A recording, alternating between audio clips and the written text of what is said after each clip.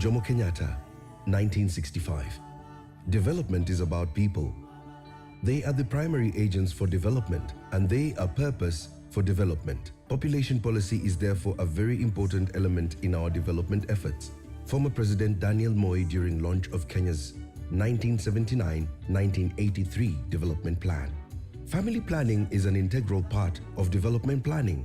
It is an essential part for the reason that you cannot hope to plan for other forms of production if you cannot plan for the production of the main resource, human beings. Minister for Finance of the Republic of Kenya, Mwai Kibaki, 1978. I surely do believe the reason so many of us have convened in Nairobi, ICPD 25 Nairobi Summit, is because we recognize that advancing people's rights, in particular women's rights, their choices and well-being, is the path to prosperous and resilient societies. Indeed, has often been said, women are the backbone of the family and the bedrock of a nation.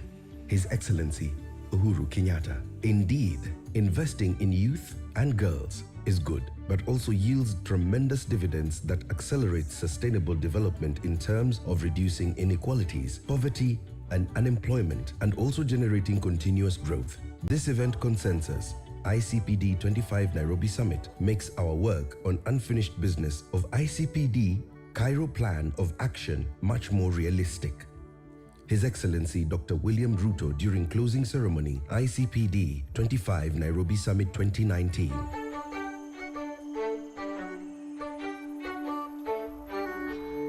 Ladies and gentlemen, happy 40th anniversary.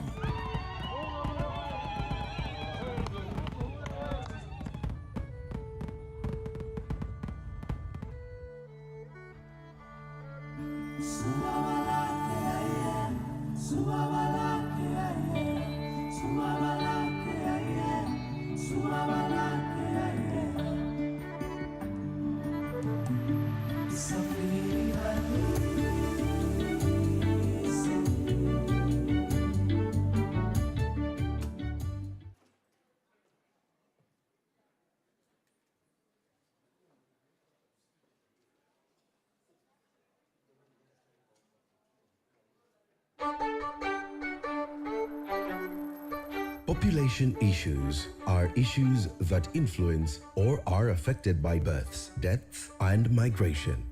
Kenya was the first country on the African continent to implement a population policy. This was through the National Family Planning that was started in 1967. Thereafter, Kenya developed and implemented the following explicit population policies. Sessional Paper Number 4 of 1984 on Population Policy Guidelines. Sessional Paper Number 1 of 2000 for Sustainable Development. Sessional Paper Number 3 of 2012 on Population Policy for National Development. The 40 years of NCPD have been momentous for the Republic of Kenya and its people.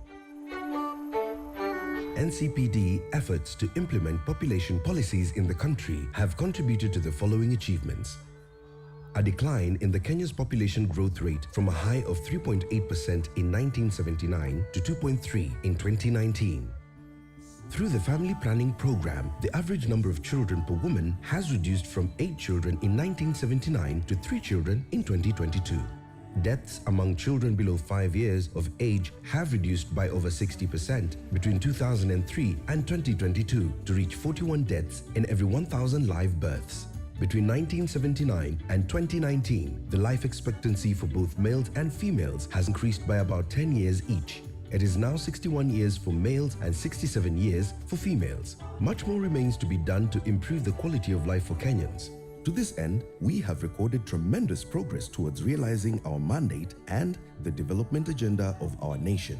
Notably, in the last 40 years, the Council has made progress on a number of areas. Atop, program coordination on population issues, research and policy development, advocacy and public education, and institutional capacity. Moving forward, we will double our efforts in provision of strategic leadership on matters population and development in the country, bearing in mind the emerging population and development issues. We are glad the Council continues playing its rightful role in population and development in Kenya, and these 40 years are not only a celebration of the milestone covered, but a platform to reflect and look into the future.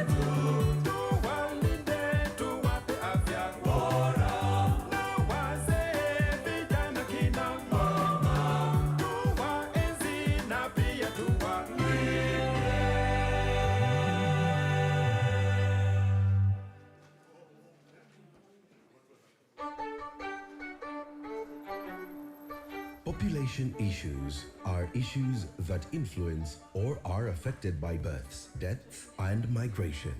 Kenya was the first country on the African continent to implement a population policy. This was through the National Family Planning that was started in 1967. Thereafter, Kenya developed and implemented the following explicit population policies. Sessional Paper Number 4 of 1984 on Population Policy Guidelines. Sessional Paper Number 1 of 2000 for Sustainable Development. Sessional Paper Number 3 of 2012 on Population Policy for National Development.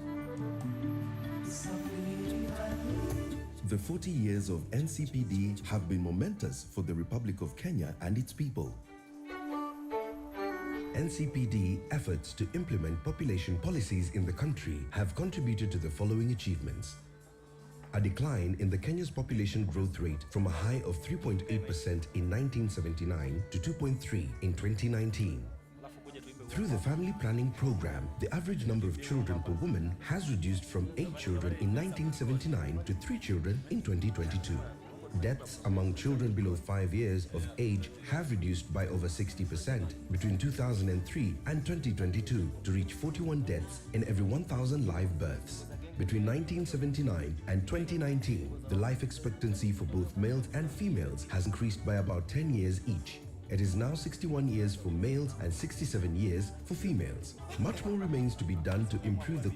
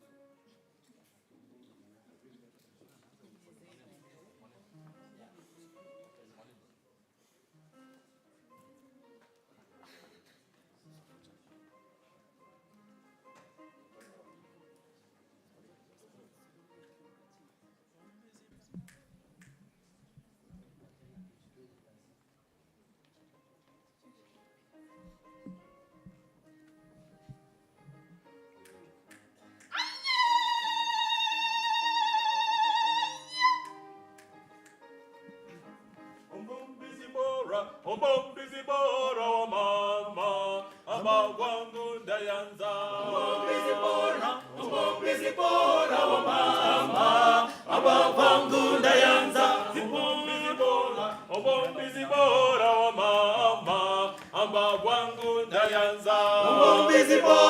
Omombizi bora wa mama, abagwangu ndayanza. Zibora wa mama nuyanza, amavangu ndayanza. Zibora wa mama nuyanza, amavangu ndayanza. Omombizipi wa mama, amavangu ndayanza.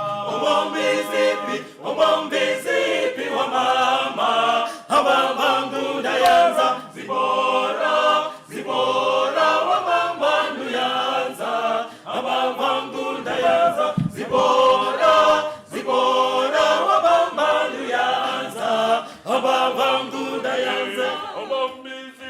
Omombizipi wa mama, amavangu ndayanza. Omombizipi wa mama, amavangu ndayanza. Zibora wa mama nuyanza, amavangu ndayanza. Zibora wa mama nuyanza, amavangu ndayanza. Egonga buso, zibora gonga buso. Gonga buso, zibora gonga buso. Gonga buso, zibora gonga buso. Gonga buso, zibora gonga buso.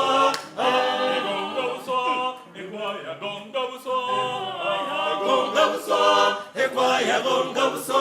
Gonga buso, ekwaya gonga buso. Gonga buso, ekwaya gonga buso.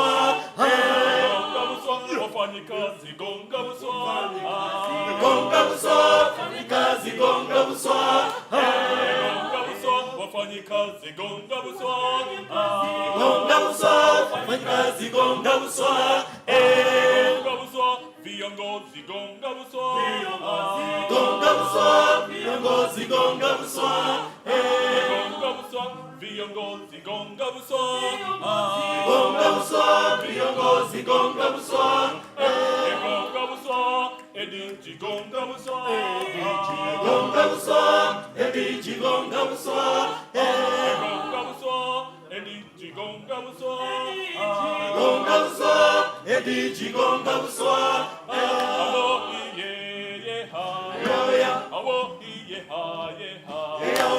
Abere bahuro mule ripalako, abere bakusebe ripala, awo iye ha, awo iye ha ye ha. Abere bahuro mule ripalako, abere bakusebe ripala, suo,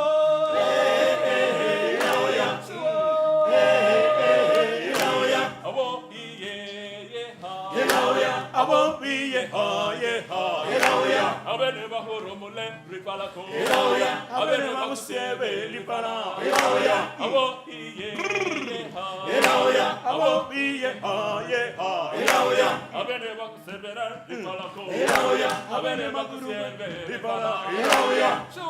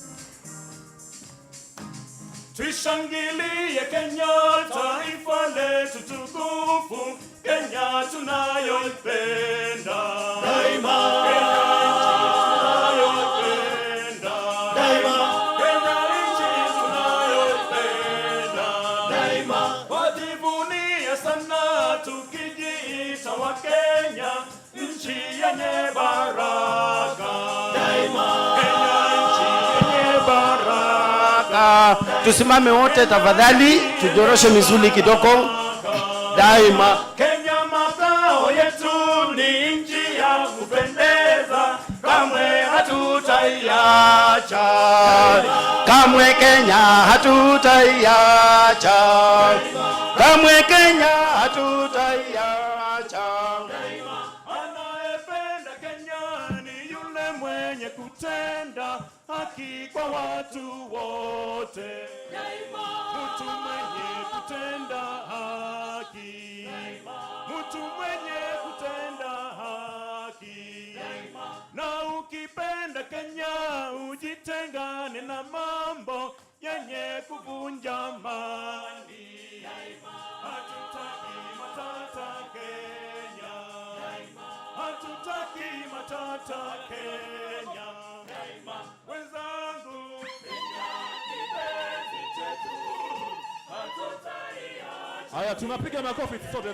Piga makofi. Wenzangu, Kenya kipenzi chetu, hatutaiacha milele daima. Kenya kipenzi chetu, nchi yenye upendo, hatutaacha Kenya daima na milele. Kenya, Kenya kipenzi chetu, hatutaiacha milele daima.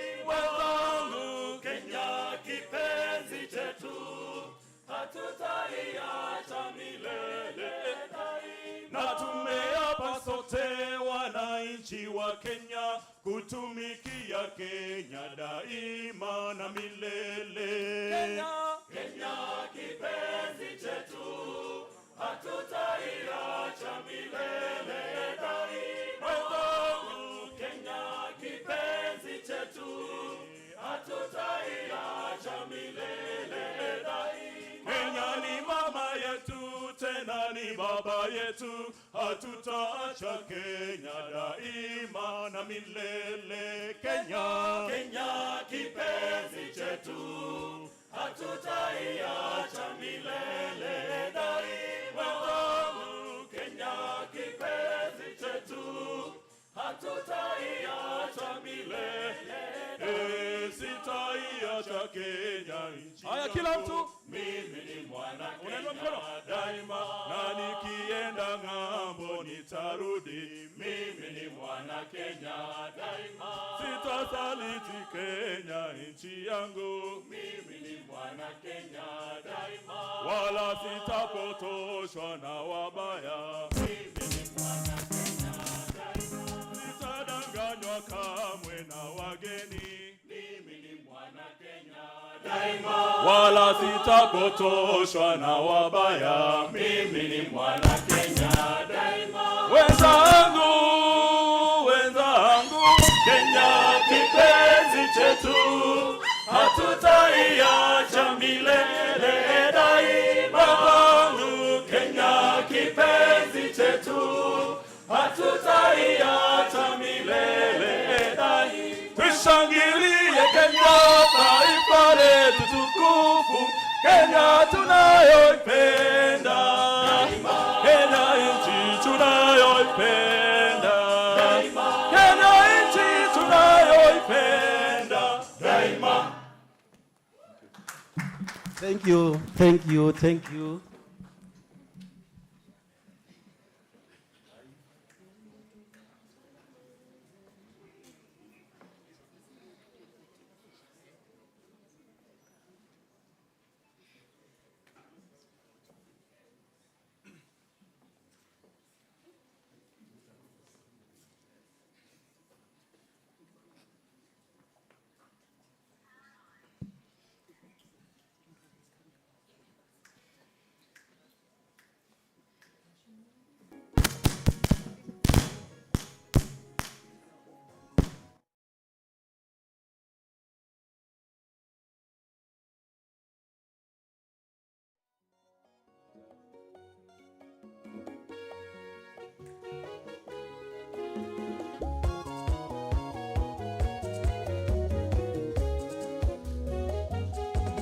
Taifa letu linasonga mbele, tushuhudia pembe zote Kenya, leo kote kote Kenya. Taifa letu linasonga mbele, taifa letu linasonga mbele, tushuhudia pembe zote Kenya, leo kote kote Kenya. Taifa letu linasonga mbele.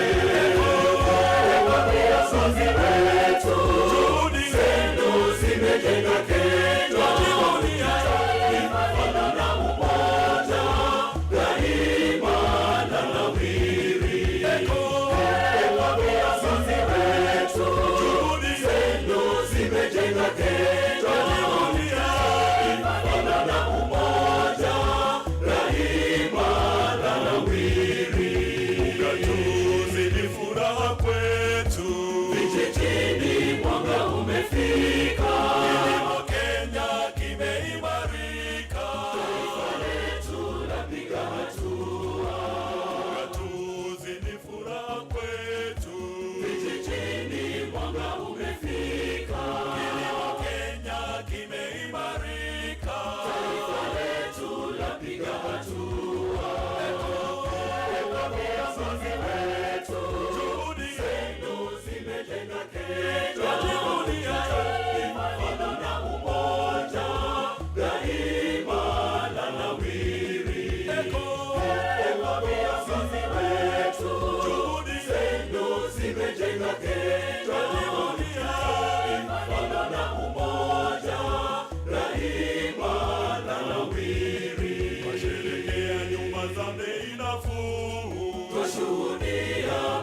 zote Kenya. Viwanda vyetu vinafufuliwa, taifa letu linasonga mbele.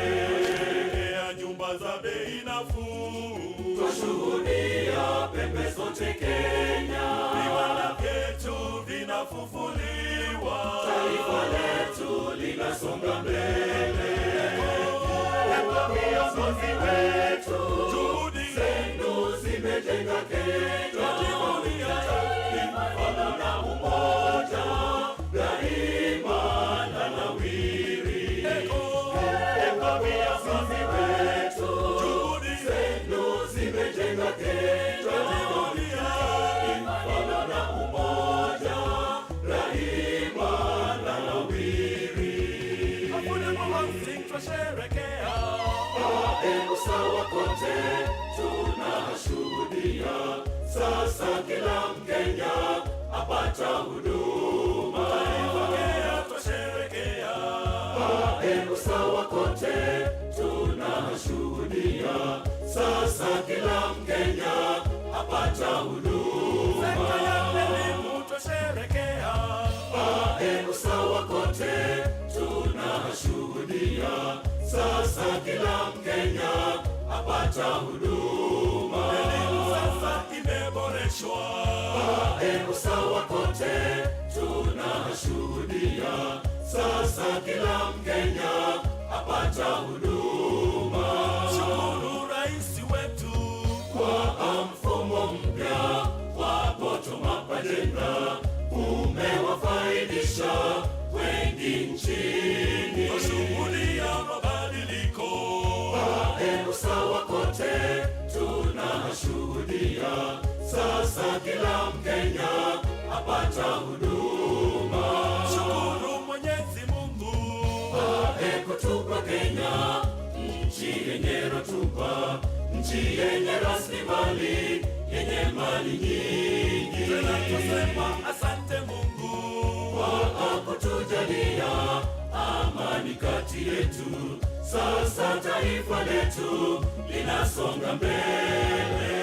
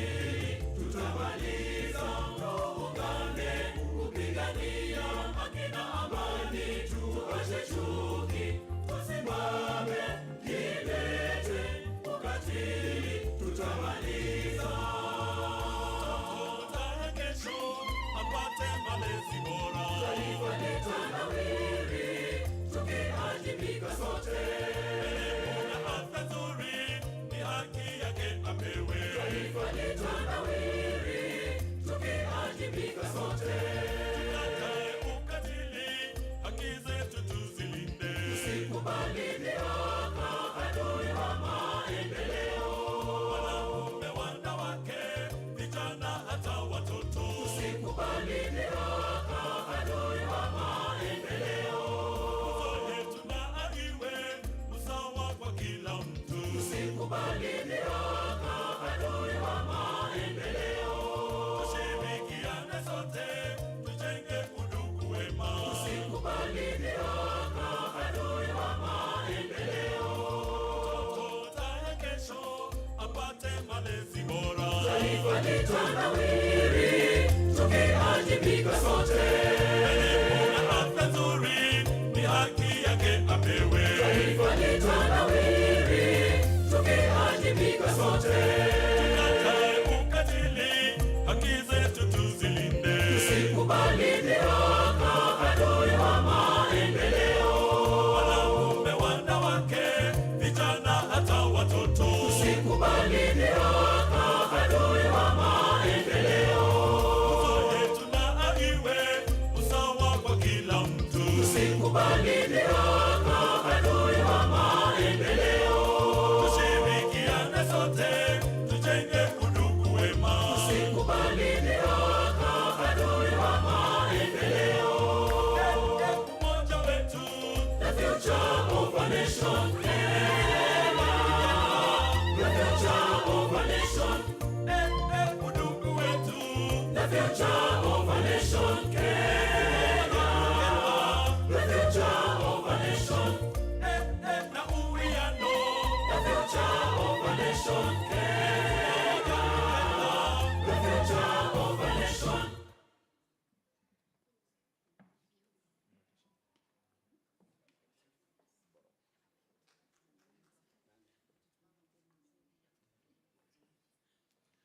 Thank you so much for your silent claps. We appreciate you so much. Asanteni sana.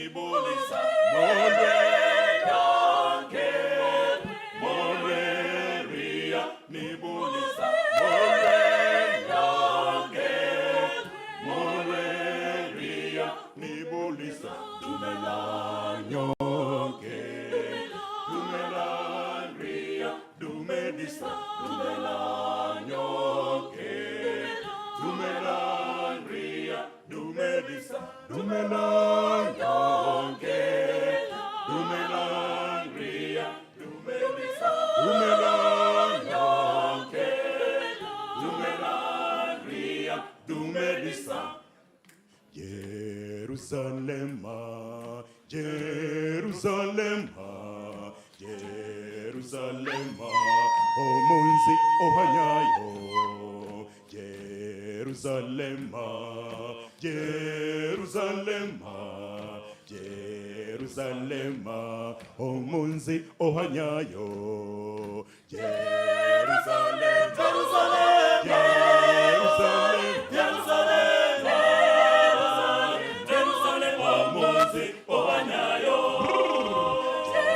Jerusalem, Jerusalem, Jerusalem, Jerusalem, omunzi ohanyayo.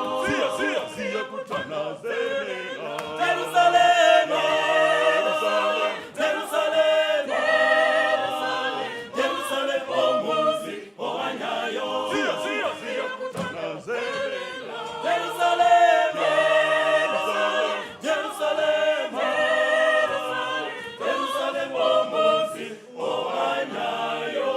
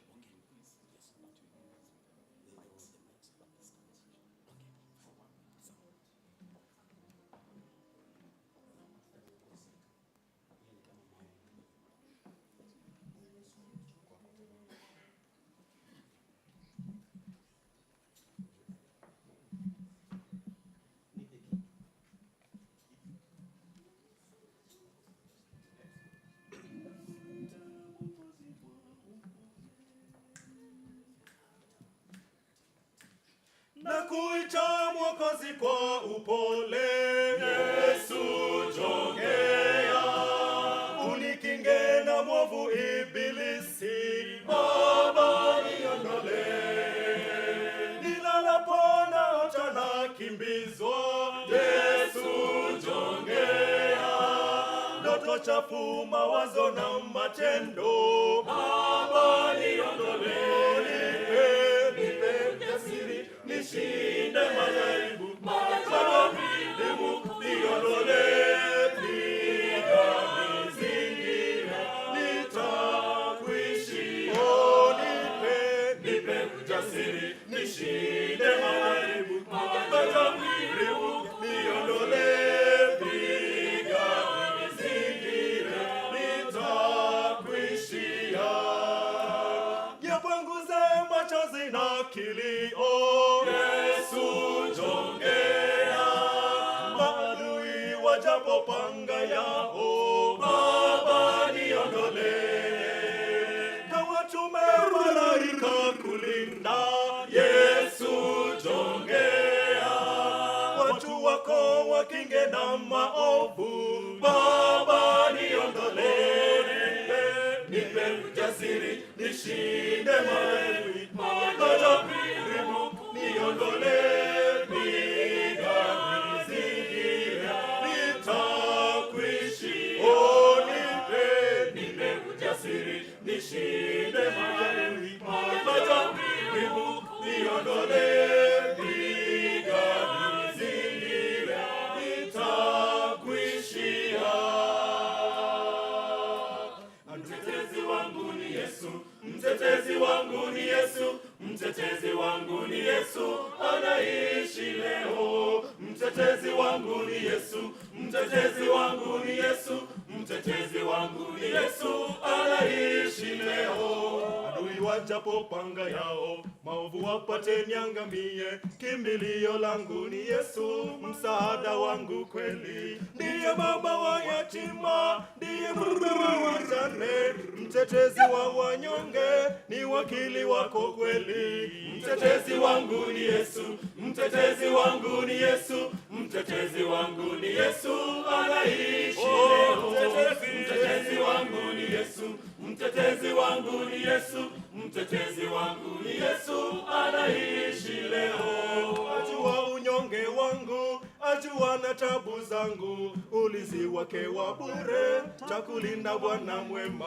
Atalinda mali yako, takulinda uendapo, tatetea nyumba yako, ni wakili wako kweli. Mtetezi wangu ni Yesu, mtetezi wangu ni Yesu, mtetezi wangu ni Yesu, anaishi leo. Mtetezi wangu ni Yesu, mtetezi wangu ni Yesu, mtetezi wangu ni Yesu, anaishi leo. Yesu anaishi leo. Yesu anaishi leo. Yesu anaishi leo. Yesu anaishi leo.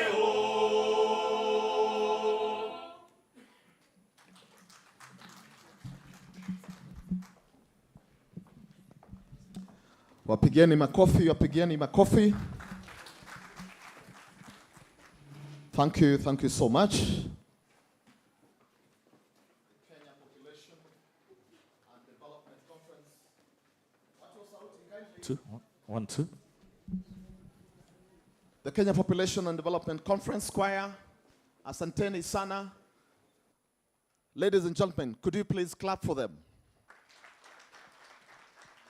Asanteni kwa hawa makofi kwa sababu walikuwa wamelalamika. You were giving them silent claps. Please, tusirudie tena. Tusirudie. Tuwashangilie jamani mara moja tena. Asante sana. Good morning, ladies and gentlemen. Good morning. Haven't you had breakfast? You haven't.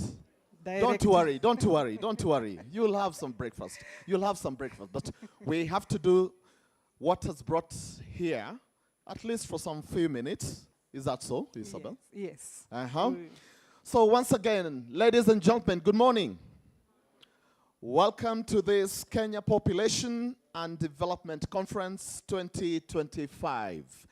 My name is Norman Mudibo, an award-winning business journalist and anchor, formerly with NTV, Nation Media Group, currently working or dispensing wisdom as a communication advisor to CEOs, boards of directors, cabinet secretaries, and because of seeing PS here, I think now you know.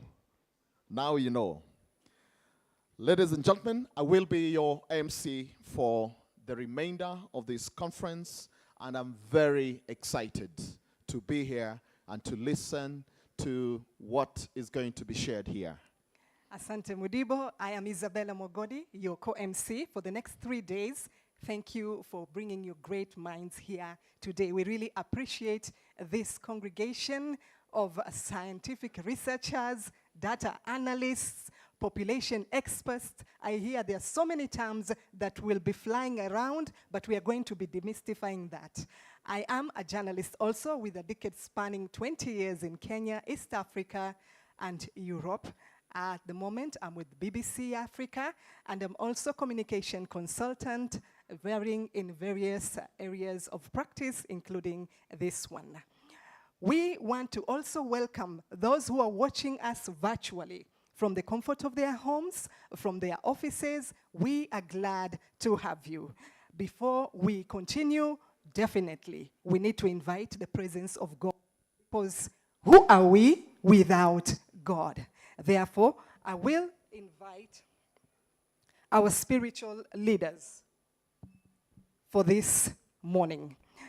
Mohammed Abdullah Swale, and then he'll be followed by Bishop Paul Nganga to officially open for us with a word of prayer. Karibuni sana.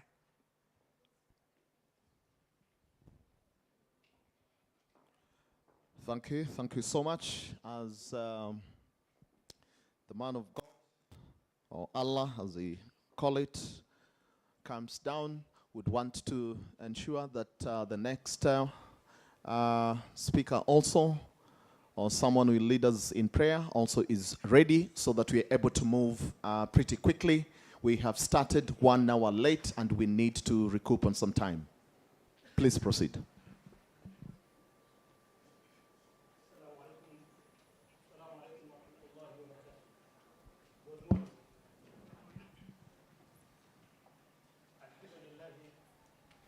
والصلاة والسلام على أشرف الأنبياء والمرسلين الحمد لله رب العالمين الرحمن الرحيم مالك يوم الدين إياك نعبد وإياك نستعين اهدنا الصراط المستقيم صراط الذين أنعمت عليهم غير المغضوب عليهم ولا الضالين. In the name of Allah, the compassionate, the merciful. Praise be to Allah, the Lord, the sustainer, and the creator of the entire universe. The merciful, the compassionate. The master of the day of recompense. You alone do we worship, and you alone do we turn for help. Guide us to the straight and crooked path, the way of those on whom you have bestowed your grace, not the way of those who earned your anger, nor of those who went astray. O Allah, we have gathered together this beautiful morning. We ask you for the goodness of this day and the days that come after it. And we seek refuge in you from the evil of this day and of the days that come after it. Thank you very much, O Allah, for the blessings of life bestowed on all of us gathered here and those within our country. O Allah, we thank you dearly. We thank you very much for the manifold bounties bestowed on this great nation. O Allah, send thy peace to our country, which is perfect and everlasting, that our souls may radiate peace. Send thy peace, O Allah, that we may be contented and be thankful for thy bountiful gifts. O Allah, give wisdom to our leaders and citizens so that we may and can advance peace. O Allah, give the NCPD's leadership the courage, strength, and insight to take it to greater heights in their mandate and obligations. We beseech you to be with them and enable them manage the council efficiently so that we as a nation excel. O Allah, bestow on all wisdom and blessings so that we can advance excellence for the betterment of our citizens. We pray and ask for your continuous support and blessings upon the nation. O Allah, bless everyone's life from this day on with goodness and love. Help us to stay true to our dreams, to use our gifts of life wisely, and to walk into the future with faith, hope, and great love. O Allah, make us mutually benefiting one another as a united family of this great nation and benefit the nation and the world at large. O Allah, provide us with joy as we go on with the lineup of the remaining activities for the day and make its conclusion wonderful. This is our meek supplication, and we are sure of a positive answer from you, O ever-living one, O everlasting one. By your mercy, we beseech your aid. Finally, we supplicate to you to guide us all to the straight and crooked path and bestow on us your grace. Amen.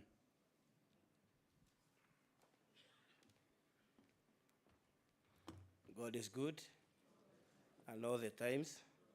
Mungu ni mwema na kila wakati. Let us pray. Gracious Heavenly Father, as we step into this hall today, we acknowledge that you alone, you are the powerful and everlasting God. We give you many thanks because of who you are. We also give you thanks because of your love upon our lives.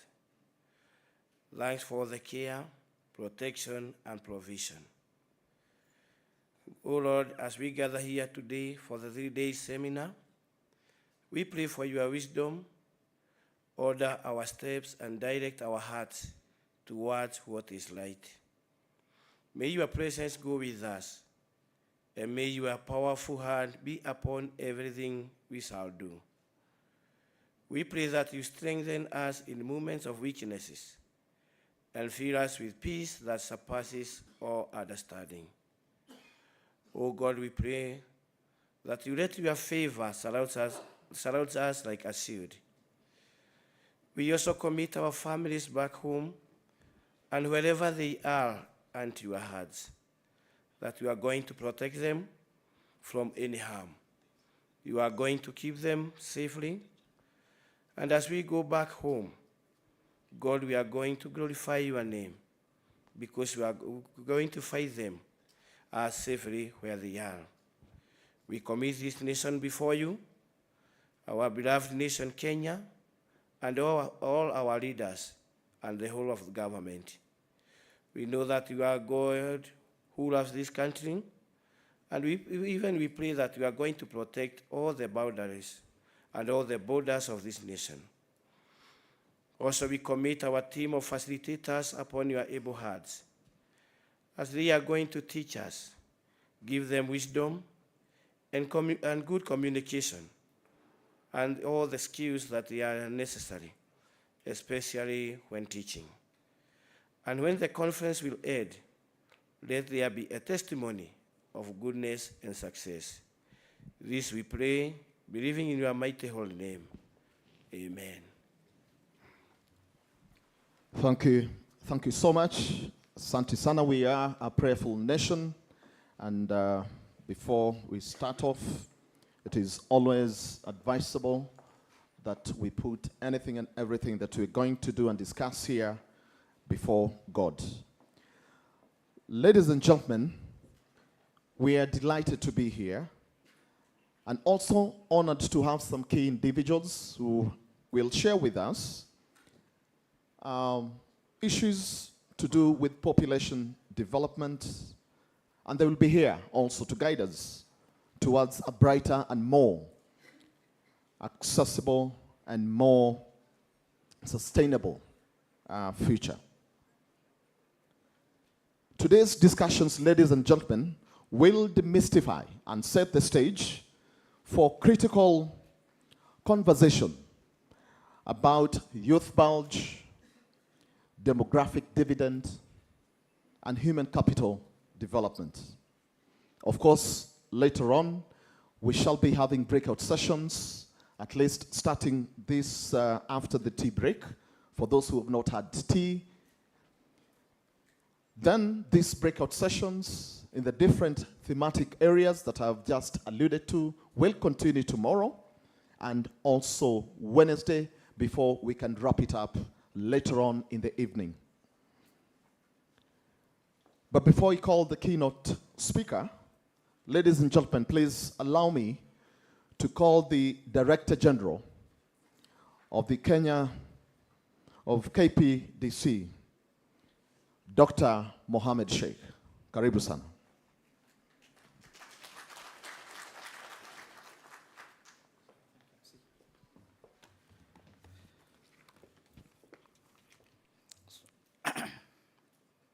Our keynote speaker for this morning, our peers for the State Department of Public Service and Human Capital, Mr. Amos Gadecha. Distinguished guests, ladies and gentlemen, good morning. Good morning. I know I'm told you have not taken breakfast, but breakfast will be served after this. I want you to say hi to your neighbor. Just say hi. Hi. Yeah? Let's relax. Yeah? We're going to talk about population and development matters. Ladies and gentlemen, I want to take this opportunity to welcome you to the Kenya Population and Development Conference 2025. This is the first time we're doing a conference of this kind. I know we have held many conferences on population matters, but this one is a national conference. We have invited guests from some countries, but this is the conference that we want to have after every 2 years to take stock of population matters. But before I go into my speech, I want to recognize the presence of our peers who is going to be our keynote speaker on human capital this morning. But we also have, apart from our invited distinguished guests, we have our partners who are here. I'm told there is Beth Kagwana, who is the CEO of Pop Council. She's going to make remarks late in the day. Alfred Agwanda, he is our host this morning. He's there. If you see she's around, but she will also join us in the process. Gabriel Lubale, who is the Director for Immigration. Gabriel, you're here? Yes, Gabriel Lubale. We have Dr. Sheila Masharia from FP 2030. Very welcome. Professor Bitak Jangi from TUM University. Francis Onyango, who is going to be our moderator this morning. Catherine Njoroge, who is also from State Department of Public Service. Anthony Munyange, I think from APHRC, and Jacqueline Koma from NEA. And also we have our partners from the South-South Cooperation. Patrick, are you around? Patrick, yes, Patrick. Jumba is there. He's from Uganda, but he's also joining us this morning. Our peers, I just want to take this opportunity to thank you for joining us this morning. They will have a change of program. This, I think, will be communicated later. Our opening session will be done today at around between 2 and 3 p.m. by the CS. But right now, we are going to have a keynote speech on human capital from our peers. So, ladies and gentlemen, I want to take this opportunity to say good morning and assalamu alaikum and Ramadan Mubarak. I'm greatly delighted and honored to welcome you all to the Kenya Population and Development Conference 2025. I extend my gratitude to all stakeholders present today, including our esteemed guests from across the Africa region and those joining us virtually. We have a whole team who are not able to join us physically. They are on virtual line. I sincerely appreciate your dedication, collaborations, commitment to advancing population and development agenda. Your presence, both in person and online, reflects our shared commitment to shaping a sustainable and prosperous future for our nation and the continent at large. The National Council of Population and Development is privileged to host this historic conference that brings together experts, researchers, think tanks, policymakers, and program implementers to drive forward the population and development agenda. Distinguished guests, ladies and gentlemen, the Council provides leadership on all matters related to population and development in the country. Since its establishment in 1982, NCPD has played a pivotal role in ensuring that population issues remain central to our national development agenda. NCP mandate includes, among others, conduct research and analyze population issues and develop policies relating to population matters.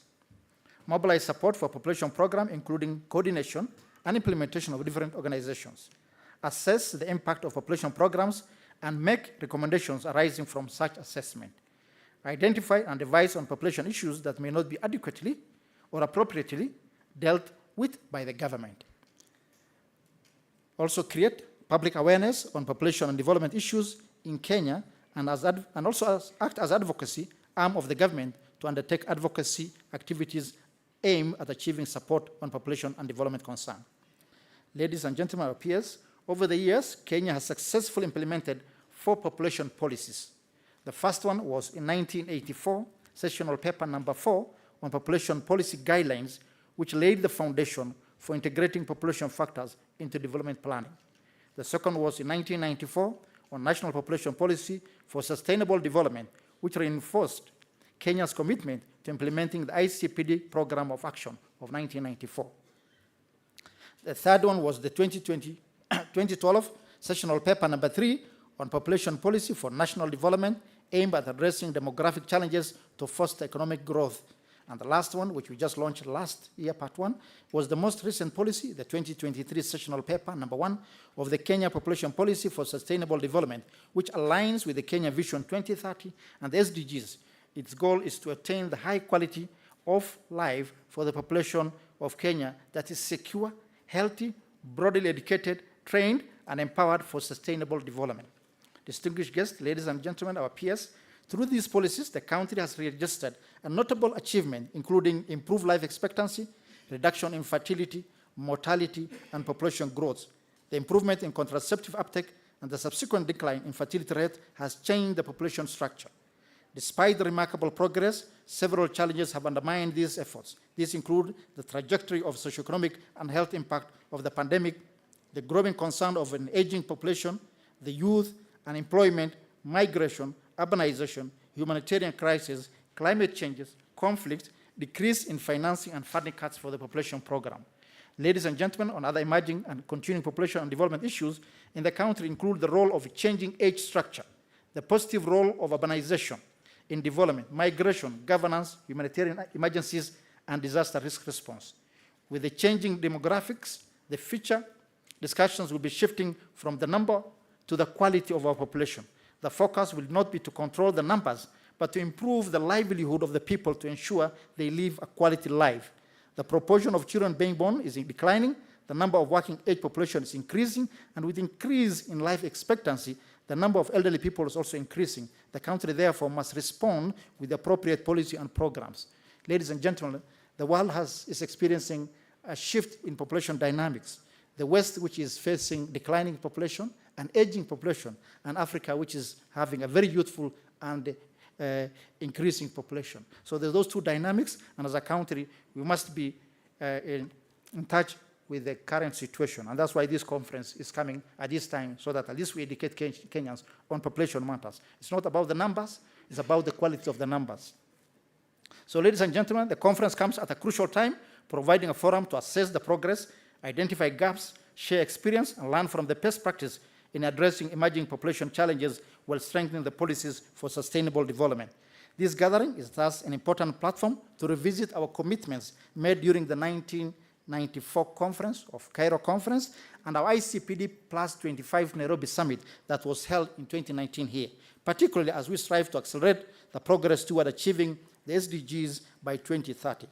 Equally, we must align our strategies with the long-term aspirations outlined in the African Union Agenda of 2063, the Africa we want, ensuring that our population policies drive sustainable development, economic growth, and social well-being.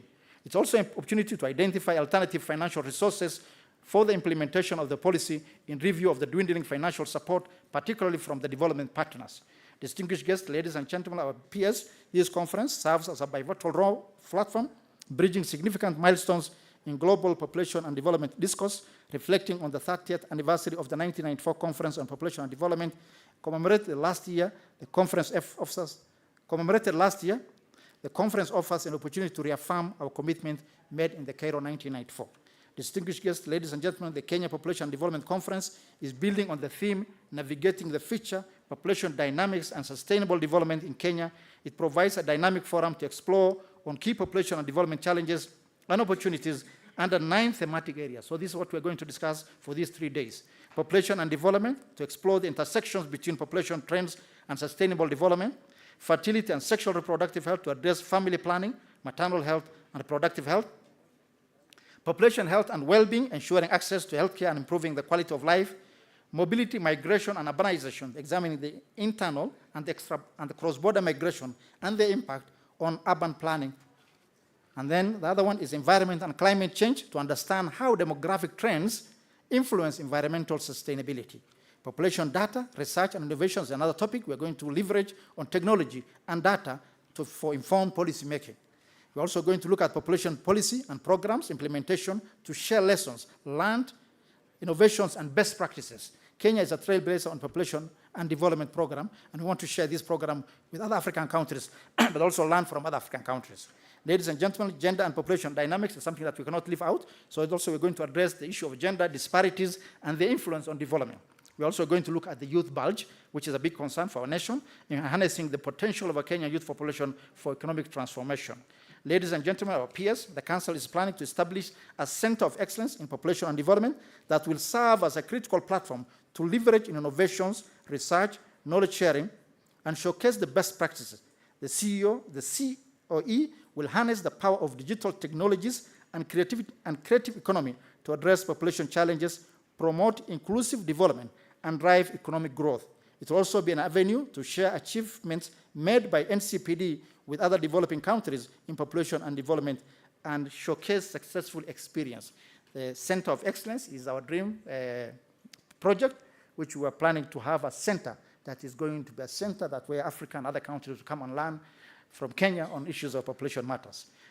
PS, the insight and the resolution from the Kenya conference are poised to influence the upcoming 58th session of the Commission on Population and Development, scheduled for April this year. The CPD session will deliberate on global population and development issues, and outcomes from Nairobi conference are expected to provide valuable regional perspective, ensuring that the global agenda remains responsive to diverse demographic realities. In conclusion, ladies and gentlemen, the conference will not have been possible without your collective contributions, and I want to give a special appreciation to Population Council. I know Dr. Bett, are you here? The Population Council, Dr. there, you can wave your hand. Thank you very much for your support. Our UNFPA team, RHNK, I know they are not here, APHRC, Lawala Community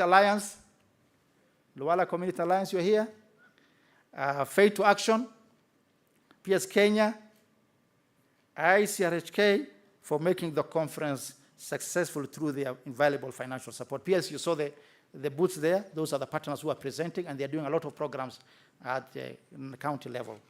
PS, as we engage in discussions over the next few days, and our partners and our distinguished guests here, I urge all participants to actively contribute towards shaping strategies that will ensure Kenya's population policies remain relevant and impactful.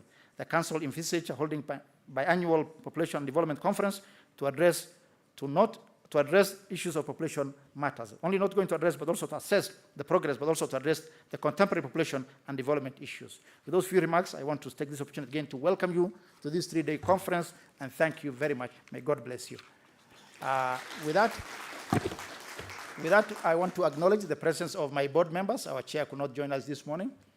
With us, I know our CS and our PS will introduce them, but we have Parfin Sigay, who is our board member. Parfin, you can stand, please. Thank you very much. Our board member,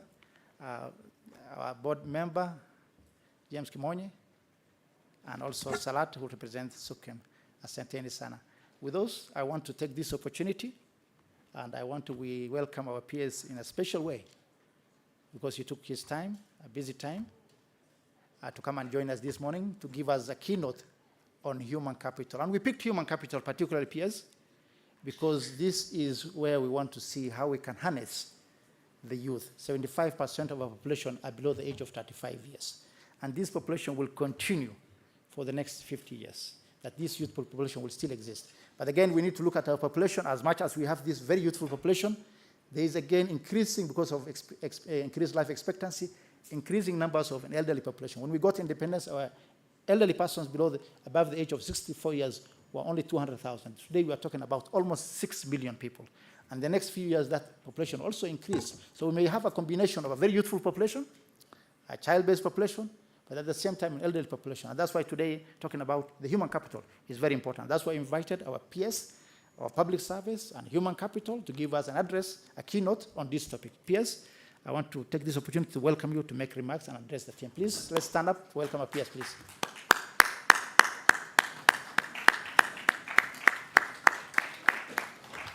Thank you, sir. Thank you.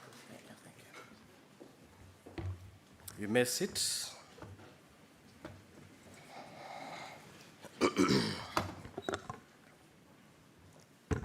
Dr. Mohamed Sheikh, the Director General, National Council for Population and Development, council members, and the chair in absentia, who is also my good friend, General Karangi.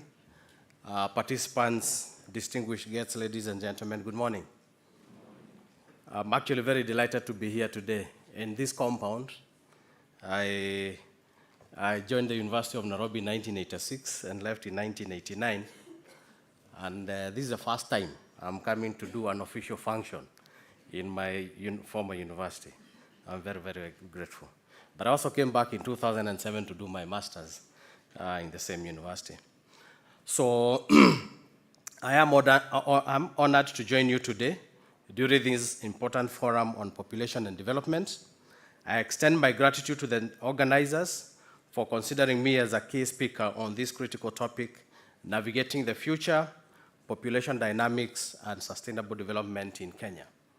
This theme of the conference provides us with an invaluable opportunity to share knowledge as we reflect on the nexus between population and development, especially at this critical juncture when our country continues to experience a high population growth.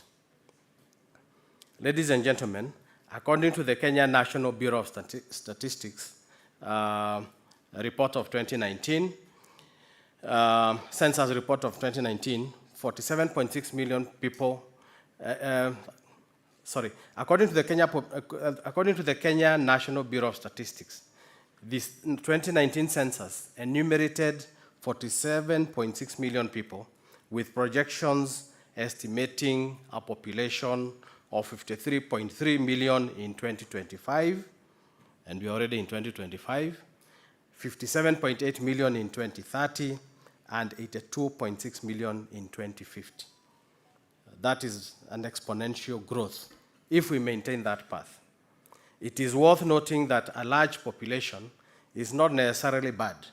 Larger populations contribute to larger workforce, which spurs economic expansion and promotes sustainable development. A large population means a higher number of human resources. It also leads to innovation due to rapid urbanization. Larger populations also provide large markets for goods and services, which contribute to economic growth. It is equally important to note that no one country has ever reached high income levels with low urbanization. Population growth increases density, and together with rural-urban migration, this creates higher urban agglomeration.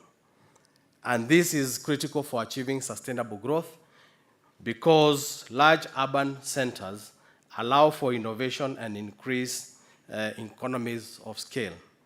However, where population growth is not matched by proper planning, it is likely to cause increasing pressure on natural resources, social services, housing, and infrastructure, leading to rising unemployment and environmental strains.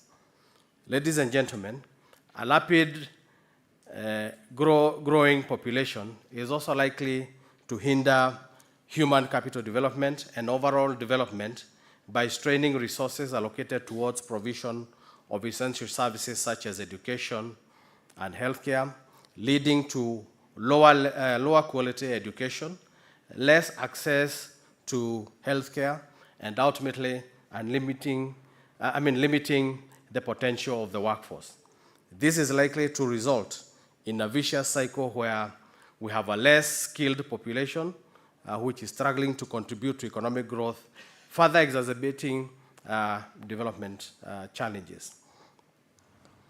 Despite the challenges, ladies and gentlemen, the government continues to ensure that a growing population translates into a productive workforce with the necessary capabilities to contribute to economic growth and social advancement.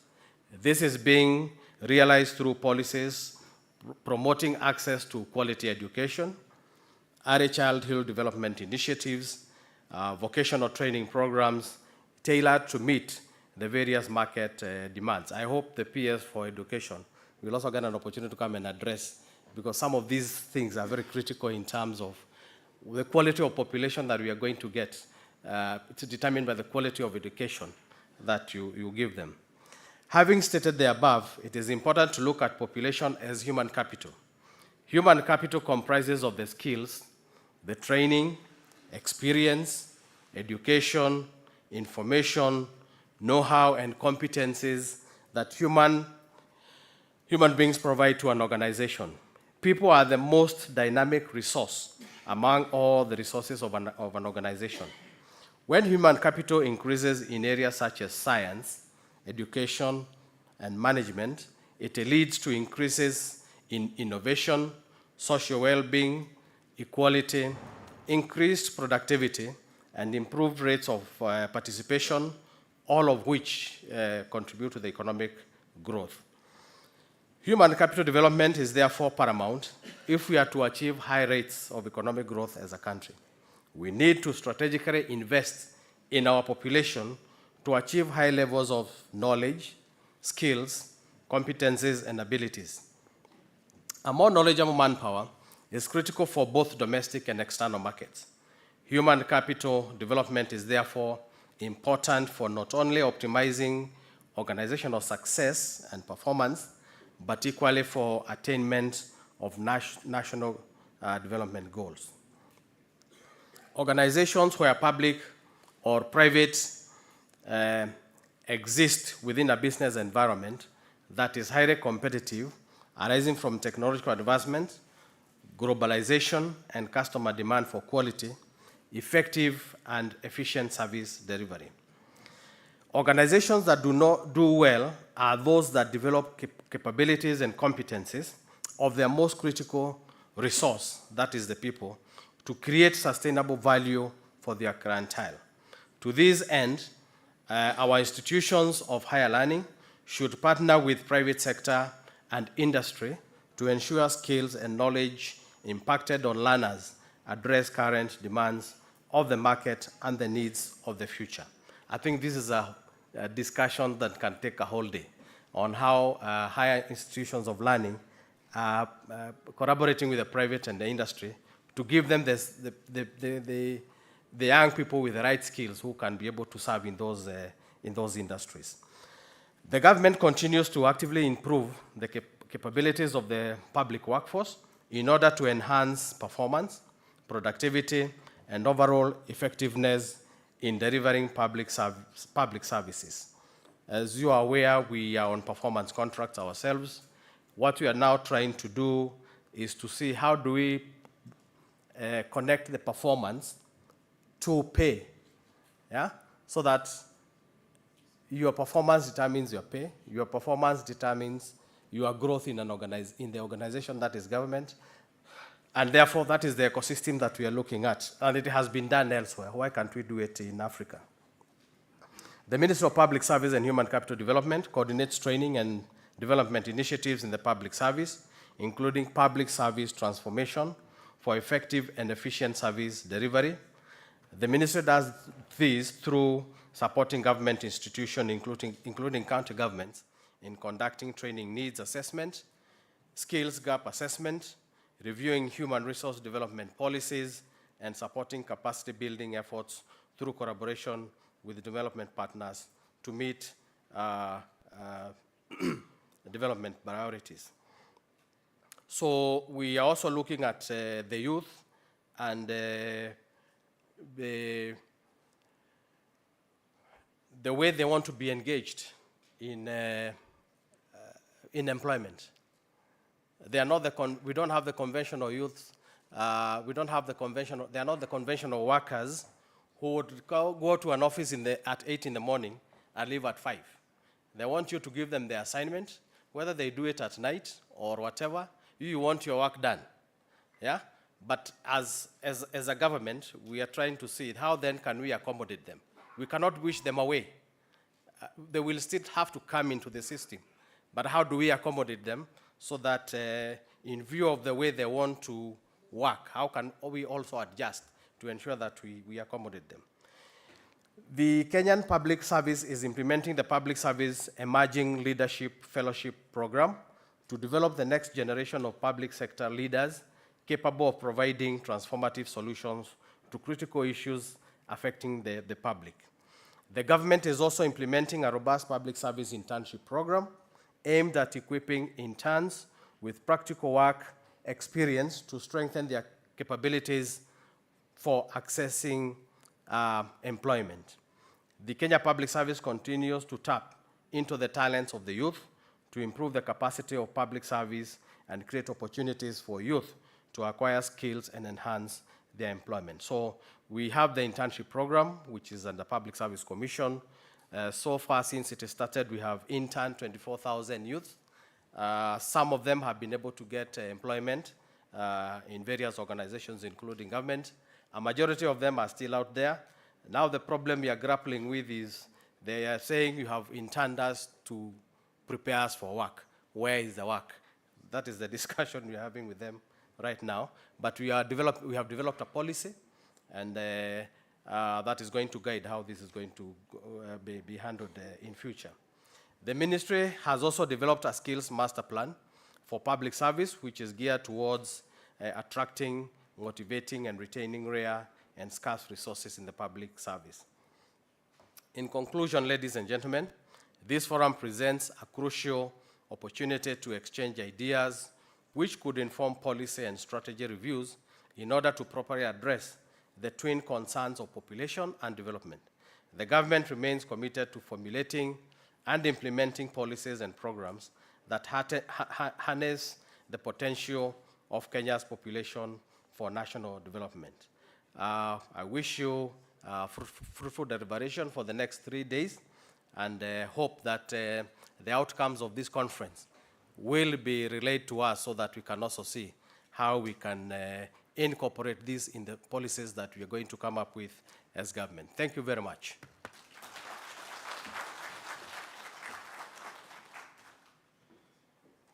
Thank you very much, Mr. Amos Kadesha, our permanent secretary. There are two statements that have been made by these two gentlemen here. And I know one will be loved by Bunge and Wabunge, and another one,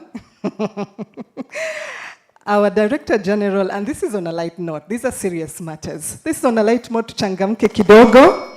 Our Director General, Dr. Sheikh Hassan, said, it's not about the numbers, it's about the quality of the population. Our permanent secretary said, a large population is not bad. If you are to vote, nani anaenda bunge? Well, ladies and gentlemen, we want to push this program as tight as time is because of the change of program. Our guest of honor will be arriving in the afternoon at around 3 p.m. We are in a tight corner, and we would like all of us to cooperate in managing time. We cannot have tea at 12 o'clock because nisaya chakula solid. So what we will do, I pray that we'll be in concurrent with this. We will have our tea in 15 minutes. 11:15, please, let's be back here. We will be having a panel discussion. And after that, we are also required to go out for our breakout sessions. So let's see how we manage that. First, with tea break, 15 minutes. Please come back quickly and we enjoy the next session. Asanteni sana kwa kusikiza na tumeelewana. Shukran.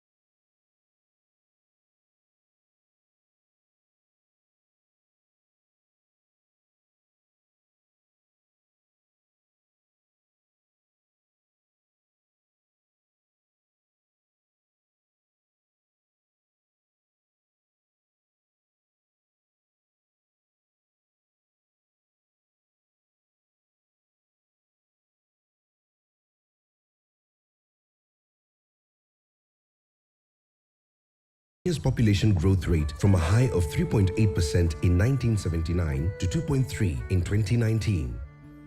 Through the family planning program, the average number of children per woman has reduced from 8 children in 1979 to 3 children in 2022. Deaths among children below 5 years of age have reduced by over 60% between 2003 and 2022 to reach 41 deaths in every 1,000 live births. Between 1979 and 2019, the life expectancy for both males and females has increased by about 10 years each. It is now 61 years for males and 67 years for females. Much more remains to be done to improve the quality of life for Kenyans.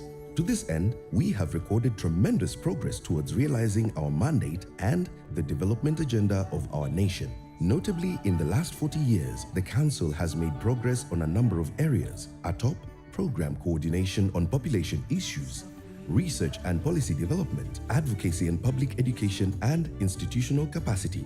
Moving forward, we will double our efforts in provision of strategic leadership on matters population and development in the country, bearing in mind the emerging population and development issues.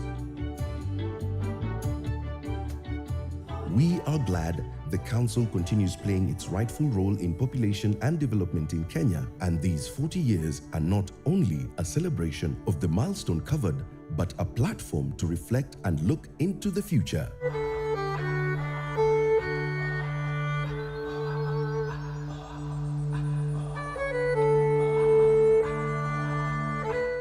This is so as Kenya is set to mark 100 years of independence by 2063. The population of Kenya is projected to be about 80 million. It is also opportune as we look towards the Kenya Vision 2030, the 2030 Agenda, and the Africa Agenda 2063 on the Africa we want by the Union of Africa. We are also marking this 40th year as the world hits a population of 8 billion people in November 2022. 1982 to 2022 period of NCPD has been a moment of great progress on population program in Kenya. This institution was born of the philosophy of spurring development in the country vis-a-vis its population growth.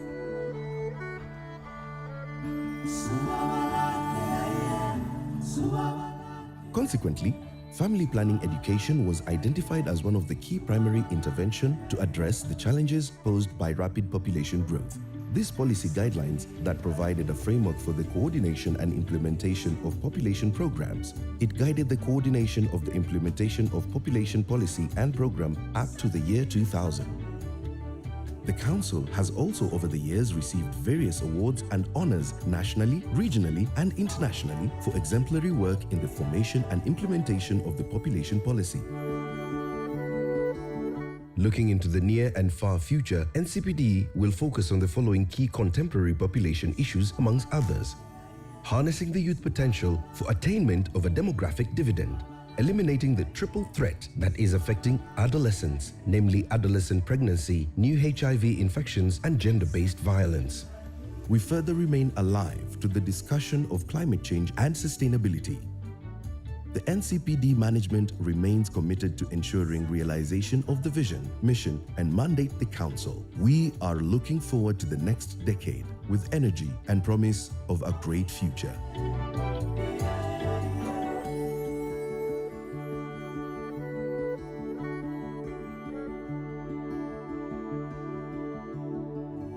Here are some key quotes from opinion leaders in Kenya. You and I must work together to develop our country, to get education for our children, to have doctors, to build roads, to improve or provide all day-to-day essentials. Jomo Kenyatta, 1965. Development is about people. They are the primary agents for development, and they are purpose for development. Population policy is therefore a very important element in our development efforts. Former President Daniel Moi during launch of Kenya's 1979-1983 development plan. Family planning is an integral part of development planning. It is an essential part for the reason that you cannot hope to plan for other forms of production if you cannot plan for the production of the main resource, human beings. Minister for Finance of the Republic of Kenya, Mwai Kibaki, 1978. I surely do believe the reason so many of us have convened in Nairobi, ICPD 25 Nairobi Summit. is because we recognize that advancing people's rights, in particular women's rights, their choices and well-being, is the path to prosperous and resilient societies. Indeed, has often been said, women are the backbone of the family and the bedrock of a nation. His Excellency Uhuru Kenyatta. Indeed, investing in youth and girls is good, but also yields tremendous dividends that accelerate sustainable development in terms of reducing inequalities, poverty, and unemployment, and also generating continuous growth. This event consensus, ICPD 25 Nairobi Summit, makes our work on unfinished business of ICPD Cairo Plan of Action much more realistic. His Excellency Dr. William Ruto during closing ceremony, ICPD 25 Nairobi Summit 2019.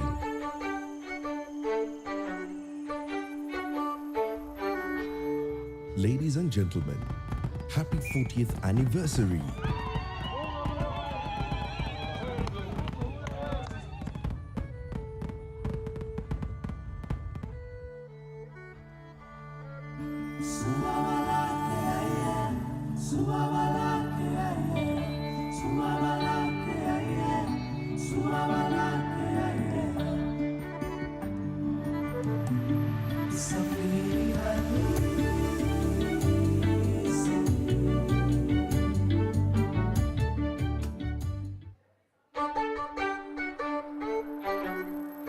Population issues are issues that influence or are affected by births, deaths, and migration.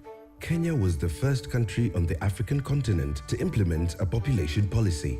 This was through the National Family Planning that was started in 1967. Thereafter, Kenya developed and implemented the following explicit population policies. Sessional Paper Number 4 of 1984 on Population Policy Guidelines. Sessional Paper Number 1 of 2000 for Sustainable Development. Sessional Paper Number 3 of 2012 on Population Policy for National Development. The 40 years of NCPD have been momentous for the Republic of Kenya and its people. NCPD efforts to implement population policies in the country have contributed to the following achievements. A decline in the Kenya's population growth rate from a high of 3.8% in 1979 to 2.3% in 2019. Through the family planning program, the average number of children per woman has reduced from 8 children in 1979 to 3 children in 2022. Deaths among children below 5 years of age have reduced by over 60% between 2003 and 2022 to reach 41 deaths in every 1,000 live births. Between 1979 and 2019, the life expectancy for both males and females has increased by about 10 years each. It is now 61 years for males and 67 years for females. Much more remains to be done to improve the quality of life for Kenyans. To this end, we have recorded tremendous progress towards realizing our mandate and the development agenda of our nation. Notably, in the last 40 years, the Council has made progress on a number of areas.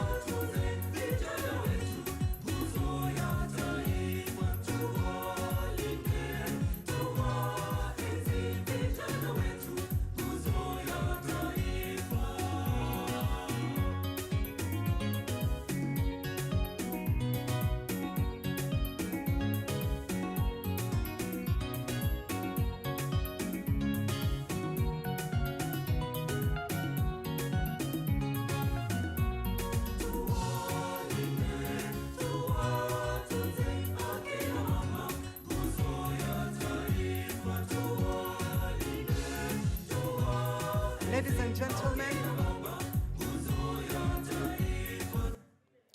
and gentlemen, our 15-minute break is way overdue. Please welcome back to the auditorium. Those who are here, please also move forward. Would like people to move forward to occupy the front seats, except these first 2 rows here at the center sitting area. Mabibi na mabwana, tafadhali mezeni chai. Wale bado mko nje, murudi, hata kama mkitafuna mtamalizia mkiwa hapa.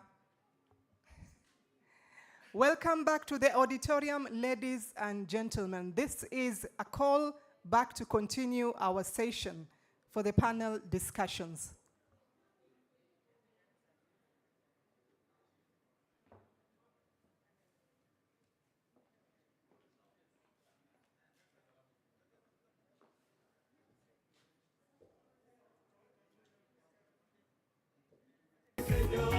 Kenya ni mama yetu sote, twaipongeza serikali kwa uongozi maridadi. Twaipongeza serikali kwa uongozi maridadi.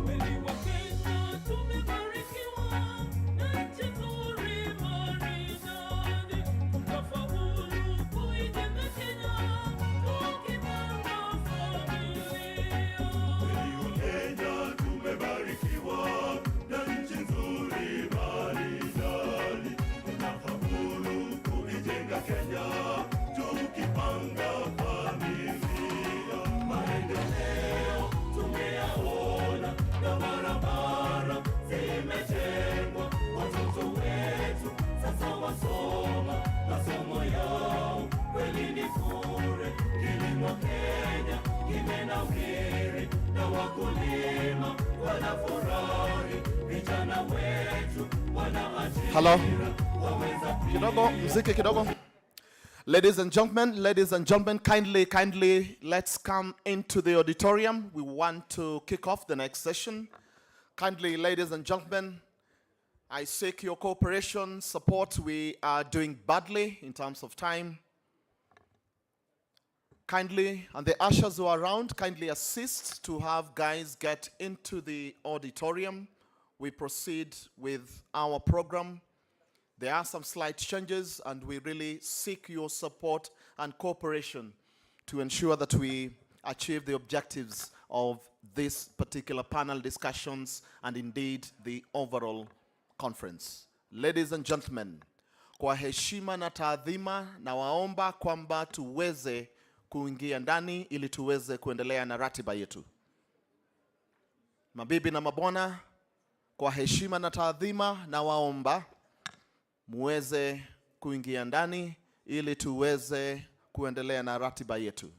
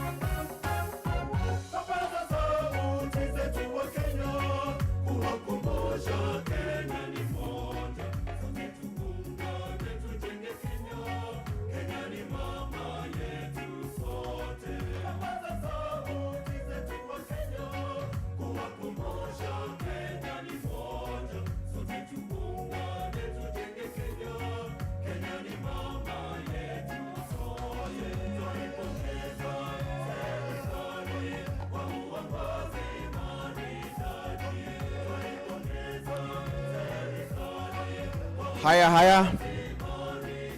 Kidogo tu.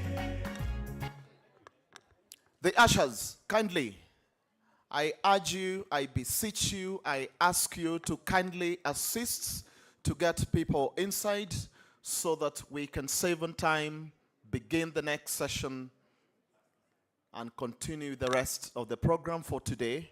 As you have heard earlier, the official opening of this conference shall be done later on in the afternoon, and we need to have finished the discussions that have been planned just before then.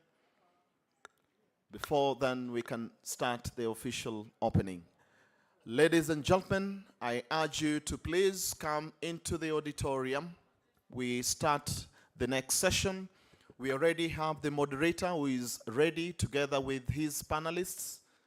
Kindly let's accord him that particular cooperation so that we can get to hear from the experts and the other speakers who have sacrificed their time to share with us some wisdom around the thematic areas that were mentioned earlier.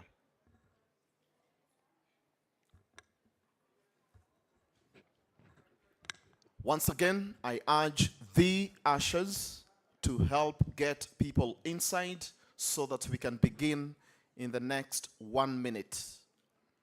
We shall begin in the next 1 minute. We save on time, and indeed, ladies and gentlemen, as you have heard from the Director General, the official opening shall happen later on this afternoon. We are working with 3 p.m., but we need to have completed the panel discussions that have been set before then. Once again, we need to have finished the panel discussions, which are really, really important. There was a group of very lovely people who worked on this program, and we will do them a great, great honor and privilege to indeed see that their efforts do not go to waste. Kindly, and once again, for those who are seated behind, I kindly ask you to occupy the seats just in front here. For those who are seated behind, kindly move closer. Kindly move closer. Once again, for those who are seated behind, I request you, I ask you, with a lot of humility and respect, to kindly move forward so that then we can begin.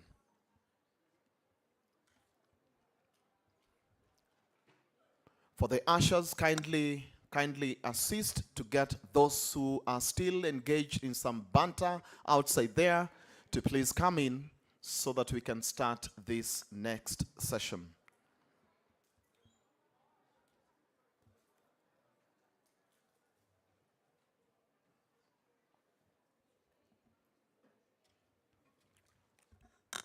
Okay, just before I invite my colleague, Just want to make a couple of announcements. Indeed, as the Director General had mentioned in the first session, there are a series of changes in the program occasioned by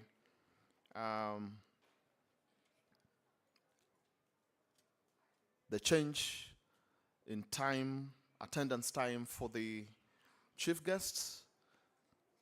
And therefore, this is how we shall proceed so that we ensure we do achieve the objectives of today and indeed for the conference. So in a short while, and as you heard from the PS Public Service and Human Capital Development, he indeed set the tone and the pace for the next round of discussions. And therefore, my colleague shall invite the moderator, so we shall have that panel discussion, and I would really urge the moderator, we keep it at 1 hour. We keep it at 1 hour so that then immediately after we shall go into the breakout sessions.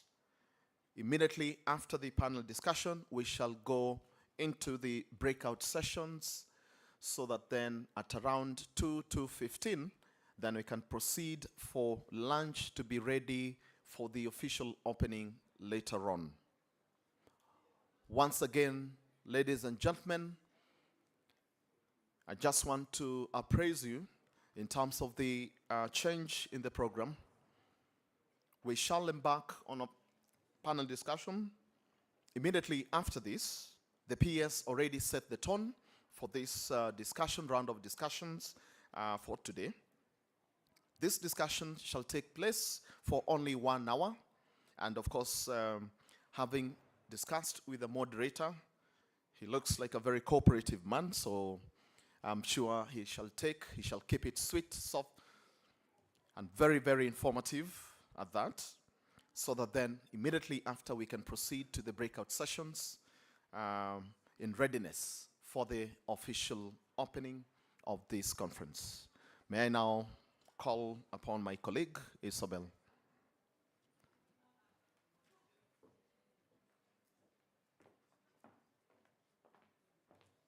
Mpigieni makofi Bwana Norman Mudibo. Amepata nafasi ya kuwa mheshimiwa kwa dakika tu. Ladies and gentlemen, we enter into this auspicious moment where we are going to be discussing human capital development on youth bulge demographic dividends. And before I invite our moderator for the day, I would like to acknowledge the presence of those who are online. We can see that they stand to be counted, amongst them Samuel Lubanga, Alice Walo, George Ugutu, Nima Ibrahim, Joyapili amongst many others who have joined us online. We appreciate you. Thank you for joining us online. We appreciate also our partners and sponsors for this event, amongst them who have really put a lot of effort to make this day and the next 2 days successful. So without further ado, I invite Dr. Bernard Onyango, a consultant demographer. He's a senior researcher and policy analyst. His recent work has focused on providing technical expertise, identification, and implementation of policy options to empower women and youth to harness dividends. I hand over the baton to you, Mr. Onyango, to invite your panelists and lead this discussion on focus on human capital development. Karibu sana. Thank you. So I've been waiting for this session for a long time, but we are now here. Let's have the panelists come forward, starting with Dr. Francis Mveyange. Dr. Francis Mveyange from APHRC, please come and have a seat. We have the Director, National Employment Authority, Director Aden. Great. We have Jeremiah Kiplagat from KEPSA.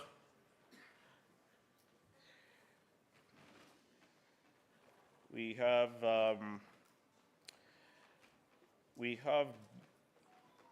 Michael Alois Ambuli from TVETA. Technical and Vocational Education and Training Authority. I believe we should be having one person who's online. That's Mr. Boaz Munga. Team, technical team, can you please?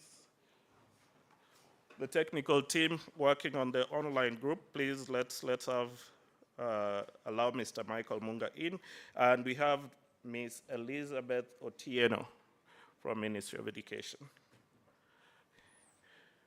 So before we get started, I think the Principal Secretary and the DG and CPD did a good job to just orient us on this session. But I wanted us, wherever you are, if you are 35 years and older, please just stand up. The rest sit down.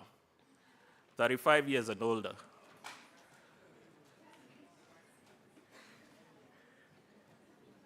Okay. Okay. So 35 years and older, I see most of the room. What would you guess is like 60%, 70%? Almost, right? 60, at least. So under 35.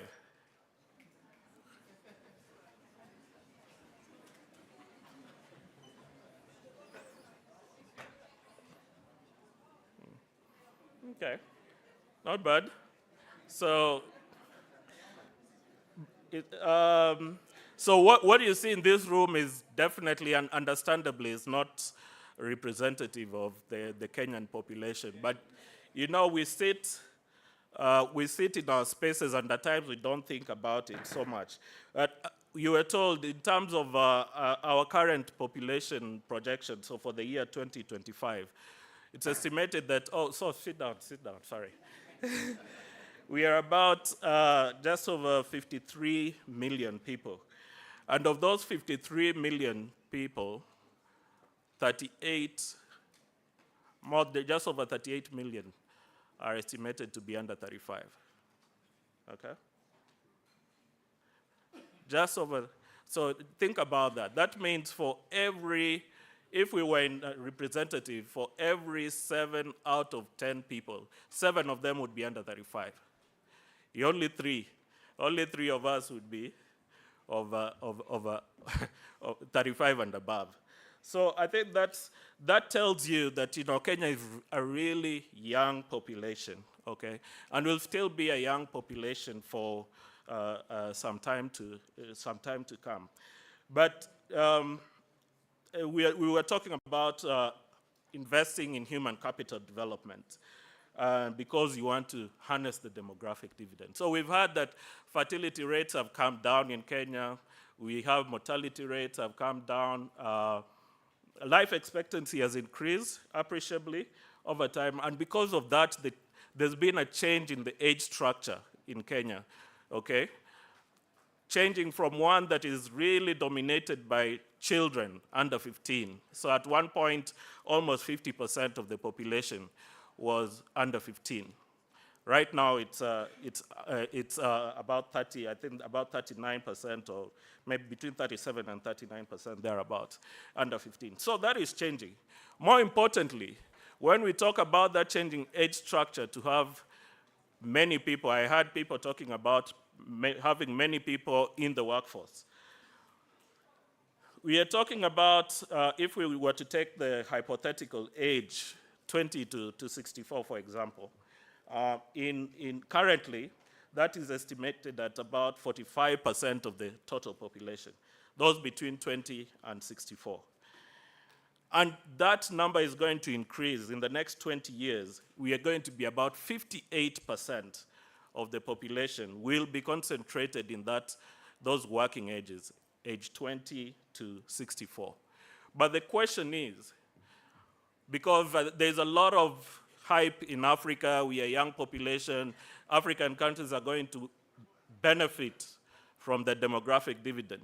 But the question is, are we going to actually optimize our potential? Because it's just a potential. That 58% is a potential. Do we have the requisite investment in human capital development to make that happen?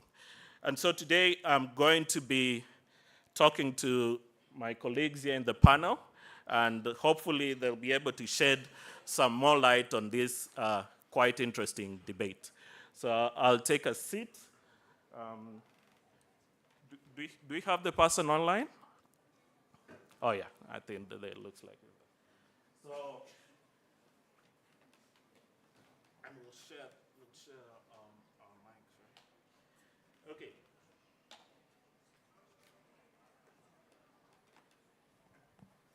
Hello? Okay, good. So, again, I'll start. I'd like everyone to, I gave a very brief introduction.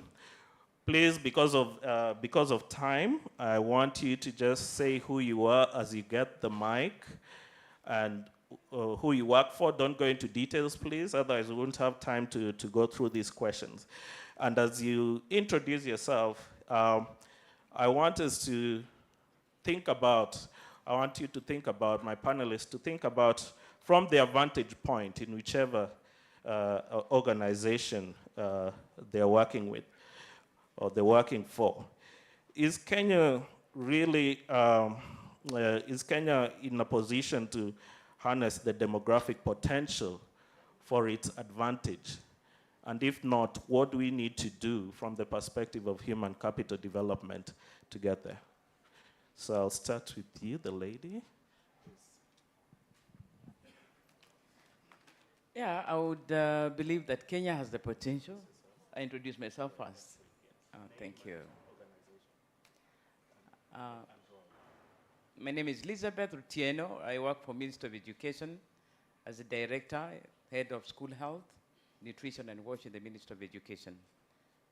My role here is head of health and also education, a practitioner in education for long. And so I understand matters of education and training, and I would speak on behalf of peers. Thank you. Good morning, everyone. Habari ya mchana.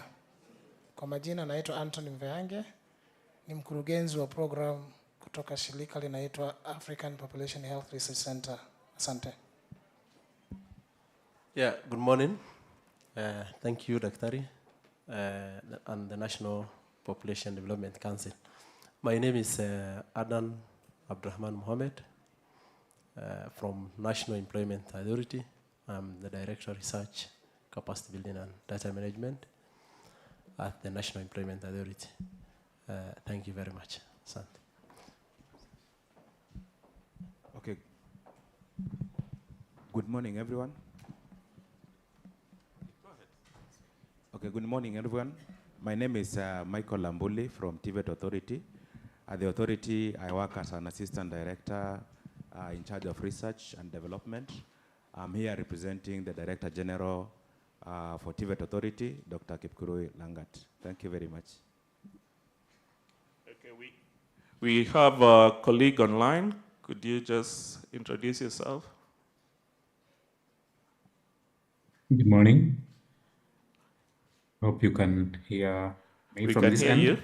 We can hear you. Okay, so my name is Boaz Munga, and I'm actually representing Elder Onsomu, doctor, from KIPRA, the Kenya Institute for Public Policy Research and Analysis. Myself, I'm a senior policy analyst at the KIPRA. Thank you. Okay, so I'll give you 2 minutes to respond to that question I said. From your vantage point in your roles and institutions, are we in a position to harness the demographic dividend, and what are we doing from the perspective of human capital development? And I'll start with, I want to start with the people in the education sector. So first I'll go with Elizabeth. Thank you. I want to say that we are on track as Minister of Education because one, when you look at our mandate and policy, is to provide education, skills and training to all the Kenyan population of the age as categorized, either early childhood for foundational learning, primary education, secondary education, and it goes all the way up to technical and university education, but I can see the technical person is here. So I want to say that we're on track and it's possible. It's only that I would give a rider that it requires very heavy investment to take care of the population that there is. Maybe before I go deeper, or pass the mic to another person, I would want to state very clearly that we have about 35 million learners in schools. And having 35 million learners in school, when Kenya basically is just about 53 million demographically, in terms of population. So when we have 30 million in school, that means that we require very heavy investment to be able to pull this population to a population that is meaningful. So we're on track. Thank you. I want to pass it on to Michael. And we've been hearing a lot about investments in the last few years in TVETA, in the TVET sector. So what are you seeing from your vantage point? Okay, thank you very much, moderator. So as I mentioned, I'm Michael from TVET Authority. And to respond to your question, I want to agree with my colleague Elizabeth, who said you're on track in taking advantage of the many youths that are within the country. Of course, we've made some strides, but again, there are still some challenges. If you look, for example, in the TVET subsector, we are working towards remodeling the TVET subsector so that we try and transform the image of TVET to be attractive to each and every person within the country. You'll agree with me that for a long time, TVET has actually had a bad image, whereby instead of looking at TVET as an alternative route towards skilling, people have been looking at TVET as an option for those who fail to proceed to university through the conventional education system. So these are some of the challenges that we are working on. And I can report that in terms of numbers, we are progressively moving forward. As we speak today, we have about 700,000 young people enrolled in our TVET institutions. Of course, this is not enough given the fact that every year we receive graduates from basic education, close to 1 million of them. And then 200,000 or thereabout proceed to university, which leaves a whole 700,000 to the TVET subsector. TVET is open for everybody, including those who are not coming from the institution. So we have a catchment area, including those youth who are not in education and training. All of them are actually candidates for TVET. If you look at international best practices, and especially from countries that are industrialized, you realize that we require at least between 5% to 10% of our population to be enrolled in TVET for us to be able to provide the necessary human capital for the industries. Doing a quick mathematics, we realize that we are still lagging, but again, we are on course, as I mentioned. Thank you. Okay, so those are our colleagues from the education and training sector. And one of the things we hear a lot, and actually the PS commented during his address, is that we have all these young people we're educating, but what are the opportunities? And I want you to look at it from the perspective of the school to work transition. What are we seeing? So we have the National Employment Authority, and you can tell us a little bit about National Employment Authority. I give you 1 minute to tell us about that. But in your view, what is it when people talk about the skills mismatch industry, talking about skills mismatch and why they can't employ, what can be done in order to improve that human capital moving out of the school pipeline to the employment pipeline? Over to you, Director Adan. Thank you very much, Daktari, and also the organizers of the conference. Like I said, my name is Adan, representing the National Employment Authority, here on behalf of Madam Edith, who is our Director General. Straight to the question raised by our moderator Of course, before I go to the question, let me say something about the National Employment Authority as he has guided. National Employment Authority is an agency, is a national government prostato, national government agency under the Ministry of Labor, formed through an act of parliament and formerly known as the National Employment Bureau.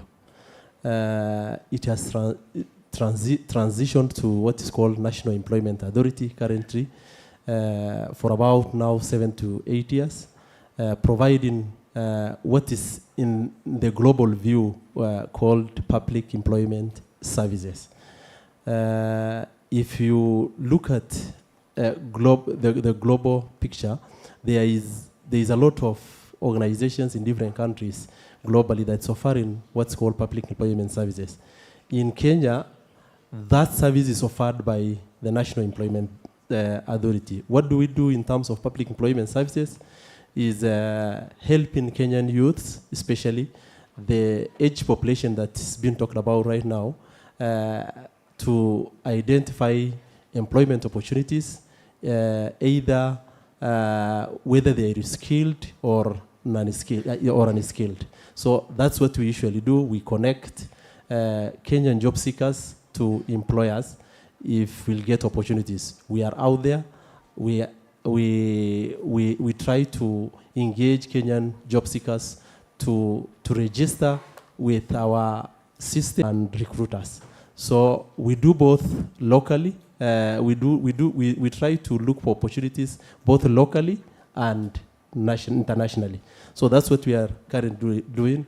We are we are so central in the current drive by the head of state in ensuring that there is a lot of Kenyans that will going to get opportunities outside the country through what is called labor mobility.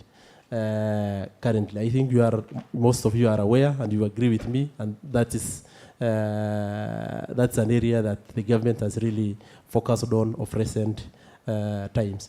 So that's first of all majorly what we do, apart from other important services that we offer. If you look at, if you go to what's called National Employment Authority Management Information System, a portal, there is a platform that any job seeker can go out there and have an account with the National Employment Authority and then try to see jobs that matches their skills, their particular skills. So that's what we usually do. There are also platforms for employers to register, then to place their jobs in the portal, and then in that way, job seekers and employers can meet in the same platform through the same portal. So that's what we offer in terms of services. So coming back to the question by Daktari, yes, indeed, there is a huge skill mismatch, especially for the graduates from different institutions, be it universities, be it TVETs, be it across. There is a very big skill mismatch. For instance, if I'll refer to what we usually do is when we run a recruitment drive and 500 to 2,000 job seekers appear in that particular day, they end up, and then the slots they are looking for is around 300 or 200. Sometimes they end up not getting exactly even the 200, even the 200 that they are looking for. Out of the 2,000 that turns up, the recruiters, that is the employers that are on the ground at that time, where the government have put effort to ensure that those employers are on the ground to give Kenya youths opportunities. They end up in not getting exactly the number they are looking for because of the skills deficit by those that appeared for the job. So definitely there is skill mismatch. But what we need to do is to like it was mentioned by my colleagues, there should be a deliberate investment and a turnaround in terms of harmonizing what our institutions offers against what the industry offers. So we need to look at that point. What is the demand out there in terms of the industry? What is the emerging labor markets that's available currently? Do we have to re-engineer our programs, our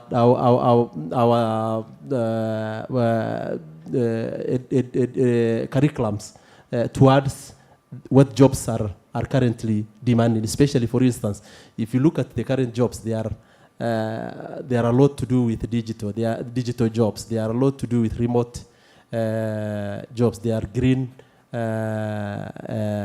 skills that are the green jobs that are available. So could we have to harness these opportunities by deliberately investing and also harmonizing what we offer to ensure that we get job seekers that are fit for those particular jobs. That's what I'll contribute. Yeah, thank you. Thank you.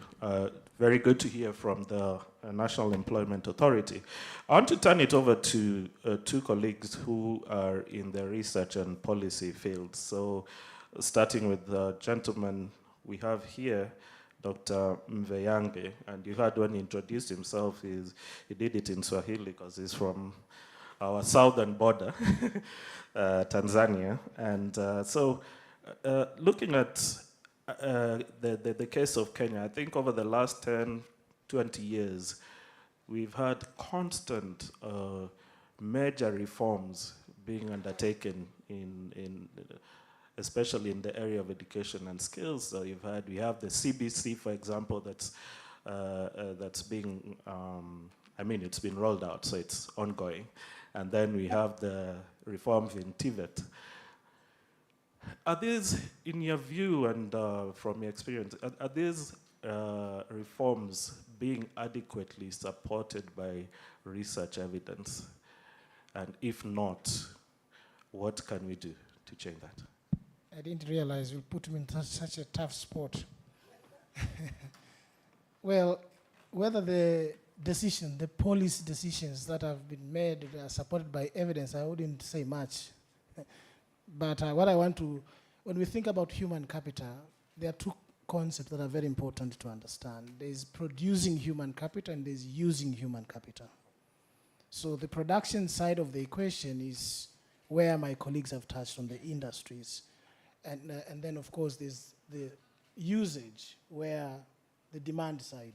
Now, World Bank has launched a very interesting project 2-3 days ago. It's called Human Capital. And I happened this morning to review Kenya. And Kenya, in comparison with Sub-Saharan Africa region, and they talk about, when we think about human capital, we talk about 4 phases of life cycle. Early childhood, we are talking of schooling age, we are talking of youth, and we are talking of adulthood. So before I come to your question, maybe I just wanted to provoke my Kenyans. I hope they won't throw me out of the border. So there are some statistics, some of them are very grim, and this statistics position Kenya relative to Sub-Saharan Africa. Number 1, on early childhood, there are 3 key indicators. Neonatal mortality rate. In 2017, it was 22 per 1,000 live birth. Now it is 20. So there's a modest improvement. DTP vaccination rate, dosage has increased, and Kenya is way above the regional average. So Kenya is doing very well there. Pre-primary school gross enrollment stands at 65%. That is in 2019. I'm not sure where the statistics stand now, but then this is pre-primary, this is early childhood, 65%. We did a study on ECD in Kenya. I have some very grim statistics, particularly in Kibera, these, what do you call them? Informal settlements, yes. In informal settings, there are quite a grim statistics, and the way these schooling that is done in those settings and what the government is doing there. At the schooling age, there are also 3 key indicators. Child mortality rate. The mortality rate for children aged 5 to 14 is 5 per 1,000 children aged 5 in 2022 compared to 7 in 2017. So there's a reduction, modest reduction there. Children engaged in child labor. The share of children aged 5 to 17 who are engaged in economic activities is 19% and way above regional average. So child labor in Kenya is something that needs to be looked at. Learning poverty. In 2023, 79% of children could not read and understand a simple text by age 10. Very grim statistic, again, when it comes to childhood. The third pillar is youth. On youth, adolescent fertility rate, it stands at 63 in 2022, down from 72 in 2017. Youth literacy rate, the share of youth, 15 to 24, who are literate is 89%. So there's 11% who are still illiterate. Youth not in employment, education, or training.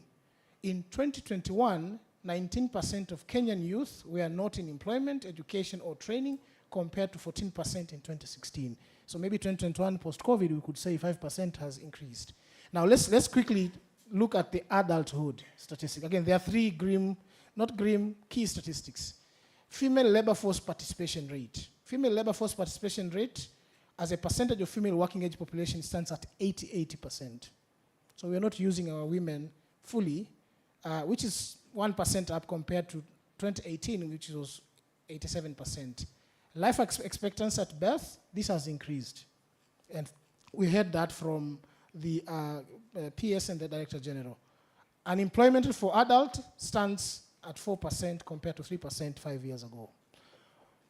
I decided to paint this picture so that we are speaking with facts, because where I come from, we don't just speak, we speak with facts. Now, to answer your question, whether the decisions about CBC and any policy reforms are informed by evidence, I think there's more to it than just political rhetorics. I think our leaders, if you look at these statistics, first of all, who decided, how many Kenyans were consulted when CBC was being conceived?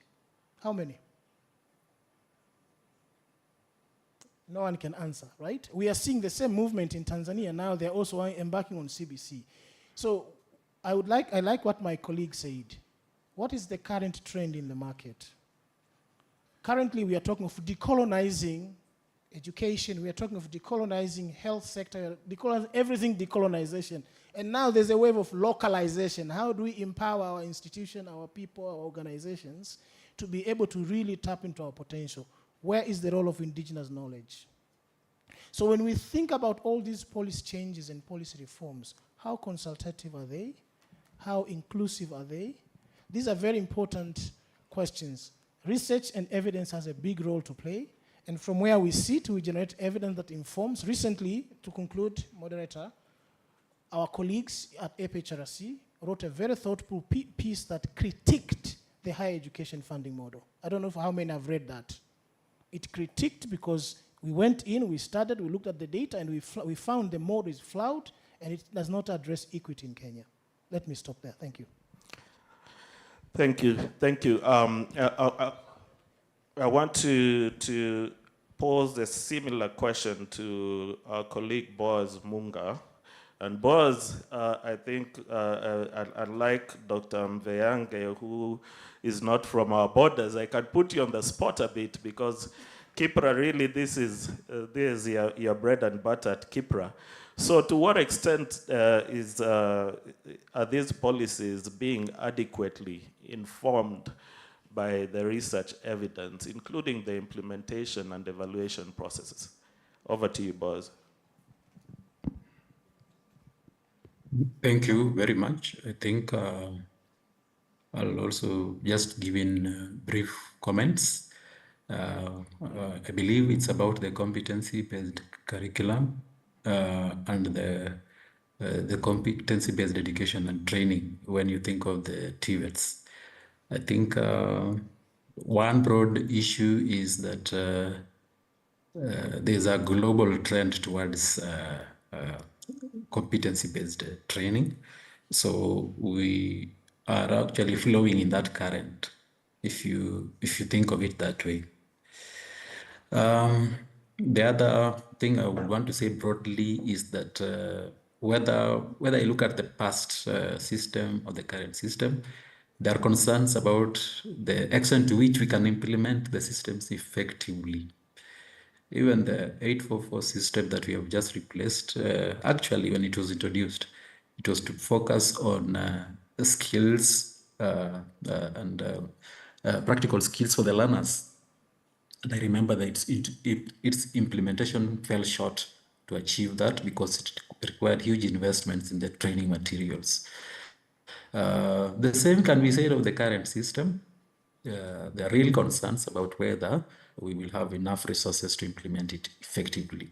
So whether evidence supports, research evidence supports this transition or not, I'll just say that this is a global trend that we're not likely to run away from. So it is believed that now education needs to be more focused on things like communication, critical thinking, and even digital literacy, which we will see is now becoming more and more widespread. And countries that will lag behind in these aspects will find it, will actually lag behind in where the globe is going towards. So when the Curriculum Development Institute designed the CBC, I believe it was in the spirit of addressing the limitations of the previous system. So whether there was, I believe there was a lot of consultation at some levels, and these were broad and extended, and there were dissenting views at some points, but this is the whole issue about democracies. I think that is where I would want to leave it. Thank you. Thank you, Boaz. And I'd like to give 2 minutes strictly to our colleague Elizabeth, who's from the Ministry of Education, who would like to give a response to some of the points on the issue I asked. Thank you. And I think I want to pick it up and say that as Minister of Education, we are very firm and sure of developing the skills that are desired for this country. And in education, we are not carrying out a guesswork. We would not have picked on any other education system. And this one I'm speaking from an insider. There should never have been any other education system as formidable as the competence-based curriculum.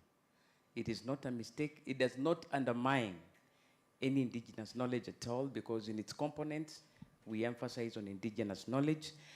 And on the question you asked about research in informing policy, we are strongly, in fact, coincidentally, as I'm seated here, I'm the one who coordinates research.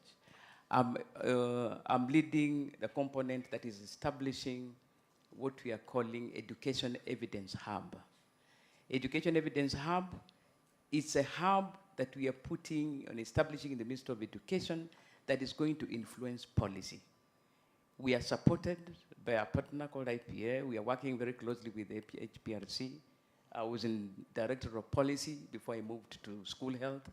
And on this, we have a consortium of researches that have been done by different scholars, universities. And there's an existing coalition of academicians, the academia, the researchers, private partners, HPRC, and KIPRA. We are in a collaboration on something we are calling EE4A, Education, Evidence, Research and Action.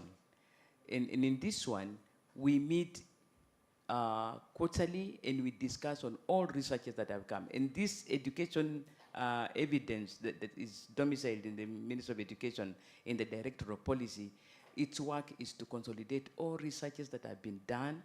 We analyze, we pick out of it, we summarize for policy. And so you can clearly say that there's no direction that is given in Ministry of Education that is not influenced by policy. Of course, you can't rule out the issue of politics, but no, politics is part of us.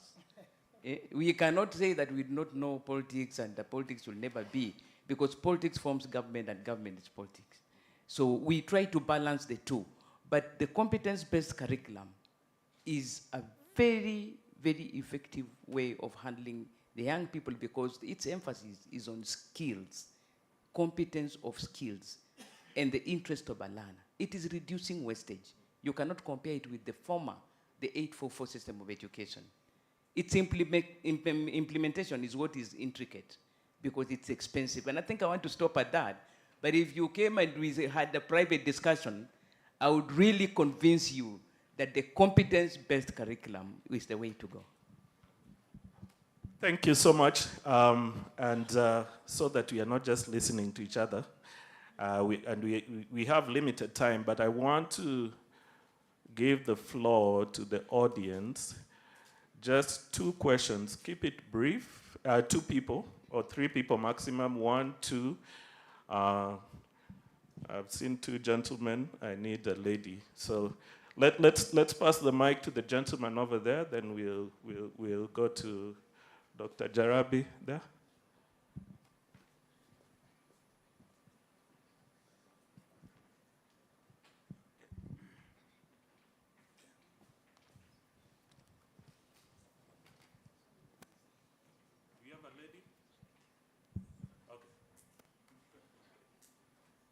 Yeah, thank you very much. My name is John Linus. I'm the chairperson for UNESCO Youth Forum.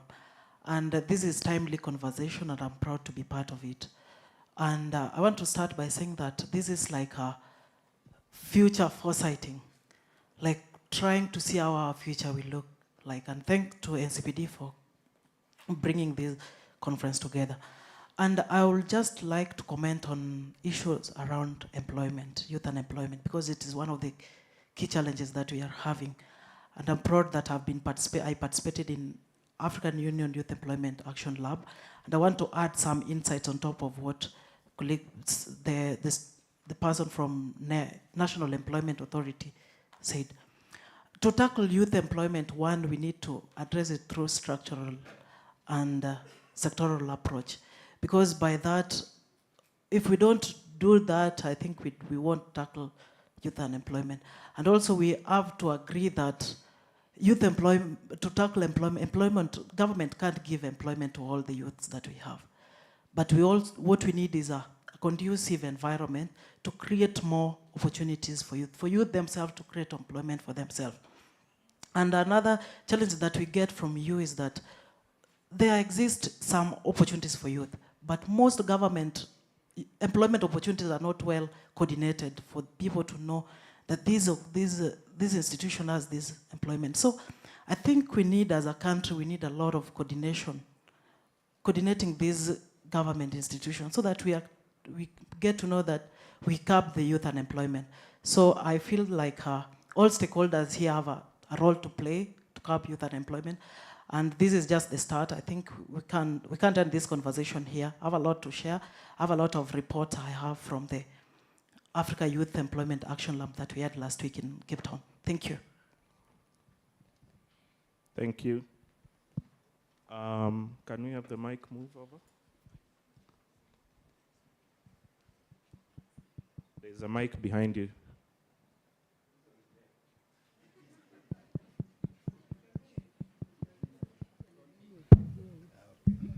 Thank you. My name is Ben Jarabi, affiliated to this university. Madam Elizabeth, you paint a very rosy picture of the Ministry of Education. 2 disturbing elements, quantitatively and qualitatively. We know for sure that there are some school-age kids who are not in school.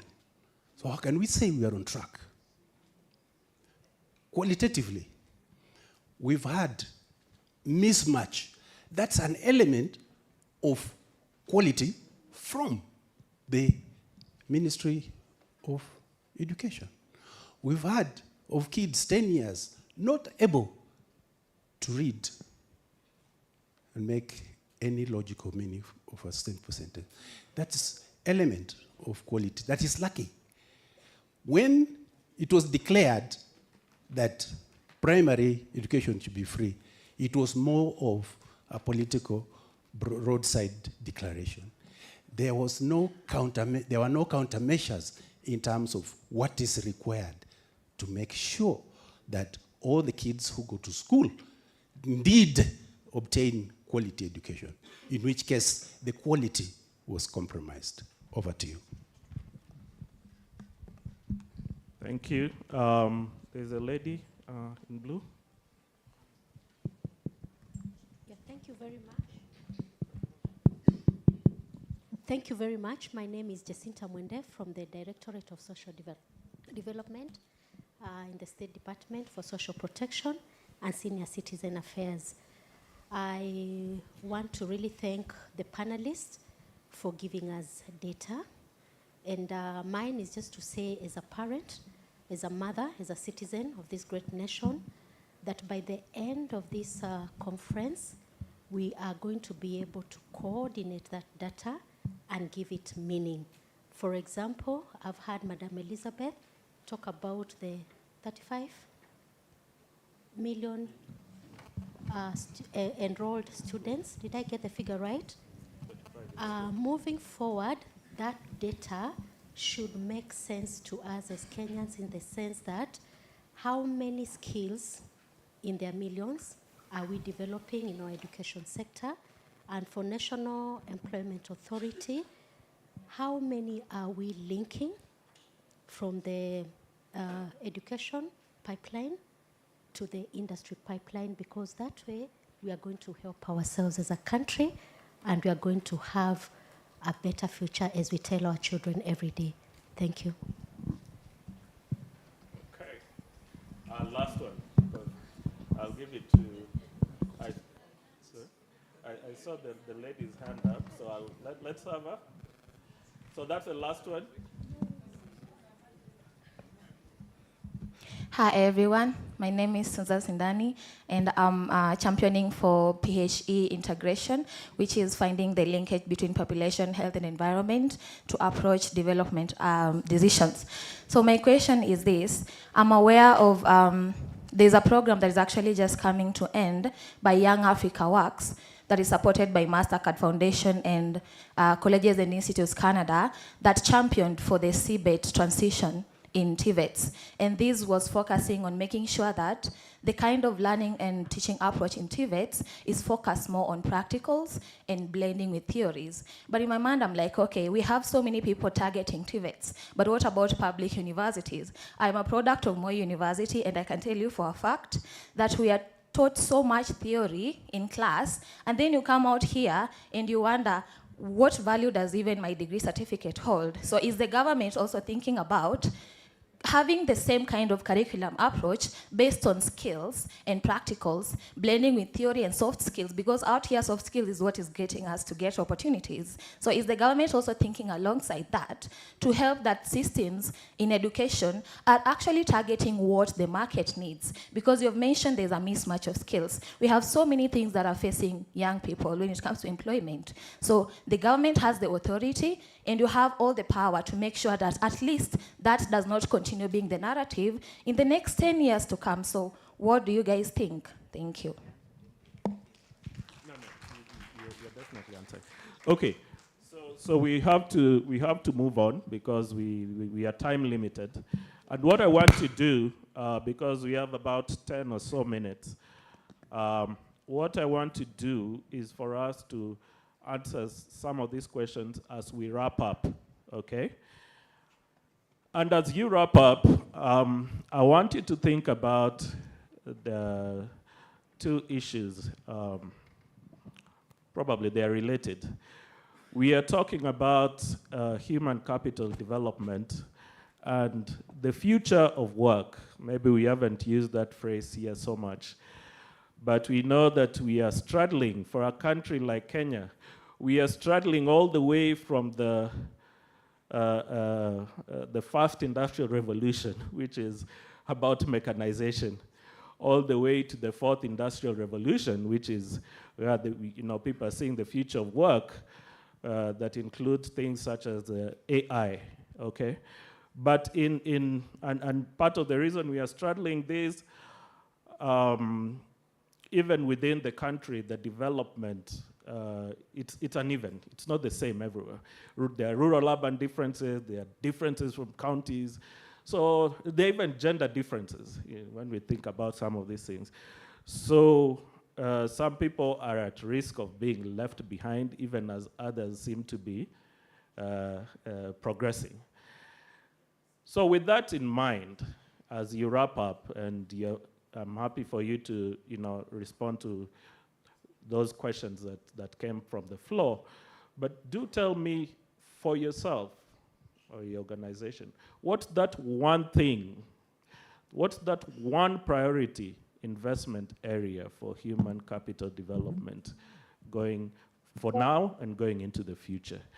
And Boaz, if you don't mind, I ended with you in the first round. If you don't mind to take this question first as you wrap up. Over to you. Yes, I'll take a short time on this. I think one of the things that has really fascinated me is the loss we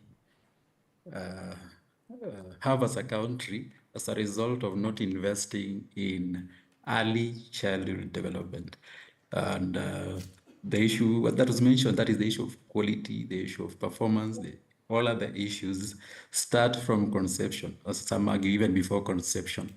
And as a nation, we have failed to develop at these stages, whether it is the first 2 years of life or the very basic level of education, which at present I think we have basically thrown to the counties.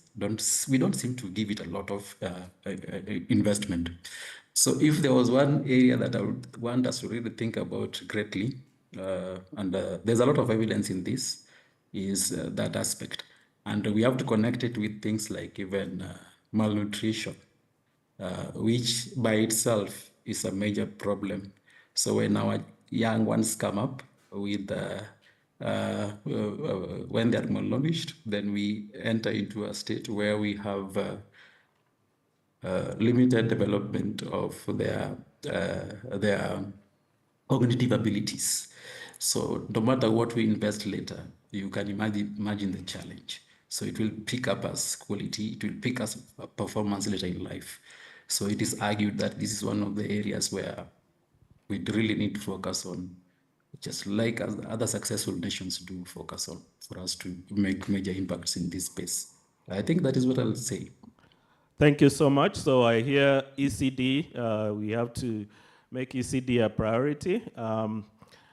Next, can I have Mr. Ambuli from TVETA? And feel free to also respond to, I had some mentions of things to do with the technical training, including how, I think someone mentioned the CBET, and how the tertiary institutions are making education more practical. So over to you, Mr. Ambuli. Okay, thank you very much, Daktari, for the opportunity. So for me, one thing that we are looking forward to pushing as an authority is about the enhancement of quality and relevance of training. When we talk of quality and relevance, and specifically relevance, we are referring to actually trying to bridge the gap between the skills that are provided by the training institutions and what the industry requires. As part of the many reforms that have been happening around the TVET space since 2014, when we had the TVET Act in place, we've been closely working with the industry to be able to determine the needs of the industry before doing the curriculum.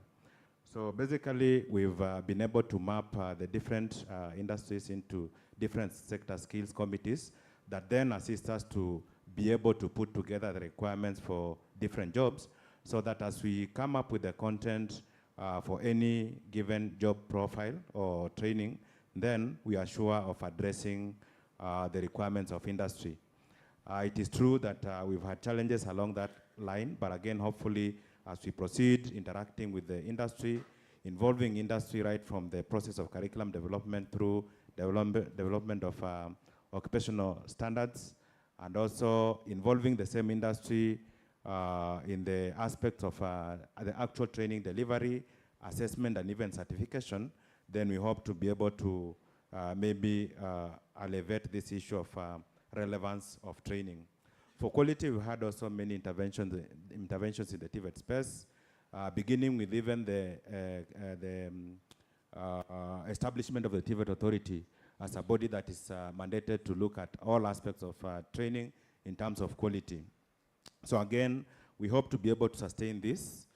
We've had interventions from our parent ministry where we have had state-of-the-art equipment being distributed to training institutions, trainers being capacity built to even utilize those particular equipment so that then they are able to pass the same skills to the trainees that they train. I agree with Susan who mentioned the issue of training at the university, and then when you come to TVET or rather in circumstances where you are supposed to apply the practical skills, then you find that you are in very unfamiliar waters. I was part of the team supporting the implementation of the Young African Works program in TVETs, and it is true the program ascended, but again, as part of sustainability, we are working towards proceeding with the same efforts. Initially, the program targeted about 25 Center of Excellence institutions, which were provided with training and also training equipment. But again, we were able to scale to about another 75 institutions as part of the sustainability of the program. One of the things that make us to have situations whereby... I may need to cut you short soon, because we are running out of time. Okay, so I was to say that one of the issues that make such issues to arise, especially in the kind of skills that we get at universities, probably is the minimal participation of industry in development of curricula at that level. Once this is addressed, then we can be sure to be able to have the correct skills and knowledge. Thank you. Okay, next let's have the Director, National Employment Authority. Yeah, thank you, Daktari, and patient, our audience, for the patience. I would like to pick from where he ended, I think my colleague from TVET, by saying that yes, indeed, Kenyans, first of all, are very innovative when you give them an opportunity. For instance, M-Pesa is found and the innovation that bore to the fruits of what we are currently enjoying globally as M-Pesa came from Kenyan brains. There are so many other hubs and platforms and innovations that came as a result of that. So skills mismatch is there. Industry-centric and private sector engagement is key to ensure that those things are turned around. The issues that we keep talking about, there must be a deliberate effort by all the stakeholders to harmonize the curriculum designing aspects and delivery models. Because if we keep talking about this throughout and hide behind the politics aspect. Of course, yes, politics is there, but there must be a deliberate effort, even by the politicians themselves, such that these things that we keep talking about, skills mismatch, and every now and then skills mismatch needs to be addressed, because the global competitiveness that is out there is just so high right now that we need to place Kenyans that are employable out there, even in the global industries, not just in the local industries. That's what I say. The local industries are also very rich in terms of taking skilled Kenyans and skilled personnel. Are we getting those ones? And then are we also advanced to the extent of going by the technology? Look at what you just talked about, the AI and the provision of the digital spaces. what does the digital spaces provide in terms of job opportunities? It is just so high.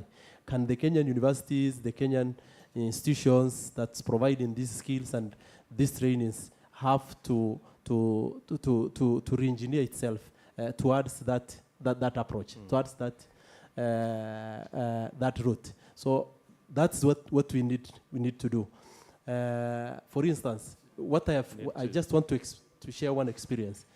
What we have found out when we are doing recruitment is recruitment drive through private employment agencies, is that the international employers that usually comes down and employs Kenyans, they engage you in hands-on. They don't interview you by asking you questions. They engage you in hands-on. They engage Kenyans in hands-on, like what she stated. They tell you, yes, you have learned electrical installations skills. You know the electrical installation skills, yes. Can you do it here, from here to there? And they'll take you through. They'll ask you to take them through. And if you fail in 2 or 3, is when they'll definitely tells you you are off. Rather, they'll give you opportunities when you fail even in one instances. So that's first of all the situation we are finding ourselves in. And think of the things that I talked about: the digital space, the gig economy, the green economy. All these things, it's there. The remote way of working. So all this is how the global, the countries out there and the developed nations are looking towards. Thank you very much, Sandy. Okay. Thanks. So, Dr. Mveyange. Yes. Let's keep it brief. Okay. My friend, you have eaten my time. Okay, so from what the discussion, what I hear is Kenyans need to develop 21st century skills. Anyone can Google what are the 21st century skills, and that will respond to the 4th industrial revolution that we are facing right now. But as I said earlier, human capital development is a function of how you produce and how you use them. Can you hear him at the back? Can you hear me? Okay. Yes. So there are 3 things, there are 3 arguments within human capital function. There is knowledge, there is skills, and there's good health. Okay? We want to address human capital in Kenya. We have to address these 3 at a go. Now, what do I do? What do we do at APHRC? So on the knowledge and skills, within our research and development ecosystem, we build capacity. We capacitate individuals, we capacitate institutions, and we invigorate research and development to inform policies. At APHRC, I'm overseeing a portfolio on policy engagement and communications. I'm overseeing a portfolio on research and related capacity strengthening across 35 countries in the continent, okay? Kenya including, and Kenya has been a huge beneficiary of our interventions. So if you look at all of these, evidence is needed, but we need to create a pipeline of Africans, of Kenyans, who are capable and can be mutated to the current status quo of where the world is going. 21st century is the way to go. Now, 2 points to conclude. A young lady, 2 years ago, I was involved in a huge study across the continent where we were discussing, and it was funded by MasterCard, looking at what African youth want. Now, remember, I went to Nigeria, I went to Senegal, to Ghana. There are 2 things that they wanted. And unfortunately here, even in the panel, you don't see young people. Even in the policy formulation, we don't, if I ask my colleague here, how many times do you have young people in the inside when you're formulating policies? Not often. If you ask the Minister of Youth, how old is he? We don't have young people in the decision-making processes. And 2 things they said. One is mentorship. They're not even asking for money. They said we want mentorship. And that's the skill mismatch we are hearing. They want mentorship. And 2, they want to be involved in decision-making because they know what they want. Do you understand? So when we think about building human capital in the continent. You rightly said, 7 out of 10 people are young people. Truth be told, right now, if young people choose not to vote, there'll be no election. They have so much power in the continent. Our policymakers and politicians ignore them, but you can't ignore a force of nature right now. So what I'm trying to say, yes, policymakers need to bring youth at the center of decision-making.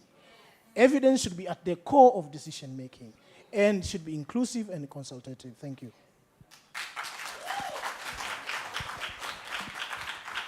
Thank you so much, Dr. So we have a colleague from Ministry of Education with an enviable task to be the last one to wrap up.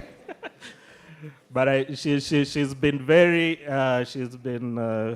quite interacting even within the panel, and I think she's up to the task. So over to you. Thank you, moderator. Mine is not, of course, to look like I'm directly responding to colleagues, because each one of us is speaking on a matter that has evidence backed, and they are speaking from a pedestal that has a lot of information that is in the background. But very importantly, one, let us, as Minister of Education, when I'm here, I would speak as, and very honestly speak as Minister of Education. We have a responsibility of building the Kenyan population in terms of educating them, equipping them with the necessary knowledge and skills for survival and also the job market. And I will not be afraid to repeat that that is exactly what we are doing, and particularly under the competence-based curriculum. Maybe, as I explain myself, I will not shy away to touch on a few concerns. For instance, one of my sisters there raised a question on soft skills, that the soft skills is what the youth requires. And I believe that the 844 curriculum of education did not have adequate soft skills in its curriculum. And that is why, out of research, we moved the competence-based curriculum for many reasons. One, to align our education system to the global trends. And secondly, to introduce the competencies that were lacking in the 844, soft skills being one of them. And that is why one of the most important components of the competence-based curriculum is communication and collaboration as a key factor. And this you can confirm. The 844 graduate, the products, like currently the ones who are in Form 1, Form 2, compare them with the children who are at grade 9, grade 8, and you know, where we are doing well as Kenyans, let us accept and say we are doing well here, but we still have room for improvement. That is why the competence curriculum has come in to take care of the soft skills. These children are more expressive, they can communicate, and they share the same compound with those ones in secondary and primary, the adjacent day schools. And the head teachers of primary schools say that the children of grade 7, 8, and the current grade 9 are more expressive and very firm on what they want to do, quite knowledgeable in content areas than even the some of the Form 1s. And we see that, and there's a research that was done by NEC. We do continuous researches. And it's showing that the competence-based curriculum, although implemented with problems, but it is a good curriculum in itself. Implementation is an expensive implementation, but the curriculum itself is yielding better results than what would have been in the 844, although with challenges. Now quickly to what my two brothers, one from the panelists, the study in 2023, that is a year ago, 2 years ago now, that is a World Bank study. And the Ministry of Education is aware about it. By the way, we work with HPRC, and we gave you guys a partnership that we work together. Incidentally, we have done some researches with you people. The study was done by World Bank following a program, if you remember, popularly known as Tusome. And this one, just give me a minute to explain. Tusome. Tusome came after a research publication that was done in 2017, where we found out that children could hardly do early literacy and mathematics. And we brought early grade mathematics and early grade reading under a popular program called Pride and Tusome. And Kenyans, you know about them. What happened that after that program was implemented and it was working very well, COVID came in 2020 that had a break on education cycle. So World Bank wanted to see the program that was peaking very well, where have we lost in the COVID pandemic interference? And that is the result. With that break of non-continued learning, what the gains that had been made under the program went down. And this, I'm not lying. No, you're not lying. Now, yes, we have to say the truth. And now, currently, as I speak, there is a program to amend. There is a program under GPE. Unfortunately, we have been affected by the Trump. Yes, we have been affected. But there's a program already that we are picking. It is called Tusome 2. I think this guy is seated at the edge of the seat. We can peek outside this, and I'm not protecting the ministry. But I can assure Kenyans, please be confident that other than the investment, which is 27% of our budget, 63 billion, education is an expensive enterprise. And I'm telling you, we are on it, we are in progress. We can't be 100%, right? We have other children out of school, but remember our policies, and we are committed to the Vision 2030, and our landmarks is to bring about equity, inclusive, quality education. And that is what we are working towards to achieve. Thank you. Thank you. And well summarized about the aim. And I just want to wrap it up. Thank you so much to my distinguished panelists. I think we didn't have enough time, and you'll never have enough time to go into all the intricacies and interesting things you want to talk about.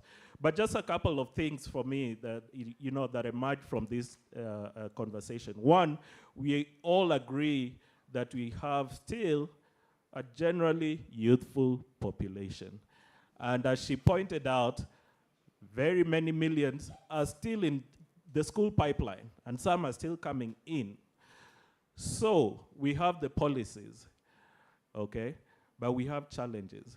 One of them, if you think about these numbers, how do we adequately invest to make sure that we get quality out of that pipeline? So that's one thing I've had. Two, and I think I've already sort of said this, the policies are there. The policies were informed by research, okay? And continually, the ministry conducts research and all that. The question is, how do we support as stakeholders? Because it's not just the ministry, as we've heard, there are a lot of people, there's the school to work transition and all those other gaps. How do we support those processes so that we continuously inform improvement, okay? Improvement. The idea is the policies are to improve. We want to improve our human capital, but what we need to inform the continuous improvement. So that's the other thing. So research and evidence, including administrative data, which is not adequately used in this country, unfortunately. So building capacity of those people who use the administrative data to actually make decisions. And as she correctly said, we can't run away from politics. That is part of the political economy of decision making. So how do you actually navigate that, including supporting those politicians to understand some of these challenging things that they want to delve into without necessarily thinking too hard about it at times. Okay? The other thing I've heard from NEA, National Employment Authority, And actually even Tiveta, there is that need for linkage between industry, training, and industry, okay? We need that. And that will help improve things. Namaliza. And lastly, I'm also being given a red card now. I was giving people a red card. Lastly, I think the young people, and you heard, I think there's a cluster of young people up there. They say they need to be included in the processes and the decision making to make our outcomes even better. Thank you very much. Ladies and gentlemen, I think this was a robust, insightful, informative, educative. Niendelee? Niendelee? Utawashinda. Eh? Utawashinda. I think we need some more time around this. And one of the things that I really, really appreciate is where each of the speakers was leveraging data, and through data, you're able to deduce some insights, which then informs the conversation. And I'm sure at some point, even with the breakout sessions, this particular conversation, which is of interest, of course, I was having a chat with my co-MC, we shall be able to continue. Now, quickly, before I go into the announcements, I just want to invite the Director General, just 1 minute, please. And then, of course, we move to the next. So thank you, MC. I felt like I should come on the podium. How do you see the discussion? Very nice, isn't it? Very fruitful. And you can see these are government officers, isn't it? With researchers. And this is the conversation we want to have. It's just to link our evidence with our policy makers. But please, let's do it in a way that at least someone does not feel a bit, But as a policy makers, that's why we have our PSS who are coming, our CS is coming, other directors will be coming, just to make sure that at least what we're doing is evidence-driven, so that at least with that kind of conversation, because population issues are very emotional and very emotive. So sometimes when we're discussing, we feel it, isn't it? And they're about numbers. But we want that conversation where the policymaker is seated here and the researcher is next to him or her. Thank you. Thank you, Honour Director. So some quick announcements just before the panelists leave the stage. Ladies and gentlemen, please, I seek your indulgence. As you have heard, we will make some few tweaks in the program. So from here, we shall go for 1 hour. 1 hour to the different breakout sessions. After that, have lunch for another 1 hour, so that then all of us can be right back here at 2:45. Kindly, 2:45, so that then we kick off the official opening at 3 p.m. I think that is pretty much clear. My colleague, co-MC Isabella, will really give you the details, of course, and would like the moderators to really coordinate this and keep time. I've been asked that so that then there is evidence that indeed this took place. The ladies and gentlemen from the Fourth Estate and others would want to just take a photo, and then we proceed. But before that happens, let me just invite my co-MC to just make the couple of announcements. So this is how we're going to handle the 3 breakout sessions. The first session will be discussing population, health, and well-being. It will be in this auditorium. This is the venue. It will be led by Professor Peter Gishangi, the Deputy Vice Chancellor of Technical University of Mombasa. So those of you are interested in population health and well-being, this is your venue. The second and the third breakout sessions will be handled on the 4th floor. The second breakout session will be addressing population policy and program implementation. It will be coordinated by Ezekiel Manyara from the State Department of Economic Planning. The third breakout session will also be headed to the 4th floor, as I said, to Dr. Mrs. Viju Ratansi room. The participants will be discussing population and development and youth bulge. So, Gen Zs, you know where we are heading. And it will be coordinated by two coordinators, Ben Jarabi from PSRI and Mr. Jude Otogo from Christian Aid. So with that information, I hope you have productive discussions and we will arrive at a destination of sustainable population development. Thank you very much for your indulgence. On to the photos with the panelists. Welcome, Director General, to stage.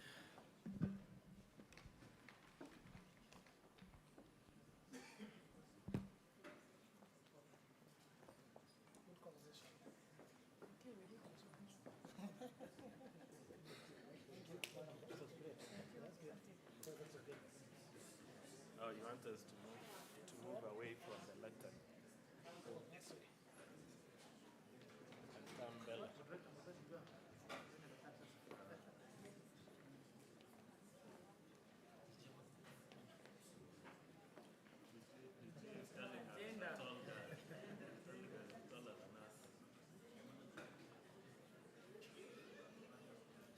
Where's Steve? Steve? Where's Steve? Steve? Steve. Where's Steve? Where is Steve? Wait, it's okay. Proceed.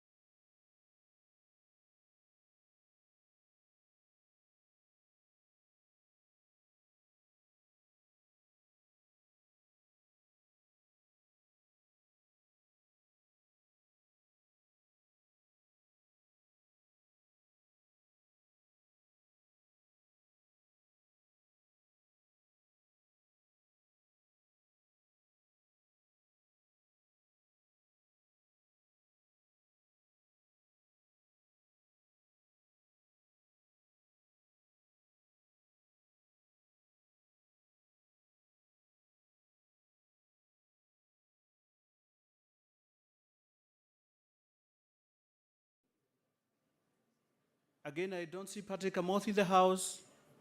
Douglas Bosire, not yet. And Julius Ogato, you're there? Julius? Julius? Yeah, please, I think take your seats here. We have enough room. Please take your seats here so that we can do it quickly. So we have Julius Ogato, we have Anne, we have John. Mase Karanja? Please take your seat here so that we can. Okay, so our session is looking at emerging diseases, patterns, trends, and associated factors. And we have three components, so to say. If you look at it, we have matters to deal with cancer, non-communicable diseases. We have matters of mental health, and of course, those of us in our sunset days in terms of being of service to government, who are going to be retiring, and old persons. We still have to take care of ourselves. And that's why we have a session to look at facilitating and inhibiting factors that influence access to persons who are older in terms of services. Again, to remind ourselves, our purpose this afternoon is to look at improving health of the entire population. It's not only mental, but also physical health. Again, keeping faithful to the definition of health by World Health Organization. And so to kick us off, is it to think about what do we need to do at the national level, and Julius Ogato would then take us through in terms of mental health coming from the Mathare National Teaching and Referral Hospital. Dr. Ogato. Yeah, please.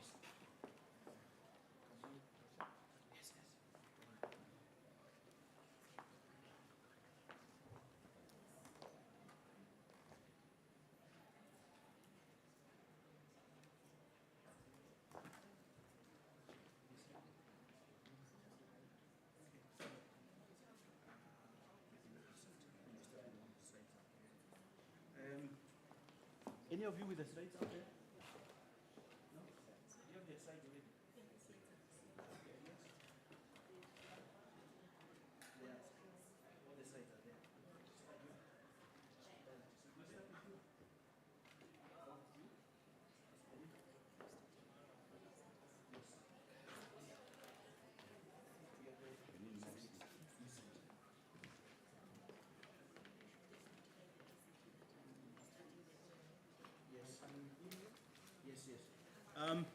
I think IT team, somebody to come and help us here to get the presentation. We have the presentation for Millicent or Ruteo. IT confirm? Okay. Then you have a presentation for John and Ampu. Confirm? IT confirm, you have that presentation? Then you have presentation for Charity. Those are three. We can start with those three as we get a presentation from Dr. Ogato. So for now, can you roll the presentation for Millicent Oruteo, please? Millicent?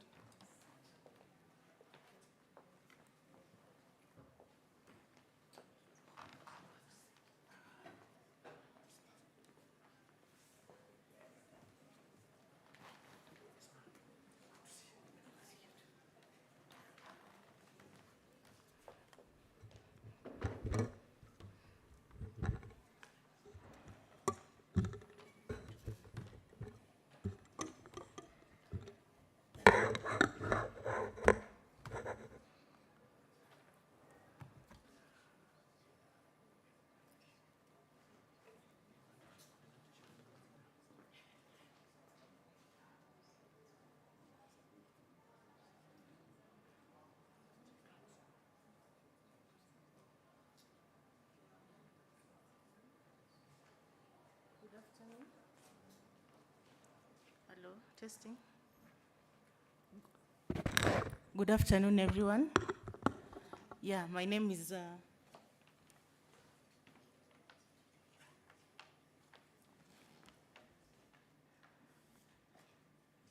Good afternoon, everyone. Good afternoon. My name is Millicent Dorcas Oluteo from the National Council for Population and Development, and I'll be presenting on analysis of factors associated with breast cancer awareness, uptake of screening services, and diagnosis amongst women of reproductive health in Kenya. This is a further analysis of the 2022 Kenya Demographic and Health Survey. And before I proceed, I would like to acknowledge the contributions of my co-authors, who are none other than Dr. Charity Wamoya from Jomo Kenyatta University of Agriculture and Technology. There is also Professor Lawrence Ikamari and Dr. Samuel Akibi from Population Studies and Research Institute here at Nairobi University. There is also Francis Kundu from Kenya National Bureau of Statistics and Joshua Musimi from the UN Women. Just a bit of background into my presentation in the interest of time is I want to start off by saying that breast cancer is the most commonly occurring cancer and the leading cause of deaths, cancer deaths amongst women globally, and this is according to Bray 2018. We are also informed by BAR 2020 that it is the most prevalent cancer and the second leading cause of cancer-related deaths among women in most of sub-Saharan Africa. The gradual rise in breast cancer prevalence in Kenya is also a major public health concern, which is coupled by significant social, economic, and health losses due to these increased cases. Afire and his team also noted that breast cancer awareness and regular breast screening services are best strategies to enhance early breast cancer diagnosis in Kenya, and that evidence also points that biannual clinical breast examination leads to significant downstaging of breast cancer in all women. Still on my background, according to the latest DHS, which was conducted by KNBS in 2023, it was reported that breast cancer affects, in every 100,000 population, it affects 34 women, and only 14% of women in Kenya have ever been tested for breast cancer. And we have Nyeri and Murang'a leading. The women in Nyeri and Murang'a who have been examined for breast cancer are the ones who are leading at 25% and 23% respectively. And in the whole of Kenya, less than half, that is 45% of women aged 15 to 49 are aware they can self-examine for lumps and cancer in the breast.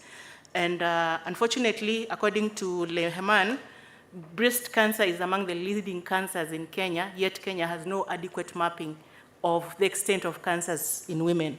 So from this, it is evident that factors associated with breast cancer awareness, uptake of screening services, and diagnosis are poorly understood.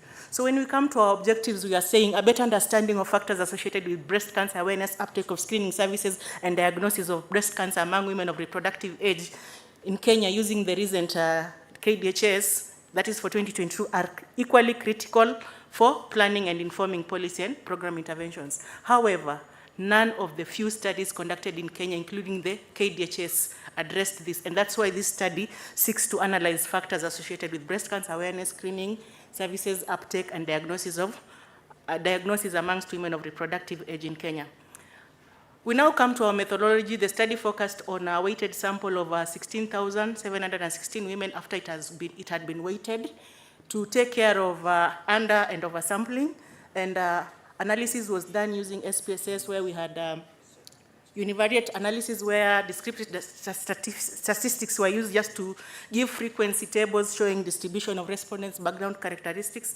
We had bivariate analysis, which focused on cross-tabulation and chi-square, and the aim was to identify factors associated with BC awareness, uptake of screening services, and diagnosis. In my presentation, BC will mean breast cancer. For multivariate analysis, we had 3 binary logistic regression models that were fitted, and this was because we wanted to determine independently the key factors contributing to breast cancer awareness, uptake of screening services, and diagnosis. But I would like you to note that when we discovered that the prevalence of NCD screening services uptake was only 0.5%, and the breast cancer diagnosis was 0.2%, which were quite low, such that the logistic regression was, if the logistic regression was to be fitted directly to the data as it was, the analysis would have favored the majority class, hence the 2 sets of data sets were balanced using the SMOT, that is the synthetic minority oversampling technique, before fitting the last 2 models. The main reason was just to boost the sensitivity classification of the model, and from to boost the sensitivity classification of the model from a low positivity prediction rate of about 0 to 4% before SMOT application to a high of about 60 to 100%. but we use the data for breast cancer self-examination awareness as it were, because the imbalance ratios under breast cancer self-examination at 39.4% were adequate, and the data was just used as it were. Outcome variables were 3, and they were coded as binary, either 1 for yes and no for 0. Breast cancer awareness was measured by, according to the KDHS questions, breast cancer awareness was measured by women who responded that they were aware they can examine their breasts for cancer. Breast cancer uptake of screening services was measured by women who responded that they had received services or information provided by community health worker on NCDs, hypertension or diabetes, and breast cancer diagnosis was measured by women who responded to the question that they had been told they had cancer by a health provider. Our independent variables were in 9 categories, and these were demographic factors, sociocultural factors, socioeconomic factors, knowledge factors, behavioral factors, comorbidity factors, and health-related factors. So for demographics, we were looking at age in years, age at first sex, parity, marital status, sociocultural, religion and ethnicity, socioeconomic, occupation, education, wealth index, and place of residence. Knowledge factors were basically on mass media and exposure to internet. Behavioral, we were interested in how often someone uses tobacco, alcohol consumption frequency, physical activity, consumption of healthy diets, and in our study, our focus was on anybody who consumed fruits and vegetables was considered to have consumed a healthy diet. For comorbidity, we had cases like obesity, diabetes, hypertension, and osteoarthritis. Health-related factors, we focused on BMI, body mass index, abortion, contraceptive use, HIV status, and currently pregnant. Coming to our findings on factors associated with breast cancer examination awareness were that it was more likely among women diagnosed with hypertension, those who are currently working, those who are exposed to mass media, and those who had used any type of contraception. It was also less likely among women in rural areas who had previously engaged in who had been previously diagnosed with arthritis and had engaged in unharmful alcohol use, and they engage in suboptimal activity. It was also seen to increase with the highest level of education, women's age at first sex, and in body mass index levels. Our findings on factors associated with uptake of screening services at a health facility, we found that women were more likely to take up screening services.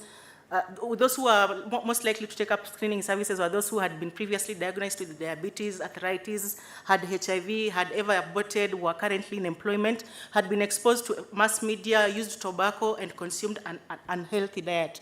It was less likely to, women less likely to take up screening services were those who are obese, were currently or previously in a union, were from middle-income households, had consumed alcohol unharmfully, had engaged in suboptimal physical activity and used contraception, had known about STIs and previously diagnosed with hypertension. And it was also obvious that uptake of screening services from a health facility was found to increase with decrement in self-reported health status, increase in age at first sex, and increase in the highest level of educational attainment. Our last findings for the risk factors associated with breast cancer diagnosis were that BCD was more likely among women who ever in union, previously diagnosed with hypertension, previously diagnosed with HIV, who had come from a middle-income household and engaged in suboptimal levels of physical activity, had used tobacco, and had sat continuously for more than 9 hours. And it was also likely among women who reside in rural areas who are exposed to mass media, sat continuously for 4 to 8 hours, were currently pregnant, used hormonal contraception, didn't have children, and were previously diagnosed with diabetes. We concluded that this BCD was found to decrease with increase in age and highest level of education. Coming to discussion, there are various studies that have also found similar findings like ours, and according to Zhu and et al., we found that he reported that breast cancer awareness rate increases with higher education levels and decreases with increasing age, history of breast disease, middle school education, and junior college education and above were positive factors for women's breast cancer awareness, and also use of intrauterine devices were found to be a negative factor for a woman's breast cancer awareness. For Joho, their study found out that majority of the women were aware of breast cancer screening, and only 35% had reported to have ever practiced breast cancer screening. Breast self-examination was the most frequently used method of breast cancer screening, according to the report, by 16%, and the lack of knowledge of all methods of breast screening services was the barrier perceived by vast majority, that is 60%.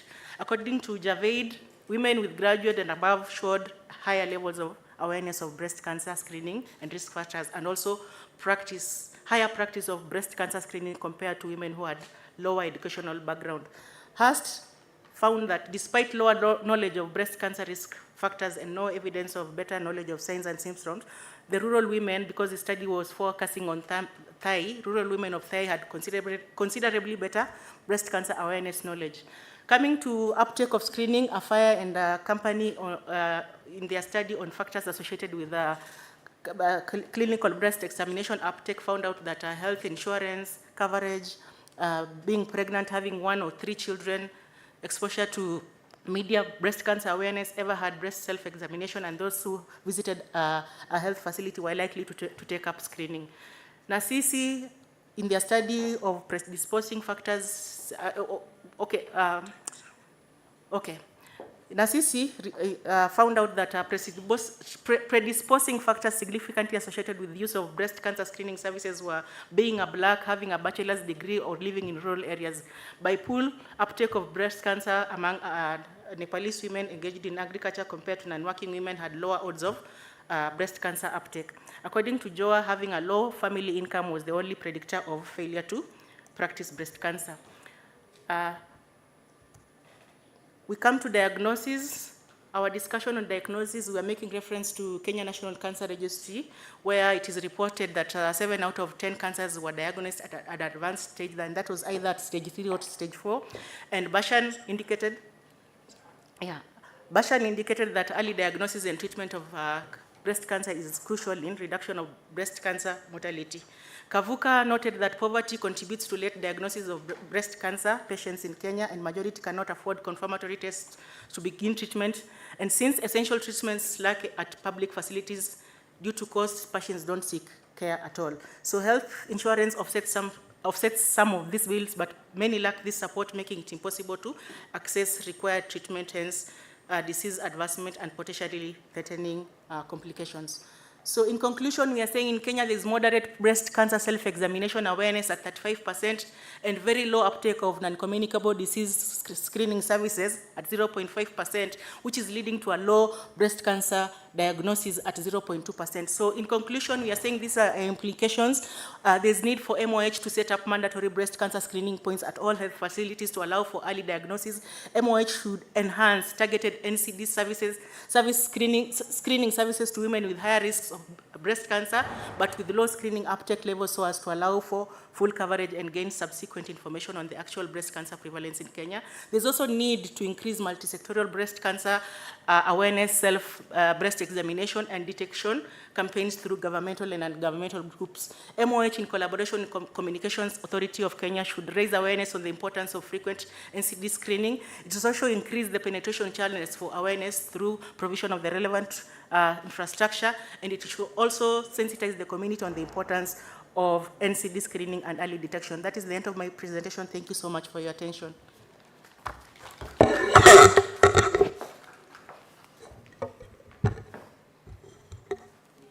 Thank you, Millicent. I think in the next session I'll switch off the mic. So please be warned that on the 8th minute you get that you have 1 minute left. So next presenter is John Anampio. So you have 7 minutes. I will remind you on the 8th and on the 10th. Yeah. Good afternoon. Is it afternoon? Yeah, I think I'll be able to compensate for that time. Please load my presentation. Factors associated with hypertension among HIV-positive women. A case study of Meru. I'll be very brief, but as I wait for them to load, this study was prompted by the desire to ensure that HIV positive patients, yeah, should not only enjoy the ARVs and prolong life, but also enjoy some quality of life. So the study was meant to provide the requisite evidence to inform the integration of NCDs into the normal routine management of HIV and AIDS. Please, ICT is failing us. ICT is failing us. So, moderator, please don't take that one to be my time.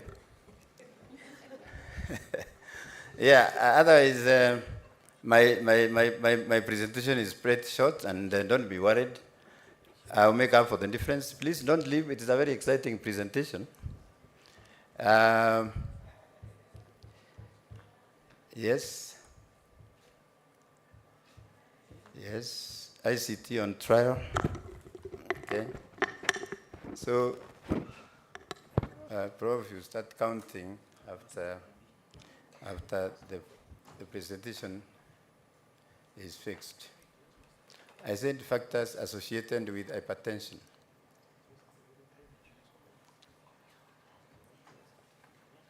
I know there are two papers, not stunting, but hypertension.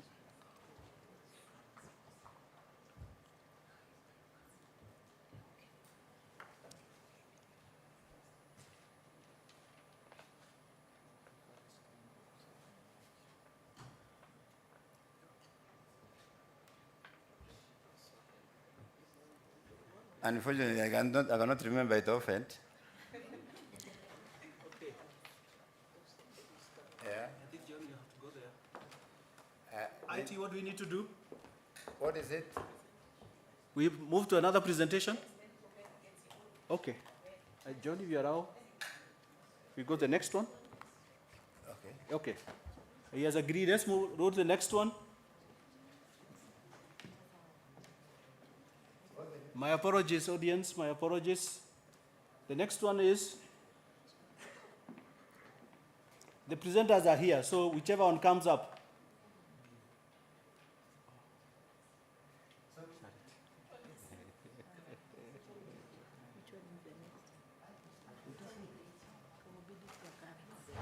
No, this is IT, please. Roll the next presentation.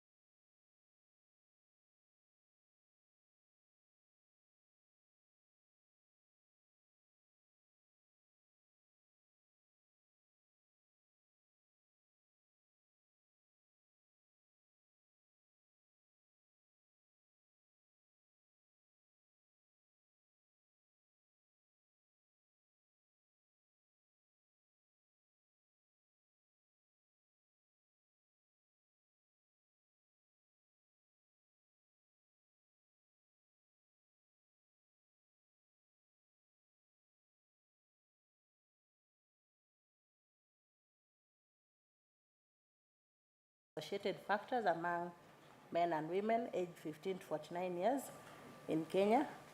And the three are my co-authors that we have collaborated and come up with this paper. As seen, we have Millicent Oluteo, Samuel Wakibi, and Campbell Oganga. So when we are talking about comorbidity occurrence, we are looking at the simultaneous presence of two or more diseases. So when we are talking about non-communicable diseases, we are looking at two or more diseases occurring in the same person simultaneously, and that is what we are looking at in this study. So in our case, we are interested in the chronic non-communicable diseases. And when we are talking about the NCDs, such as cardiovascular diseases, cancers, diabetes, and chronic respiratory diseases as the chronic NCDs, and this is because, as you can see, they account for 74% of all global deaths in the world, and that's why we also call them life-threatening, because if you look at the probability of death, if you have one collectively, lies within the 74%, so you can imagine having two or more of these chronic NCDs. So that is our interest. So according to the NCPD report, the 2017 report, 80% of all NCDs occur in low and middle income countries, and 86% of them occur prematurely before the individuals attain the age of 70. So you can imagine in most cases our societies retire at 64. So if they occur before 70, that is a risk to the population of Kenya and the world. So in 2024, according to statistics, 2 million deaths occurred due to diabetes, 3.5 million deaths occurred due to pulmonary disease or cardiovascular disease, 10 million deaths occurred in 2020 due to cancer or tumors, and 17.9 million deaths occurred due to CVDs, or that is a cardiovascular disease, in 2019. So you can imagine the disease burden associated with these chronic NCDs worldwide. So coming home, in Kenya, NCDs account for more than 50% of all hospital admissions and over 55% of all hospital deaths. So you can imagine the strain these NCDs have on the health sector. So the Ministry of Health should be on the lookout of how this burden is affecting the health sector and the resources that we generate as a country. So the National NCD Prevention and Control Strategy from 2015 to 2020 aims to reduce the preventable burden of morbidity and mortality and disability due to NCDs overall. And to reduce the NCD burden, there is need for prevention, management, and control according to the World Health Organization. And therefore, an analysis of associated risk factors may lead to prevention, early detection, and treatment. So that's why in this study we are interested in determining the risk factors associated with co-occurrence of multiple chronic life-threatening diseases among both men and females aged 15 to 49 years in Kenya. So the data that we have used and the variables are shown there. So first, we utilize the 2022 recent DHS data for Kenya. And we only considered men and women who were screened for NCDs. And from this, our sample size consisted of 16,716 women and 13,652 men, aged 15 to 49 years. And our dependent variable was coded as such. So we have absence of chronic NCD. We have talked about the 4 chronic NCDs that we have taken into account. We have one, when you have one, at least one, you have one NCD in total. So you either have cancer, you have lung disease, you have heart disease, and so on. And then we have the comorbidity occurrence itself. Since we said that comorbidity occurrence is the simultaneous presence of 2 or more NCDs. And that is why we have coded our variable as such. So the potential risk factors that we take into account are 1, age. So these are the risk factors that we thought might affect people who have chronic NCDs or comorbidities. So we had age, we looked at wealth, marital status, household size, exposure to mass or social media, other types of NCD diagnosis such as hypertension, arthritis, depression, and so on, types of contraceptive use, whether the individual use hormonal, non-hormonal, or no contraception. So we also looked at the self-reported health status, education, tobacco use, alcohol use, parity, region, occupation, residence, BMI levels, sedentary behavior, whereby we looked at the number of hours we spend seated. I don't know how many hours we have sat today, or we shall sit by the end of this conference, and diet. So for reproducibility purposes, we have to mention our methodology, maybe just as a brief. Sorry for those who are not in maths. So one, we use the ordinal regression model, since it was appropriate for a dependent variable to quantify the multivariable relationships between the chronic NCDs, comorbidity, and the potential risk factors that we have mentioned in the previous section. One of the assumptions that must be satisfied for us to comfortably use this model is the test of parallel assumptions, and when we tested it, we were okayed and we were able to use the model for our regression purposes. So when we were looking at a test for significance, we used the world test, and the world test was tested at 5% level. Then we used the odds ratios to check the strengths of the different associations. So on the bivariate analysis, whereby we wanted to look at the comparative analysis of factors that are higher, where people have highest risk of NCD comorbidity, we saw that in men, the prevalence of NCD comorbidity, the chronic NCD comorbidity across the country in the different counties was between 0 and 0.9%, and for females, it was between 0 and 0.7%. So the highest comorbidity in men was found to be in Nairobi County, followed by Taita Taveta and Nyeri counties, and the highest comorbidity in women was found in Baringo County, West Pokot, Turkana, Kilifi, Marsabit, Uasin Gishu, Laikipia, Kakamega, Siaya, Homa Bay, and Nyamira. So the other thing that we saw that had a higher chance of NCD comorbidity was whether men did technical or non-manual work, whether they came from rich households, men that are not in union, those living in urban areas, those exposed to mass or social media, and those with secondary and above education. So we can see that the risk is high amongst people who are in this room for men. And for females, we saw that the risk is high with people with hypertension or depression, people who are from poor households, which looks like an inverted curve for the bivariate analysis, those currently in union, living in rural areas, not exposed to social media, and finally, those who have little or no education.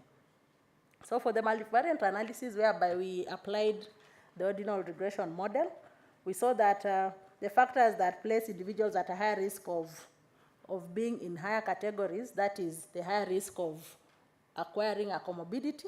For men, we saw that an increase in age increases the risk of having a comorbidity, increase in household wealth, increase in educational levels, non-exposure to mass or social media, and obviously the self-reported health status. You know how you feel, so the health status itself also has a chance of saying how your body feels. And for women, we saw increase in age, increase in household wealth status, doing manual labor, no education or little or no education, and the self-reported health status place the individuals at higher risk of getting or acquiring the chronic NCD comorbidities.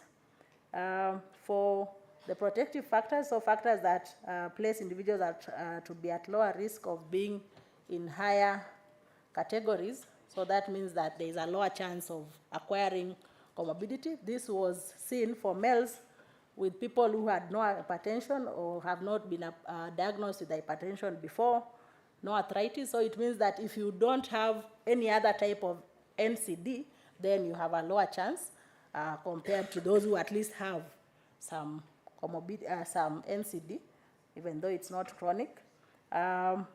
Doing manual labor, and those who have children at a lower risk. And for females, we saw that the people who have no arthritis, no hypertension, They have not been diagnosed with depression or anxiety, not exposed to mass social media, and paras also are at a lower risk of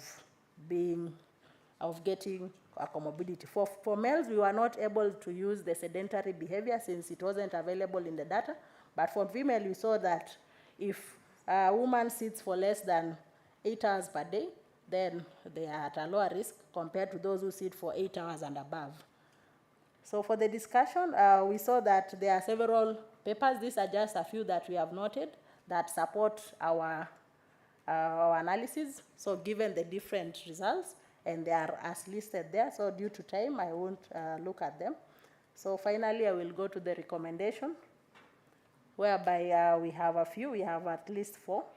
So the first recommendation is to the government of Kenya through the Ministry of Health, where we are recommending that they should enhance and enforce service provision of targeted interventions, including detection, screening, and treatment in both urban and rural areas, since we've seen that a lot of screening is done in rural areas but not in urban areas, so I don't know what the reason is.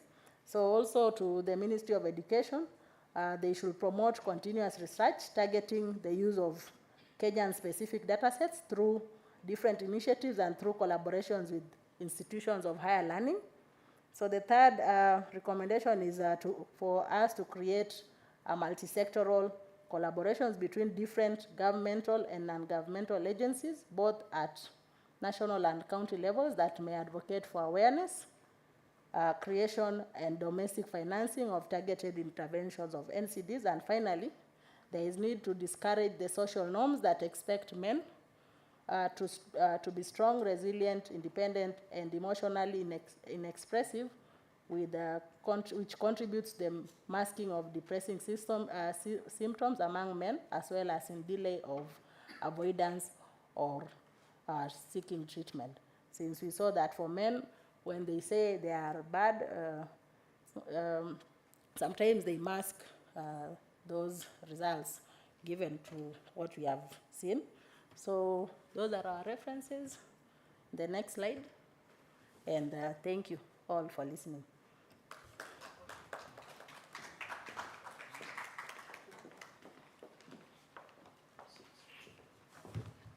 Thank you, Charity. We have another 33 minutes, and we have several presentations to go through. So I ask the other presenters, please save time and be mindful that we need to have some minutes for discussion. The next presentation, please, IT team. Let's be mindful that we need to save some time for discussion. If it is, you're told is 1 minute, please stop. Next.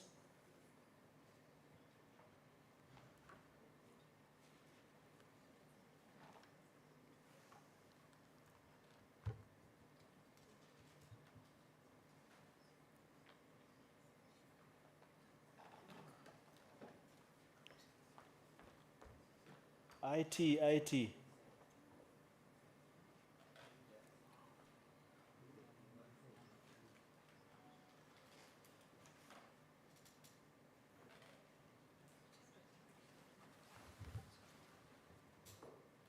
We can barely see what is on the screen.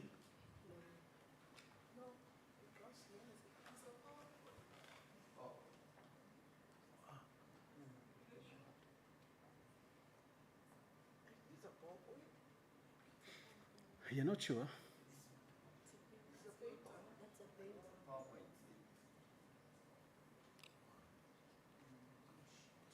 Okay.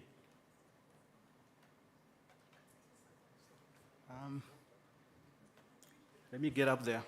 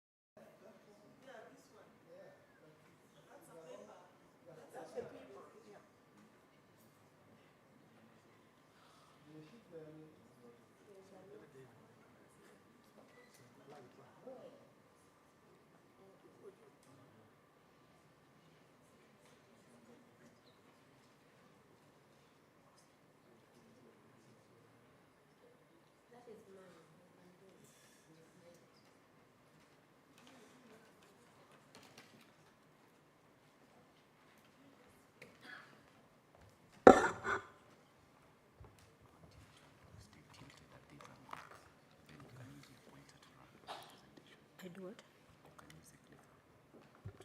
Oh, I can't see the other presentation. It's hard for me. I haven't. Yeah. So that's why I'm using my laptop.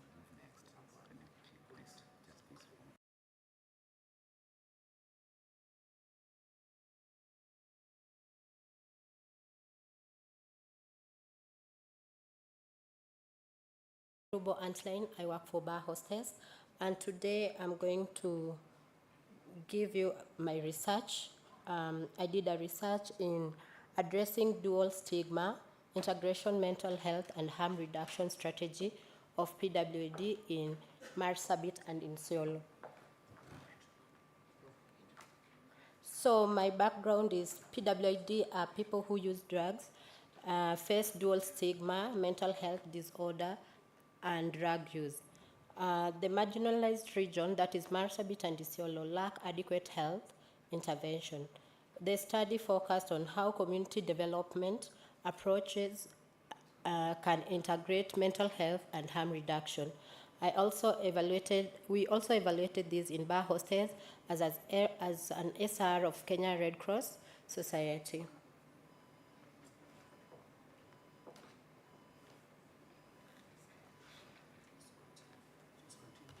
Okay. Research objective was assessing the impact of stigma of PWD mental health and treatment accessibility. Number 2 was evaluate harm reduction strategies in Marsabit and Isiolo. And number 3 was the recommendation policy action to integrate mental health into harm reduction programs. My methodology was the mixed methodology research, that is qualitative survey, that we used the health records and substance use patterns.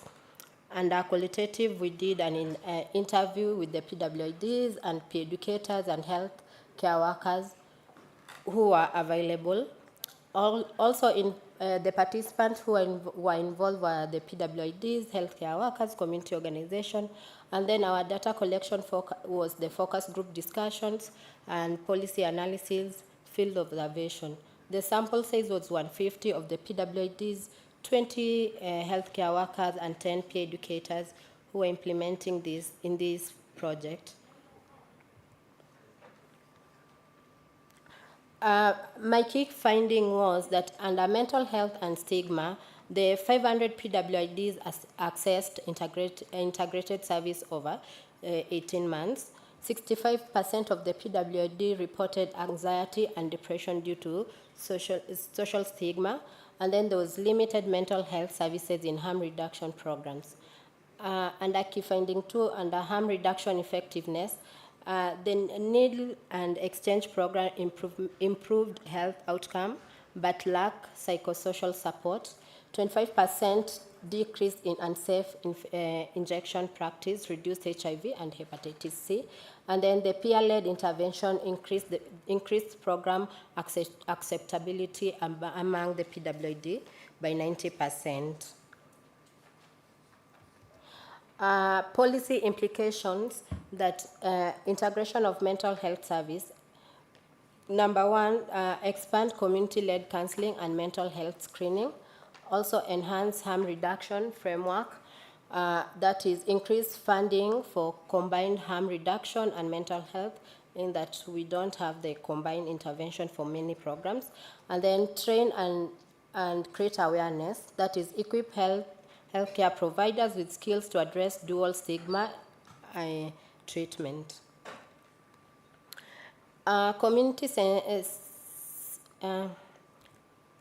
Under Bar Hostess, this is what the intervention that they were using.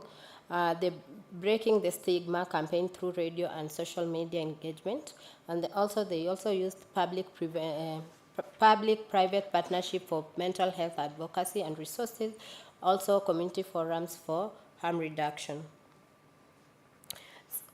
Challenges and barriers for this research was that stigma for healthcare workers limit service accessibility under the PWD group. Also, limited funds for integrating mental health and harm reduction was also a key problem. Insufficient training for peer educators and healthcare workers was also a main issue. My recommendation was just to scale up the peer-led intervention, also expand digital health solution to mental health support, secure sustainable funding for integrating services, also strengthening public and private partnership also, and lastly, ensure data-driven policy decision through continuous research. My conclusion was that to address dual stigma, we need a holistic community-driven intervention. That is one, and also strengthening policy framework can improve mental health integration. This is for future research. One should focus, the focus should be in scalability of peer-led mental health intervention. Next step and call for action was that advocates for policy adoption at the national level, also strengthening collaboration between the government, NGOs, and community-led programs, expand training program for peer educators and healthcare workers, because that was a main gap that we saw, and then leverage technology to improve service delivery and track data. That was my reference. And thank you very much.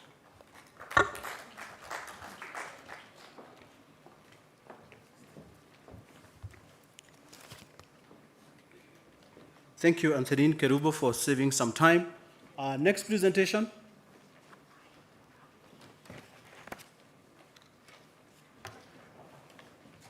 Just Rodi, the presenters are here, so they'll be able to go in quickly and we make some time. Baboy Kongo, make it happen.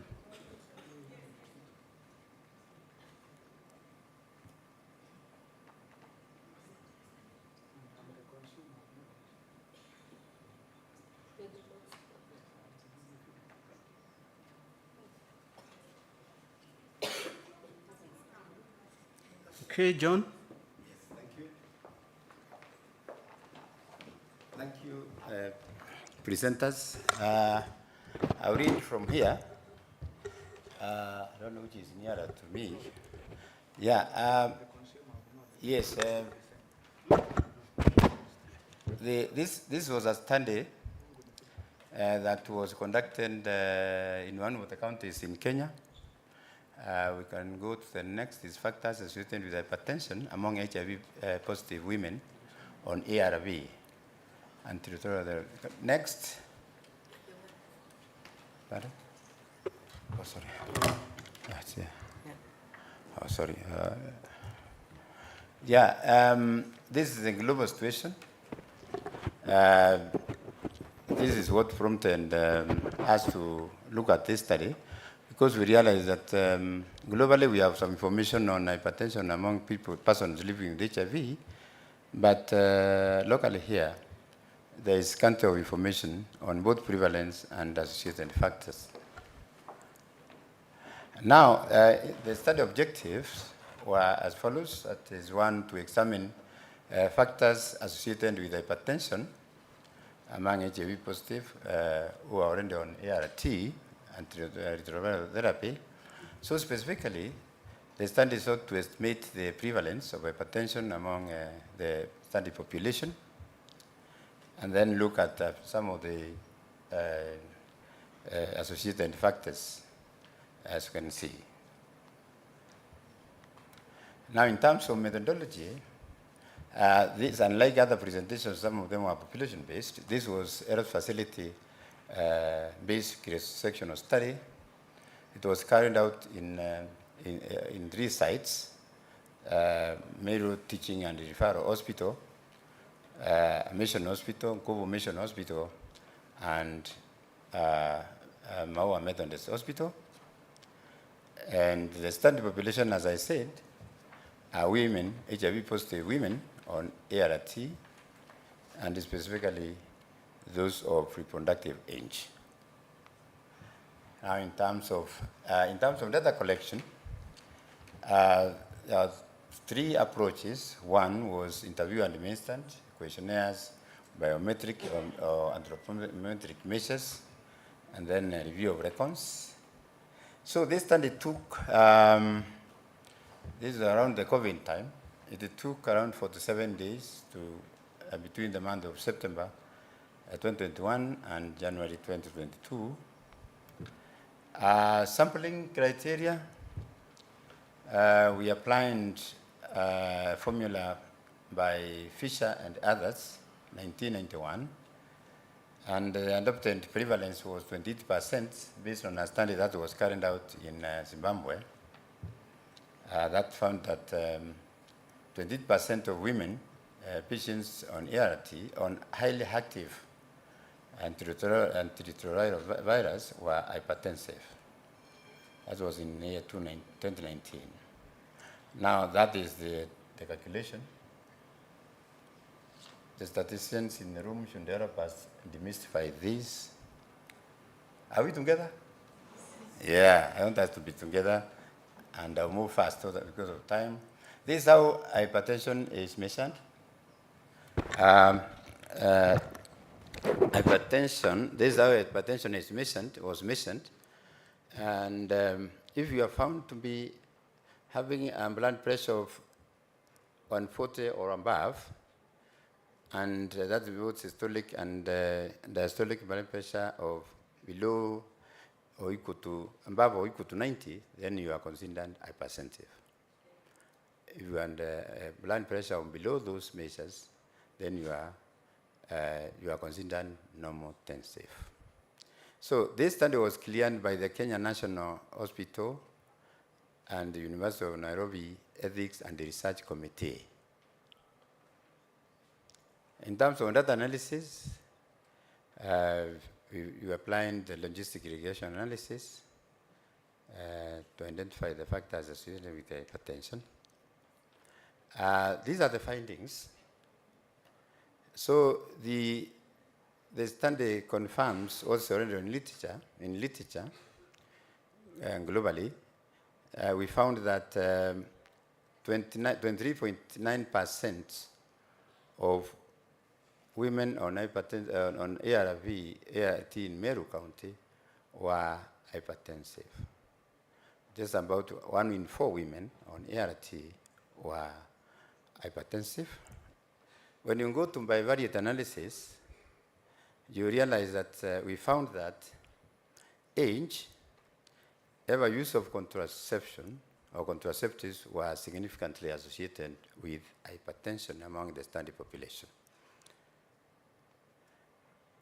Another factor that was found significantly associated with hypertension was a family history of hypertension, and so was abdominal obesity, measured through waist-hip ratio. And now at the multivariate analysis, we found that a cigarette smoker and a 12-fold high risk of hypertension compared to a non-smoker. We also found that being overweight and higher chance, or almost 7 times higher chance of being hypertensive among the study population. What was interesting is that being obese and a positively association with hypertension, but not statistically significant. And a family history, of course, also sustained statistical significance at this level. Now, these are the tables that are the basis of what I've been discussing, so I'll not look at them. I'll just pass. These are the tables that outputs. Now, in terms of conclusion, a few points. So the study found that just like the general population, according to KNBS and the Ministry of Health in 2015, about a quarter of the persons living on HIV positive women on ART are hypertensive. So the study also found that, we can conclude that hypertension is primarily associated with both behavioral and biological factors, some biomedical factors, and namely cigarette smoking, excess weight, a family history of hypertension are the key factors. Therefore, we also conclude that integration of screening and management of hypertension and association factors, as established above, would enhance the quality of life of people living with HIV. Recommendations.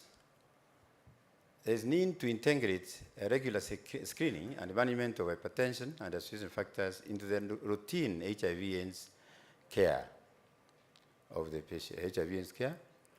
2, we need to sensitize the clients on lifestyle modification, as that is in terms of smoking cessation, dietary change, and physical activity. We also recommended that integration of NCDs into HIV policies and strategies would optimize the quality of care for the patients. And finally, the study recommends for a further research to address some of the unanswered questions in the study. And we propose a mixed methods research. Thank you very much.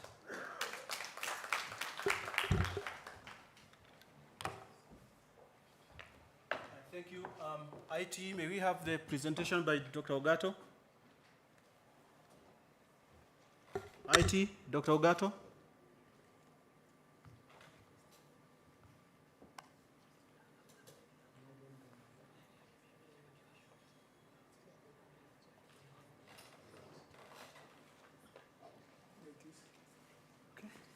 Thank you. Please proceed.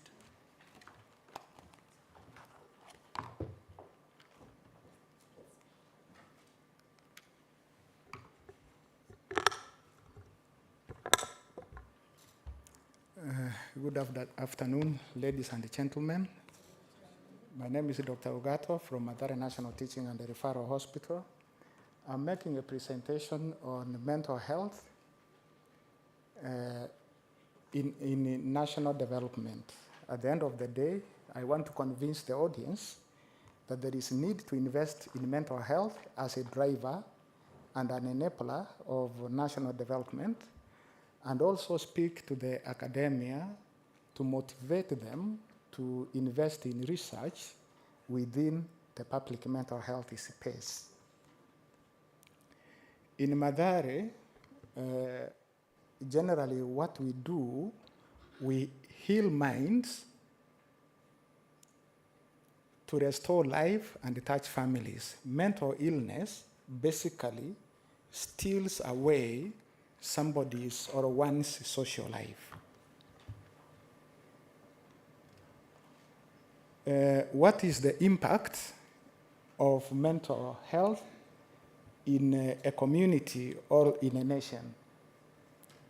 At a personal level, it robs one of his personal well-being, and as such, you cannot meet your personal obligations and the social obligations. Number 2, it has a significant impact in national development, and it affects key sectors within the economy. That is the healthcare, education, the economy itself, and the social welfare. I will explain how. In the healthcare sector, mental health poses as a significant burden.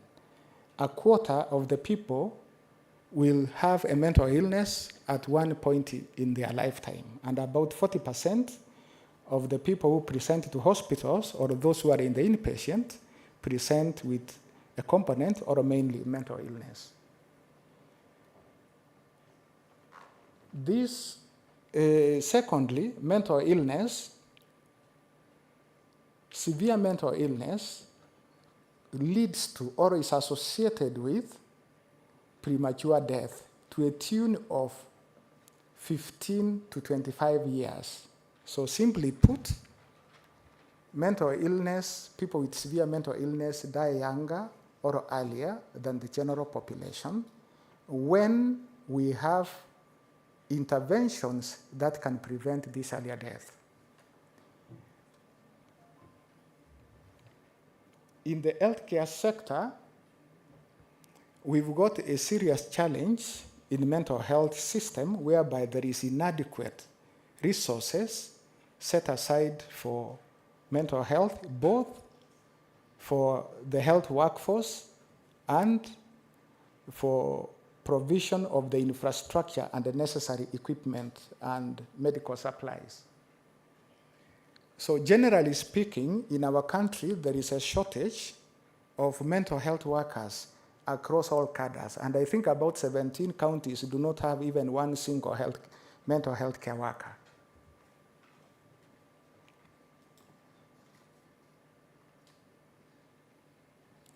How does this affect the education sector? Mental illness leads to early dropout, absenteeism, and poor concentration, leading to dropout and a reduced completion rate. We know clearly, if you drop out of school, one cannot have the necessary skills to engage in a meaningful economic activity. There is a serious lack of awareness, as my earlier presenter had alluded to, on the impact and the presentation of mental illness. Basically, it is seen as indiscipline cases or a lack of seriousness, which compounds the problem.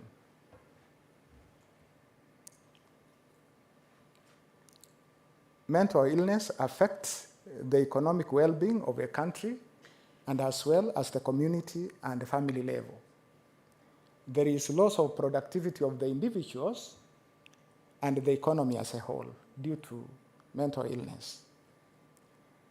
It leads to absenteeism, reduced outputs, and the Medicare costs.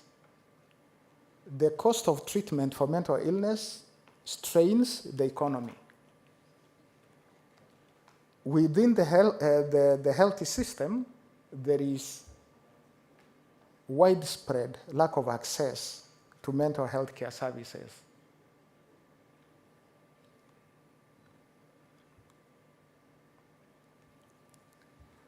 We know clearly that in national development, the simple measure, as who are not economists, which we understand very easily, is the Human Development Index that takes care of the literacy levels, the life expectancy, and economic productivity. Now, as I said earlier, there is a mortality gap of 10 to 25 years that in Kenya, where the life expectancy is about 68, 69 years, the people with mental illness will live to about 47 years or thereabouts. This is really a scandal which should not be allowed at this point in time. If you have a child or a spouse or a parent who has a mental illness, we are saying, and it is a fact, that they will die earlier by as much as 25 years. And if you do very well, they die earlier than their equivalent by 10 years. The factors associated with this mortality gap are patient factors.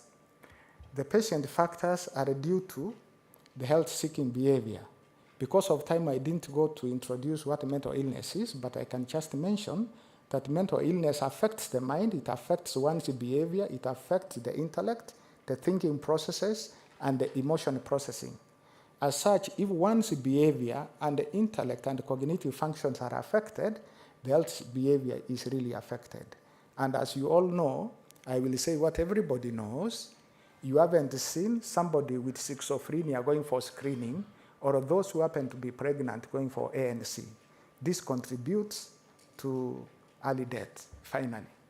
Then, the mental health workers are so concerned about the mind to the exclusion as mental health workers, concerned so much about the mind, the hallucinations and the delusions, to the exclusion of the whole body. We rarely remember to examine the patient as a whole, and we miss the other physical diseases which leads to early death. Then, the health system is not supportive to people with mental health or the access to mental health, as my earlier presenter alluded to. This leads to a gap or unfulfilled need in terms of the mental health space. Now, what does this lead to? There is a need, as we have seen, that mental illness and mental disorders affect the very ingredients of national development, so there is a need to look at mental health as an investment case. So what should we do as a government? We need to invest in more health workers, mental health workers, who are distributed geographically in all places of the country. We need to invest in infrastructure and medical products for managing the people with mental illness. We need to promote mental well-being and also have programs that deal with prevention of mental illness. We know clearly in other areas there are very elaborate programs which deal with promotive and prevention of diseases like vaccination, like HIV, like malaria.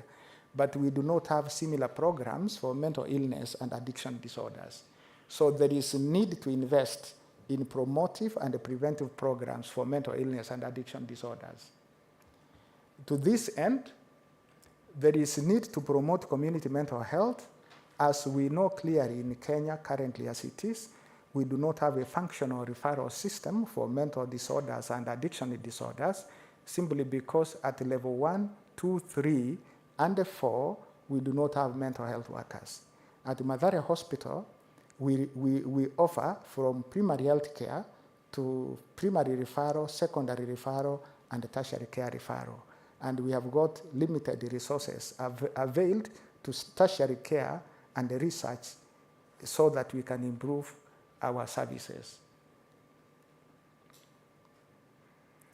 Now, this slide summarizes everything, but I will simply say that when we invest in mental health by strengthening all that I said is strengthening the health system, HSS, level 2 there, we achieve universal health outcome, we achieve universal health coverage, and universal health coverage drives those sustainable development goals, number 1, 4, 5, 18, as they can be seen there. I can't see it because it's askew, but I hope you are seeing them.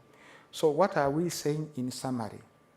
In summary, what I'm saying, or what I'm presenting before this important audience, is that there is need to promote investment in healthcare in terms of more training of health workers, capacity building of the frontline health workers, intersectoral collaboration to promote mental health and well-being, and we have provided the national guidelines on mental wellness in the workplace. I want to appeal to all the CEOs and anybody who is in charge of people anywhere to implement these guidelines to promote mental health, and also to urge the researchers to do more research in public mental health to inform policy and strategy. Thank you so much. Thank you, Dr. Gato. We have 2 more presentations. Please, I ask your indulgence. Next, IT.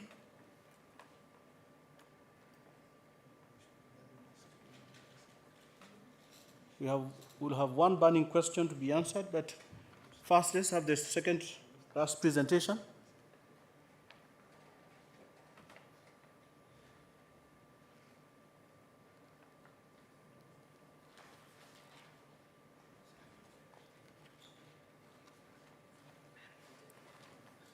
Okay, factors associated with depression.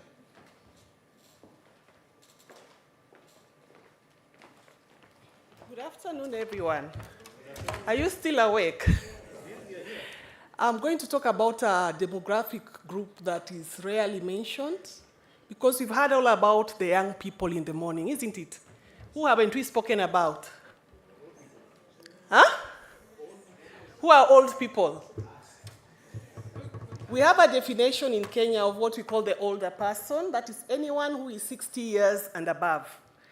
And in the spirit of leaving no one behind, our paper really looks at the welfare issues of this group. As you heard, we are living longer. So you might be 20 now, but you might have 40 more years to go. You get into this group. So already planning for that group means we start looking at some of the issues affecting them. I'm privileged to present this paper. I'm Mary Muyonga, a product of the University of Nairobi, bachelor's, master's, and PhD. I'm a very proud alumni. My co-authors for this paper, we have Alfred Agwanda Otieno, professor. We have Dr. Anne Hasahala, and we also have Lydia McKenna. And this is work done out of a study which was a collaboration between HelpAge International, which is an organization really looking at the issues of the older persons, and the Population Studies Institute at the University of Nairobi. I started with the main findings because I suspected I'd be near the last. What we are looking in this paper, what are the factors that can lead to depression amongst people in that age group I mentioned? From our analysis, we found that if you want to know if somebody might not have that depression or something that can prevent that depression, they must be in a marital union. So we are talking about people who will report that they are still married or they have partners. There must be people who engage in social activities, and there must be people who access mass media. I think you can figure out why those aspects are important. So it prevents isolation. For you to be at risk of depression at that age, risk factors have been presented by my colleagues. If you have chronic illnesses, you are likely to also be depressed. What we call difficulties in daily living, you struggle to get things done. And if you are lonely, and we found loneliness to be a really big predisposing factor. Then when you look at men versus women, our research shows that, I'm trying to use my forward so I don't turn behind, sorry. Our research shows that women tend to be depressed a lot. They report or present depressive factors, right? Maybe because we are talkative and all. But overall, when you look at all factors considered, men are the ones who suffer depression more than women at that particular age group. So of course there, you can quickly start seeing policy issues. So a few statistics which you can just read for yourselves. But our point was we just want to know what factors contribute to depression amongst these people. And as researchers, we always start by what has been done before, and those are some of the things. We are saying depression burdens a lot of the lower middle income countries like Kenya, but we rarely have a lot of material on how it affects the older persons, and so we are trying to contribute to that knowledge gap. Okay? We focused on Nairobi as a county, but conducted our studies in 2 sub-counties, Kibra and Dagoretti. This is a study, as I've said, that was done by HelpAge and PSRI. It was a longitudinal study, which means for a period of time, we have a group of people we are observing. You go ask them questions, take measurements, and then use those measurements to analyze and try and make sense for policy discourses. So a total of 2,609 people who had attained 60 years of age and above were interviewed and involved in this study. And we had questions asked about their households, how they live, quality of life, and also personal issues, demographics. Are you married? How old are you? And with all this, we now went and used international standards of measurement for what we call depression. So there's a way depression is measured medically, and for us social scientists, we use these methods to help us understand people. So you see the questions, I think they look so small, but there are 5 key questions being asked here. Are you satisfied with life? You know, do you feel helpless? Do you feel pretty worthless and all that? They're simple questions, but how the respondents answer these questions help us assess and categorize them as depressed or not. So if if you get 1 or 0, so if you are saying you're basically satisfied in life, then you are definitely, 1 means you are not depressed, isn't it? 0 means, well, 1 would mean if you are saying, if I ask you, are you satisfied with your life, and you tell me yes, is that a positive or a negative? So are you more likely to be depressed? Jua kali measure? No. So in this case, no is the answer we are looking for. So that's why you'll find anything with 1 the measures will be analyzing. And so we later summed up, those who get a score of 2 and above are at risk of depression. So we did that analysis, and together with other things that I'm going to present, you find that just from those basic questions, almost half of that population of older persons had depressive symptoms, and we found those symptoms higher in the females than in the males. Those who are in the lower ages, when we say lower, our base is 60 years. So those 60 to 64 years have higher depression symptoms, and then as you progress on, they are lower. And then those who are married tend to have very low symptoms, but those, of course, who are living separately or they are divorced tended to also report higher. So in population studies, we try and make sense of people's behaviors from these questions I've told you.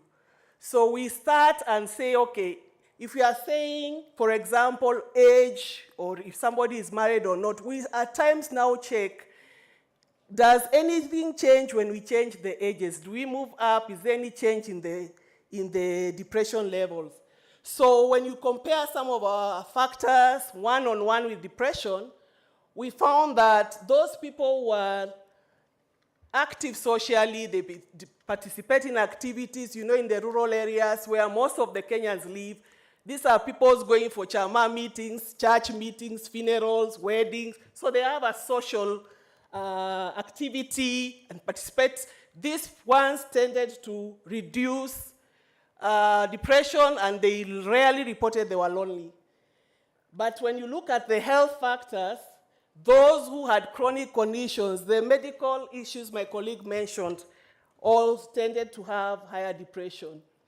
So to examine what we call the risk factors, you could have one-on-one for all those, but we bring them all together so we see the strongest one, so that people put effort on those strong factors. So we did modeling, and we were just trying first, if we take demographic factors, say age, sex, marital union, and compared the depressive outputs. Second model, we go and add those who are married in that group. Third model, we go and add other factors, other factors, other factors. At the end of all that process, our research showed loneliness is the biggest contributor to depression amongst the people who are 60 years and above.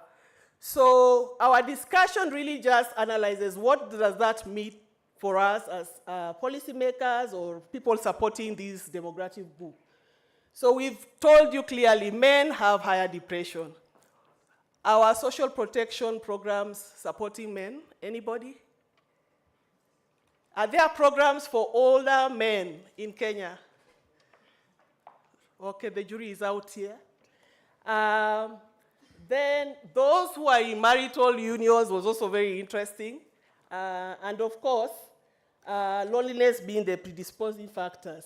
So maybe I'll stop at this point. Whatever else is there is not important. I gave you the output. But this study was important because when we try and understand the lives of the older persons, we don't focus much, we don't have a lot of research on them. So our research was very unique because we went to the communities where they live. It was the first time we did this in Nairobi, and we were targeting that special group, right? Of course, that means maybe we can't generalize our results to Kenya. Maybe maisha ya Nairobi ni ngumu, but from our study, we suggest that we then therefore need further research with a representative sample. Representative samples are the kind of studies colleagues have been talking about, Kenya Demographic and Health Survey. So you have a spread of people across the country. Yeah, so I'll leave you with this, and thank you for your listening. Thank you. For those of us 60 and above, please find somebody from this moment onward. May we have the other presentation? I think you have another additional presenter. I hope we are not standing between you and Ranch and the opening ceremony. Please bear with us. Factors and inhibiting factors for healthcare access for older people. Dr. Ann?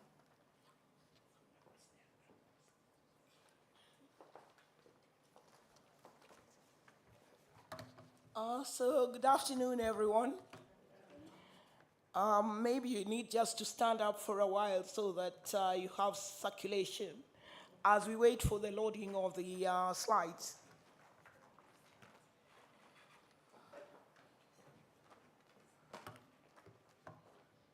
Just stretch a bit. Good. No, we're still waiting for the loading. But as we wait, you may sit. As we wait, I can just go through the introductory parts. My study is looking at the facilitating and inhibiting factors in relation to access to health care by the older population, of whom I am one. Okay. But I may be one of the privileged ones. So basically, I don't know which one is there up. Okay, so by way of background, you can see that older people face multiple challenges in accessing healthcare. And we can see that the main objective of this study, I don't want to go into too much detail because of the time, but if you really want to know more, the paper is available. Okay, so the objective was just to identify the key factors that inhibit or facilitate or inhibit health care access by the older population. And so I'll go straight away to the facilitating factors. And as you can see there, one of the facilitating factors is good reception and polite staff. I think all of us, when we get good reception or the attitude of the staff are friendly and everything, we feel much better. So you can see that is one of the facilitating factors. But this happens more in private hospitals than in public hospitals. I think you already know that. And then there's also the issue of, you can see what the people are saying about it. In private hospitals, you are attended to as soon as you arrive. They even smile at you. You know, that is very important. When somebody welcomes you with a smile, it's very important. And then there is the issue of access to qualified personnel in public hospitals, which is a plus for public hospitals, that they have qualified personnel. And you can see that in public hospitals, it has qualified doctors. And this is a focus group of women only from Kisii County. Oh, sorry. Another facilitating factor is government recognition through the pension, through the programs like Inua Jamii. Here they are saying that the government has recognized the older people and give them Inua Jamii. With that little Inua Jamii, I can assure you that the older people use these for healthcare. I know it's very little, but for them, it is something. So being recognized and being given just that 2,000 is something for the older people. And then, of course, there's improved services under devolution. I know most of us don't quite agree with that, but the older people tend to think that improved services under devolution is something that has helped them access healthcare. And they say these days you can even be helped politely by an officer when paying money. You know, most of these health services actually require your being digitally, being able to do most of the things digitally. And then, of course, availability of specialized diagnostic services in public hospitals. A focus group in Kisii felt that now you can go to the local hospitals and be able to get things like X-rays, which you are not there, previously. Also, health insurance cards. At the time we were talking about the National Health Insurance Card. It is actually a facilitating factor for older persons. They say that there are those with NHIF cards, and they get treatment very easily. So when they were using NHIF, you can see it was a plus for the accessing healthcare. Sorry. Now, when we come to the barriers or the factors that inhibit access to healthcare, you can see the first one there is high cost of treatment. And what does that mean? They say the cost of treatment is high. Sometimes the prescribed drugs are not even there. Of course, that is a cost. And then insurance issues. They argue that with NHIF, you can stay the whole day without being treated because the system is not working. So you may have the card, but when you go to the health facility, it is not functioning. And of course, that's a negative for the healthcare services for the older persons. Sorry. We have also problems of drug availability. And you can see that they argue that you go there and are told there are no drugs, but you don't have money to buy them. So that is another negative. And then there are long queues and waiting time. And here it takes a long time because there are many people and few doctors. I think one of the things about the health system is that it is categorized into two. We have those who are under 5 and those who are over 5. So obviously the older people don't have any real priority because they are the over 5 years old. And of course, distance to health facilities and transport costs, another barrier. So it says sometimes you don't have transport money to reach the hospital. And you can see which FDD is saying that. There's also issues of ageism and discrimination. This focus group from Kisii of Male say that If you are 60 years old and go to the hospital, you cannot be given a hospital card because they say you are useless. That is very, very demoralizing, I believe.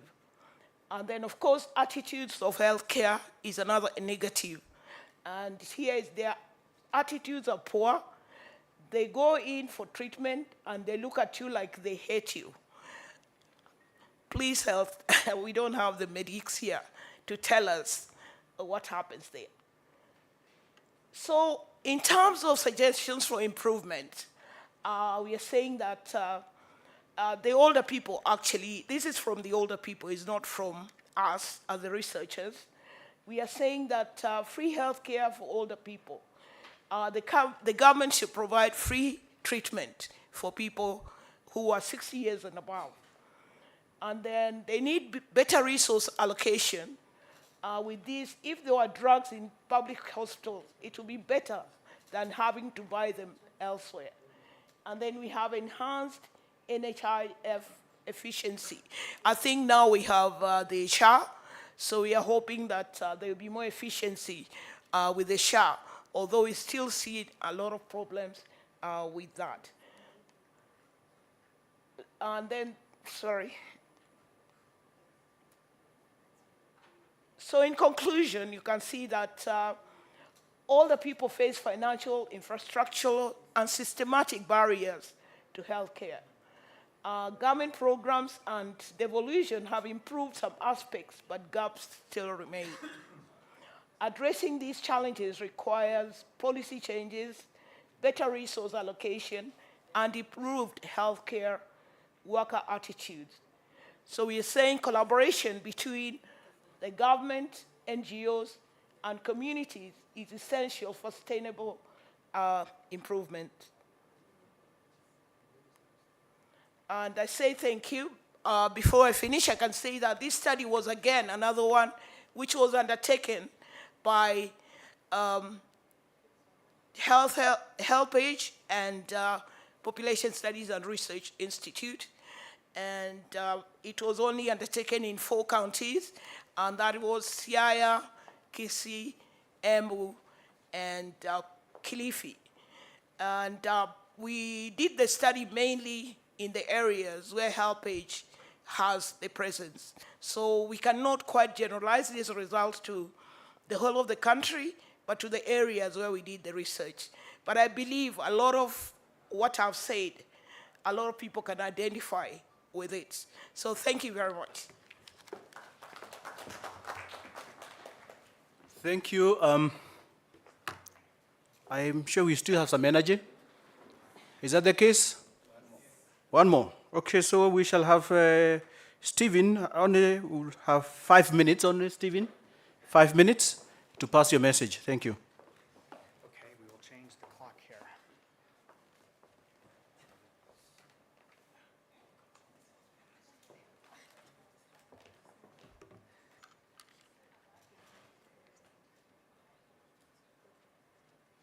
Okay, the slide deck coming up.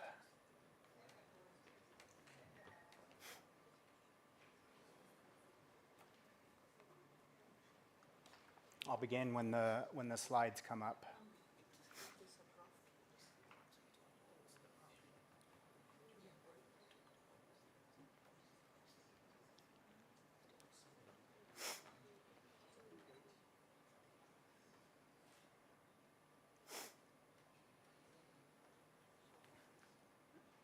Stan gave me confirmation that he has it. So.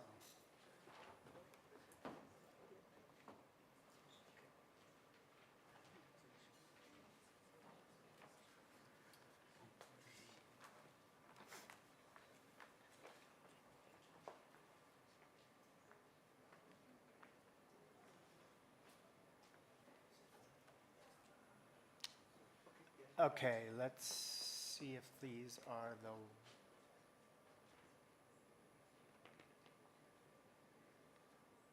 That was a brief presentation, wasn't it? I'm not sure what... Let's see if we can load it again.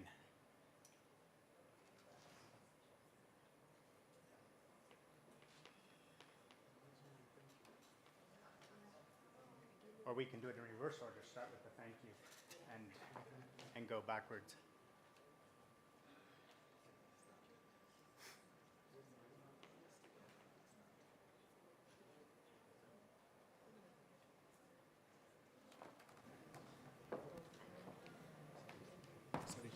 Are you saying there is no presentation?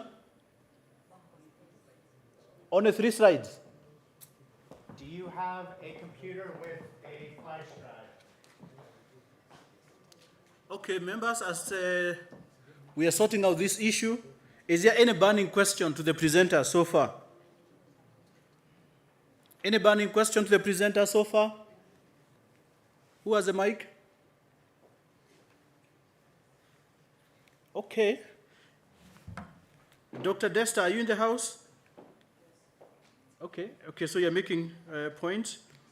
I have seen something for those of us who are told not to be lonely. Smile, have polite stuff. The issues of stigma has come up.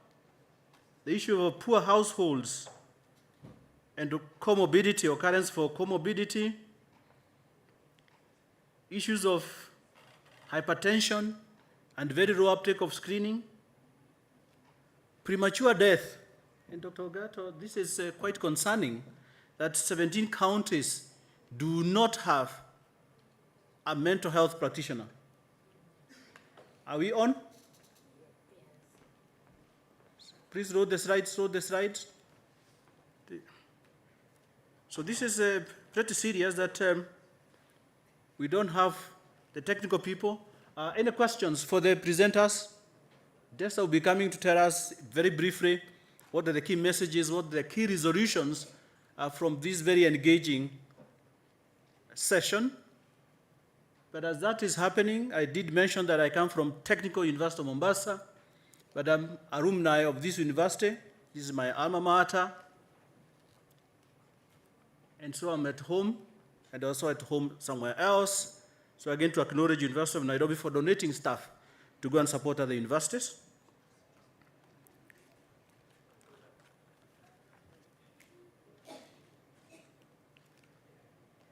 Questions, comments?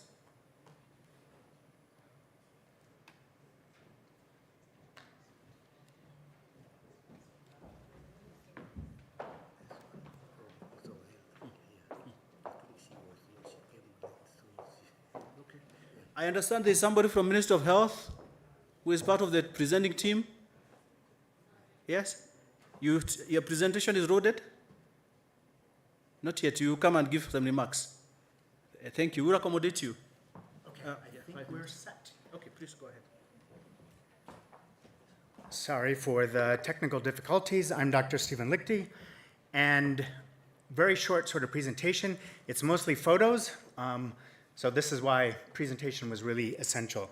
So I am working primarily in Mombasa and Kwale County, working with marginalized youth populations. We talk about the 4 realms of ACEs. Many of you are familiar with adverse childhood experiences. This is looking at 3 additional sort of ACEs: adverse childhood experiences, adverse community experiences, adverse climate experiences, and adverse cultural experiences. A little bit of a negative take. There's positive versions of these, but many of the youth that we're coming out of Al-Shabaab, coming out of gangs in Mombasa, coming out of conflict-prone sort of environments. So this is the environment that we're working in. What we're doing is, this is Green String Network, a community-based organization here in Nairobi. We have a program called Kumakucha Quest. This is for 18 to 24-year-olds, Kumakucha Vijana, and Watoto. So we take it down into upper adolescence and then even into the children's sort of age range, 10 to 12.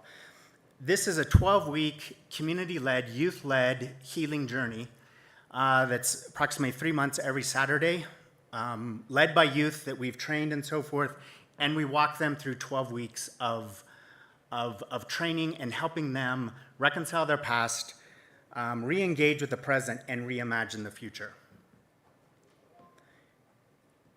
We're using a hybrid version of the Futures Consciousness Scale, which was developed at the University of Turku in Finland. There's 5 dimensions. There's time perspectives, systems perception, concern for others, openness to alternatives, and agency beliefs. So what we're seeing is that all 5 of these, for the most part, are increasing from kind of baseline data that we have, and then where we're seeing the youth at the end of the program. I've been working in development for about 25 years. This program is one of the most transformational that I've ever seen, because in 12 weeks, you can see youth, you know youth, you know how they, when they get into group settings, head down, and they whisper. Because this is their form of empowerment. They're small in their disposition. 12 weeks later, they're speaking, they're engaged. It's like the rheostat, the dimmer switch, it's gone up. And they're super excited about where they want to go. The youth in Kwale County were saying, we're the last vanguards of coastal culture. They said the current 10-year-olds are addicted to these things. So we're the last vanguard, and they want to continue to maintain the coastal culture, the Swahili culture on the coast. So our work is related to the World Health Organization's triple dividend. This was a concept developed in 2016. It's the whole idea that traditionally we've not looked at adolescence. We focused on youth 18 and above and children 5 and under. Seen changes around the world in these, but we've not focused specifically on adolescence. What do we do when we focus only on, adolescence? We already see improvements with health, with school attendance, with decreased crime rates. The second dividend is those youth become adults. So the second dividend, as adults, they are adulting better, for a better term. And then the third dividend is they marry and have children and pass on that to their children. So we're taking a 2, possibly 3 generational sort of perspective here and looking 20 or 30 years into the future. So just real quickly, what we were seeing was an 84% increase in agency beliefs. The green is major increase, blue is minor increase. So together, 84%. Time perspective, 90%. So they're thinking beyond just where a trauma lens puts many of these youth thinking 1 day, 1 week, max 1 month out. And now they're having a larger time horizon. They're concerned for others. 91% reported a major or a minor increase in their concern for others. Parents were asking, what did you do to my child? You know, all of a sudden, they're more mindful. Teachers are saying they're paying it more attention in school. And so we're seeing some of these transformative effects. The lowest one was systems perceptions. And I'm guessing this was mostly due to the questions that we used, because in interview data, focus group data, the youth were saying that their understandings of ecosystems, of social systems, economic systems has expanded. The questions we were using from Turku probably didn't get at that, because this is, you know, in contrast. And then just a couple more slides here. What we're seeing is essentially youth moving from a state of futures unconsciousness to futures consciousness. So the table on the right is Turku's component, and then on the left is something that we've developed with the participants. They're time trapped, they're disempowered, they're risk adverse, they have a closed loop thinking, they're self-protected and projected. And then Turku only uses 5, but when I was working with the youth, we talked about all 5 of these on the outer edge, and I said, as youth, what one element captures all 5 of these? And these youth were very quiet, because they were thinking, what captures this? And probably maybe 18, 19-year-old Muslim girl whispered, wisdom. And so I think it's really profound for the youth to say, I am carrying and I am projecting wisdom. We think that's mostly for the Wazee, it's for the older generations, but the youth are saying, we're capturing this. And then just the last slide here, some of the implications for Kenya. Mental health, it's absolutely foundational for Kenya. For national development, for increasing economic and employment opportunities.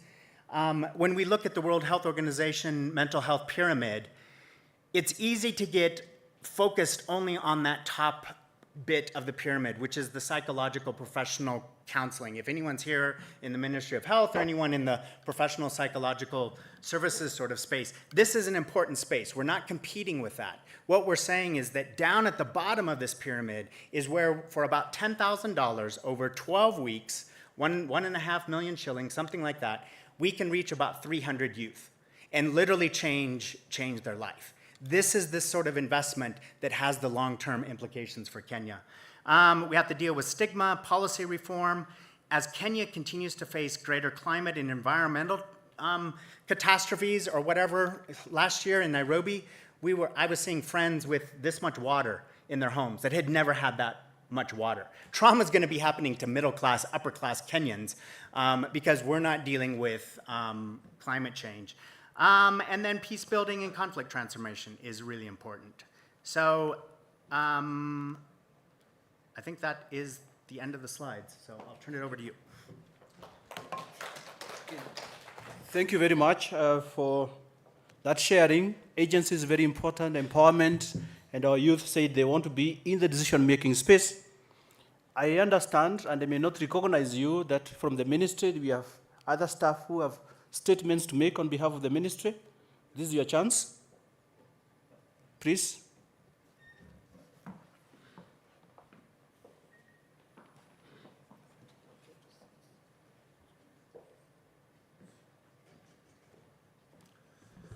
Thank you very much, moderator, for the session.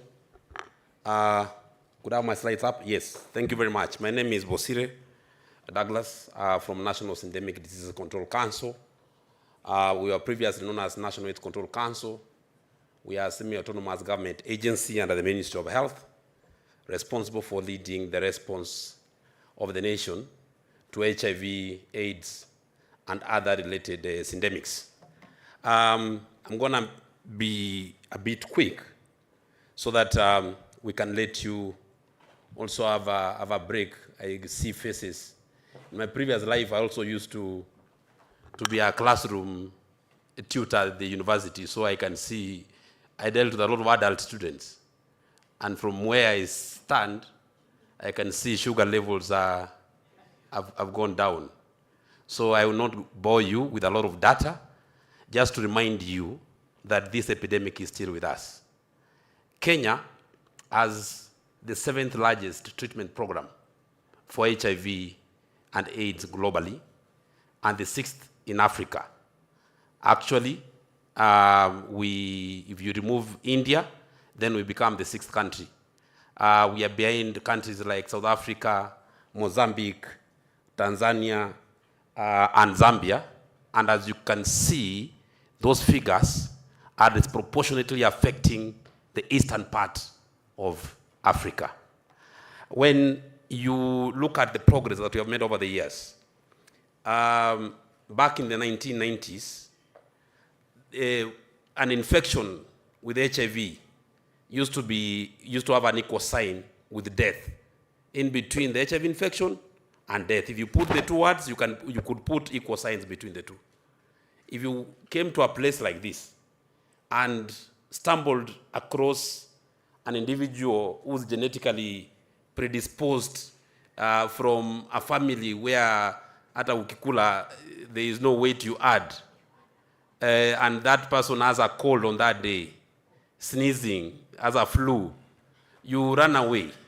You avoid that table where that gentleman or lady was seated in the hotel, and you say that person is going. However, we have made strides from 100,000 deaths in 2010. Last year, we unfortunately lost 20,000 live people due to AIDS-related illnesses, but that is a decrease of about almost 80%. We had new HIV infections dropping from their hundreds of thousands in the 90s to 16,000 last year.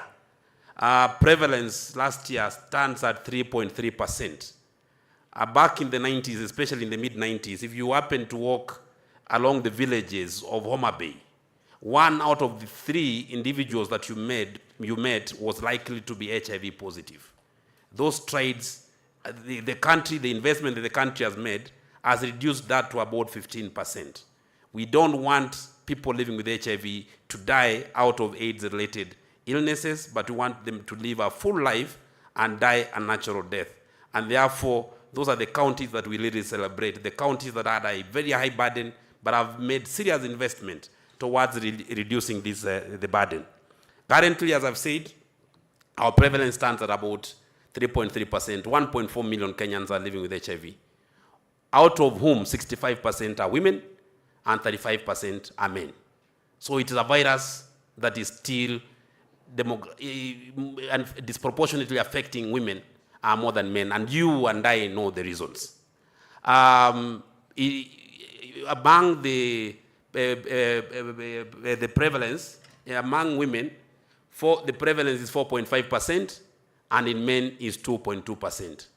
Again, showing that if you made 3 people who are HIV positive, 2 are women, 1 is a man.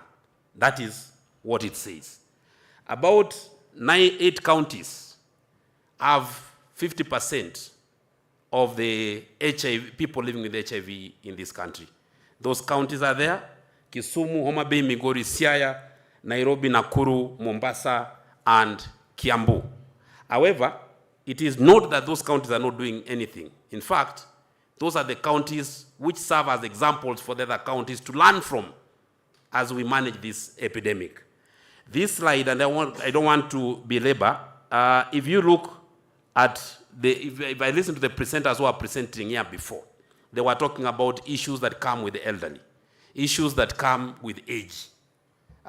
Today I'm going to go home and tell my children I'm not old, because they look at my gray hair and they call me old. But I've been told an elderly person is above 60. So thank you very much, Daktari, for that reassurance and making me happy today. If you look at those bars, they represent the proportions of people living with HIV. You look at the middle bars, you start looking at the years from 35, going that way, you find that the cohort that got infected with HIV 30, 40 years ago, now they're living to their 50s, to their 60s. And they're becoming a bulk of the population that is living with HIV. What does that mean? The mental issues start setting in. It means that these people have used ARVs over their lifetime, and even their body organs are now getting affected by long-term use of those ARVs. It means we have people who now are developing diabetes, we have people who are developing hypertension, we have people who are developing cancer together with HIV, the double burden of this challenge. And it's putting pressure on the health systems, it's putting pressure on individuals and families. And if you look at the death rates, whereas 73% of new HIV infections which occurred in 2023 were among adolescents and young people aged between 15 and 34. Unfortunately, 61% of the deaths last year occurred among people aged 35 years and above. So the elderly are dying more from this epidemic. This is how the people who are living with HIV are distributed in Kenya. I have said that again. Sorry, this pointer I think it's too bright, it cannot point. But you can see the reds where they are concentrated towards the western part of Kenya, where Dr. Ogato and myself, and I'm sure a couple of you come from. But as I've said,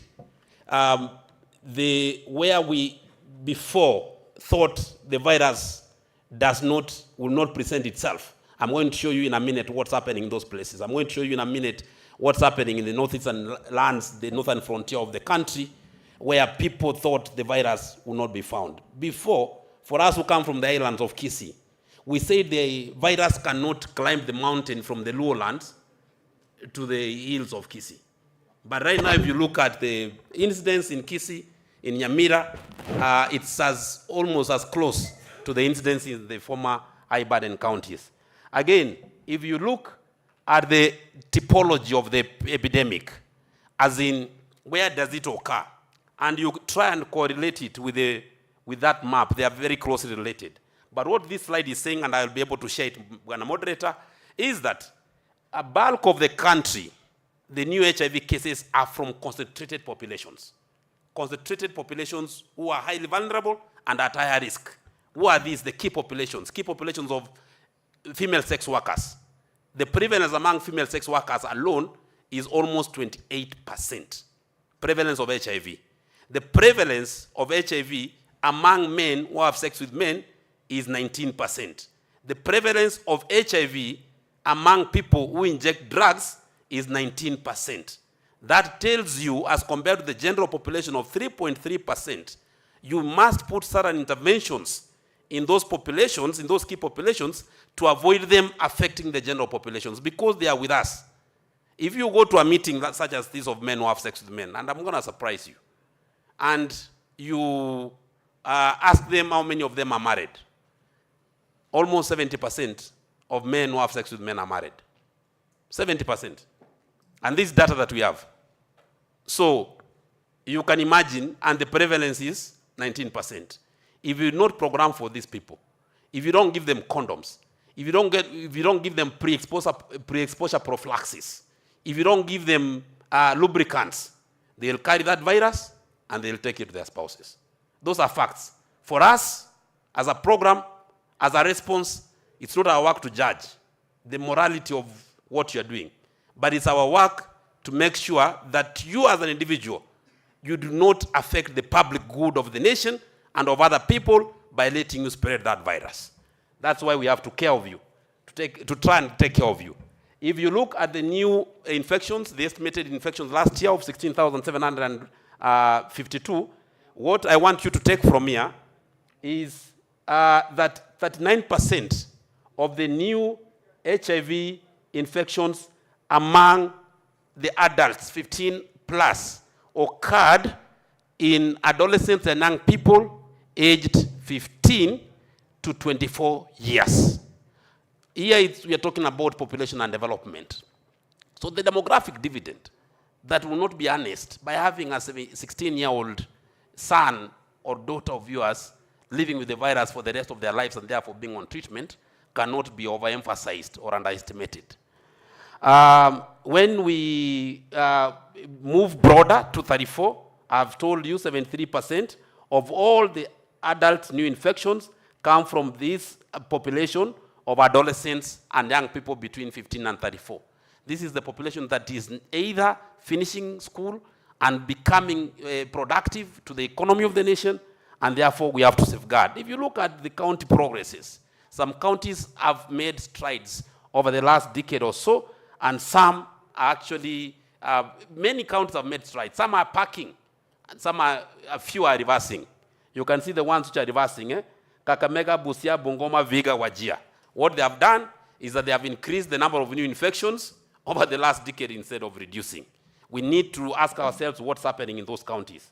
In terms of knowing or keeping all the people who are living with HIV on treatment, unfortunately, we don't know where 41,000 people who are living with HIV are. They are living with the virus, but they don't know where they are living with the virus. Therefore, they are not on treatment. So they are spreading it. And I'll show you where they are found. But when we measure, one of our key targets is called the 95-95-95 cascade. That means we as a nation should know 95% of people who are living with HIV.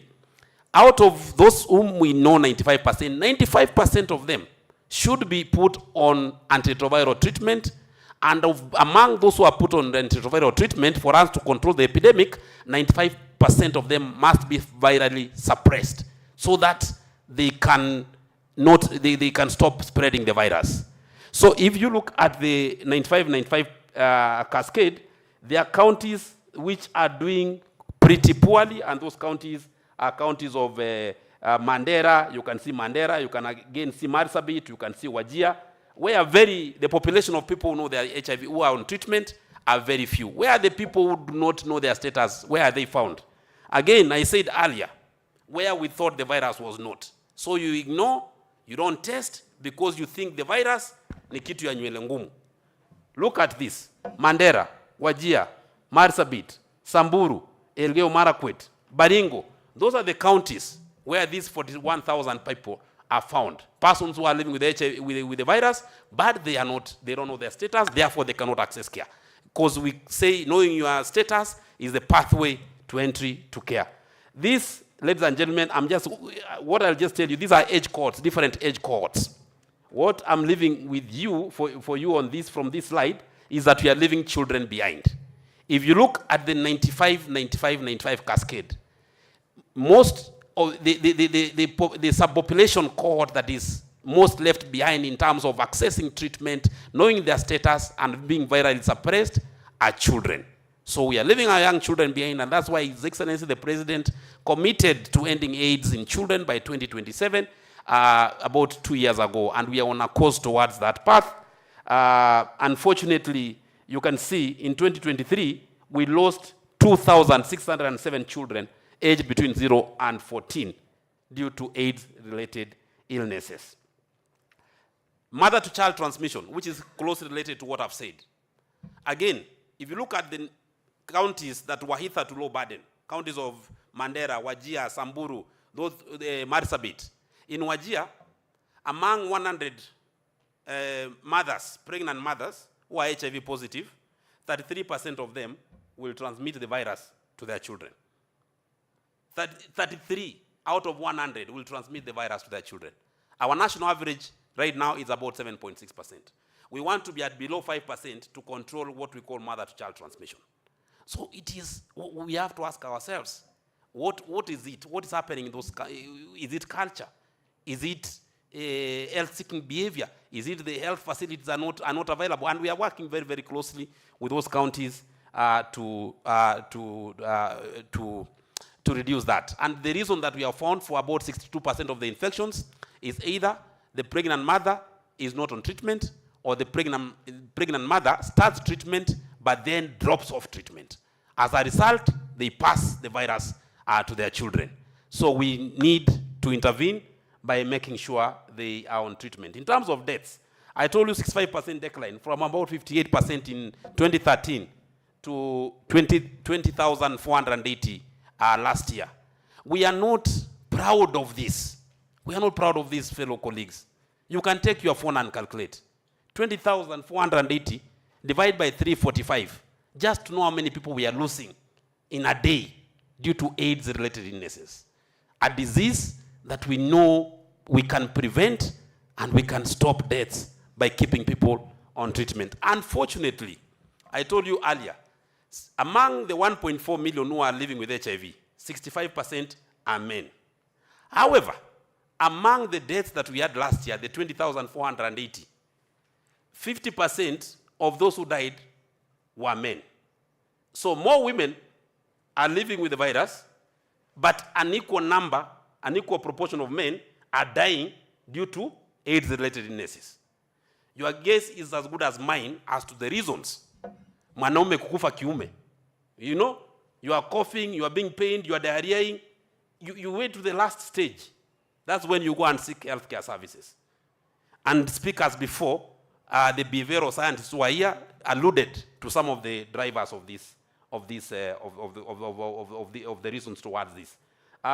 This I'm not going to belabor. I'm just showing you that AIDS is still a leading killer in this country.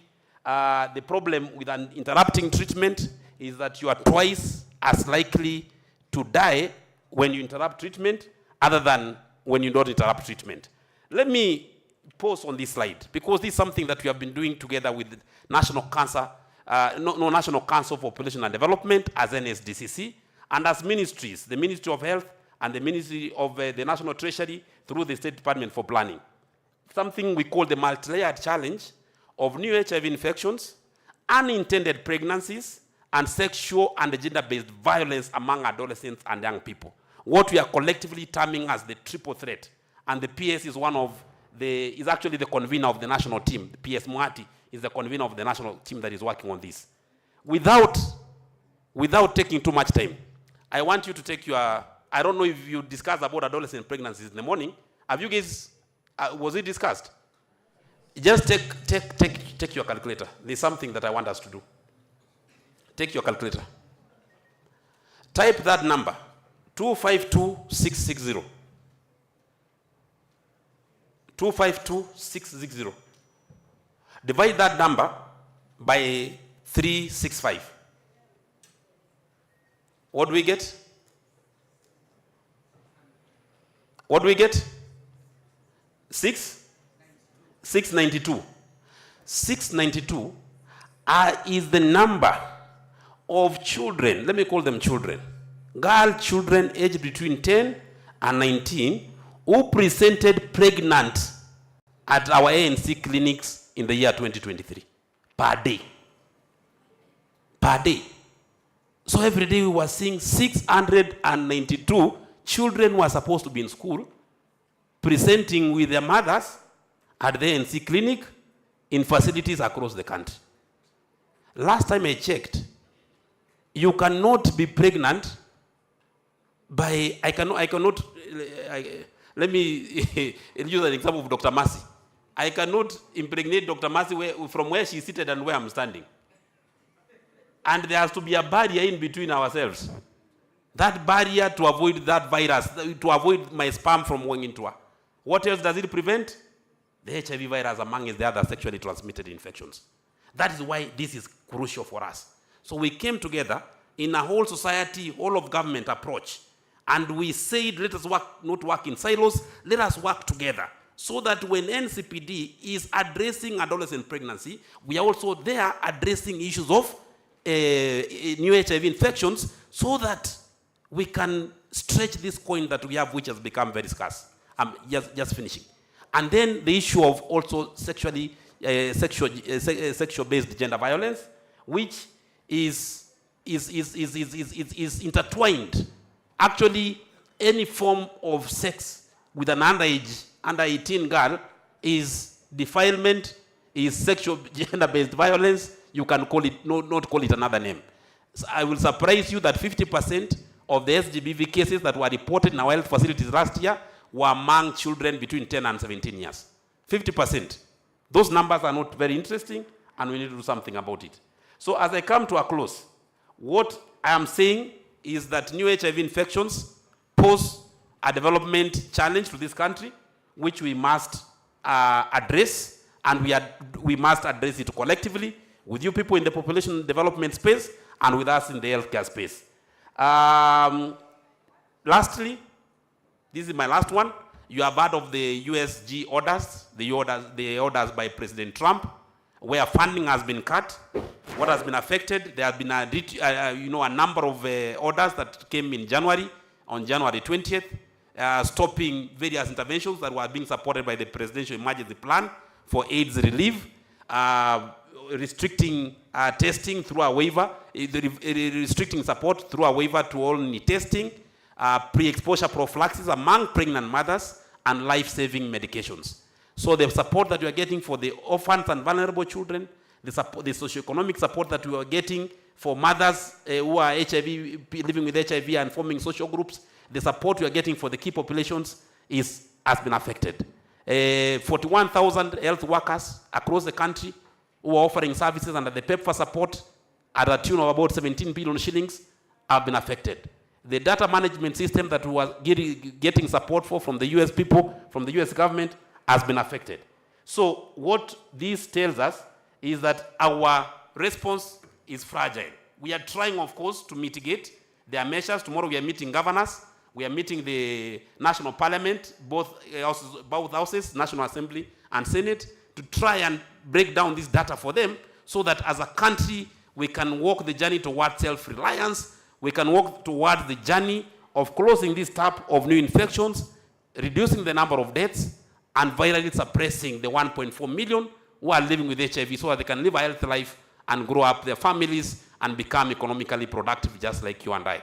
Thank you very much, ladies and gentlemen, and may God bless you. Asante. I think anybody from the ministry, I want us to take a picture because we might be interrupted with the opening ceremony. Paparazzi, please. John. No, we take a picture all of us together. Just now. No, I think let's take a picture all of us together. Please, let's stand. Who is the photographer? Anybody else from the ministry? Please come and join us so that we can take one picture, depending on how You get interrupted.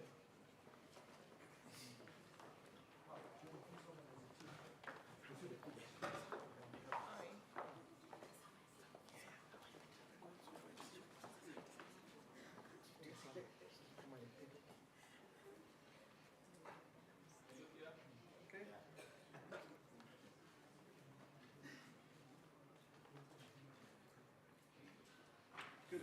Yeah, thank you. I think, yeah. Other members of the ministry? Yes. Yeah, please, yeah. Huh?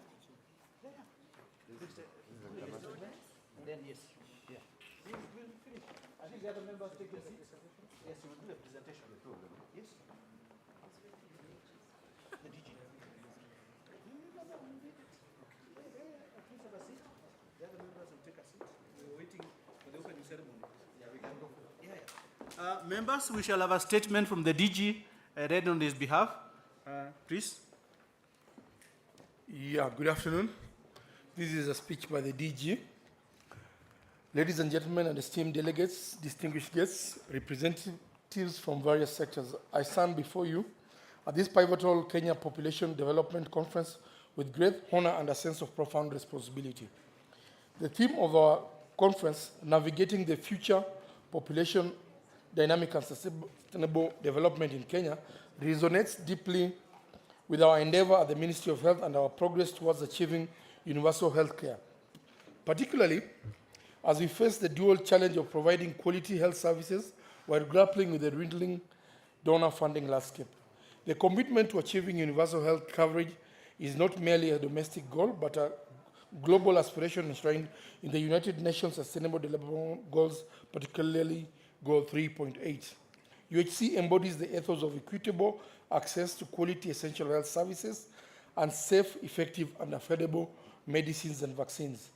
Ladies and gentlemen, aligned with this global vision, the African Union Agenda 2063 and the Africa Health Strategy 2016 to 2030 prioritizes UHC as a key target.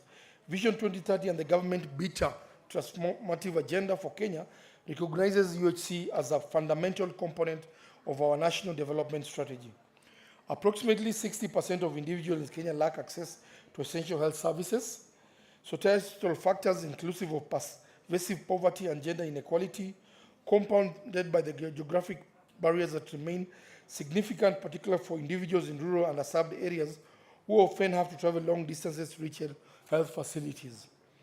Vulnerable segments of our population, that is the women, children, adolescents, the elderly, persons with disability, and marginalized communities, are disproportionately affected and perpetuate existing health inequalities.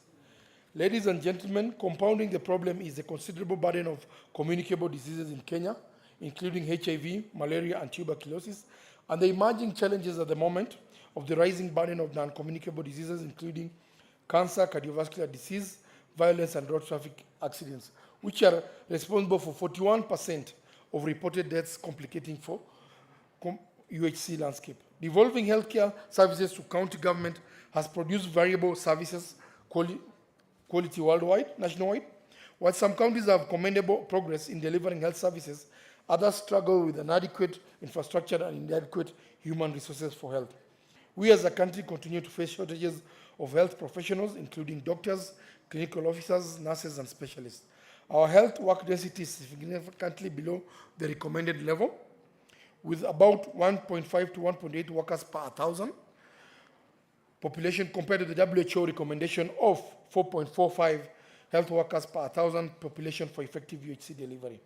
Our emphasis on primary healthcare services has been paramount in ensuring healthcare is available in local communities.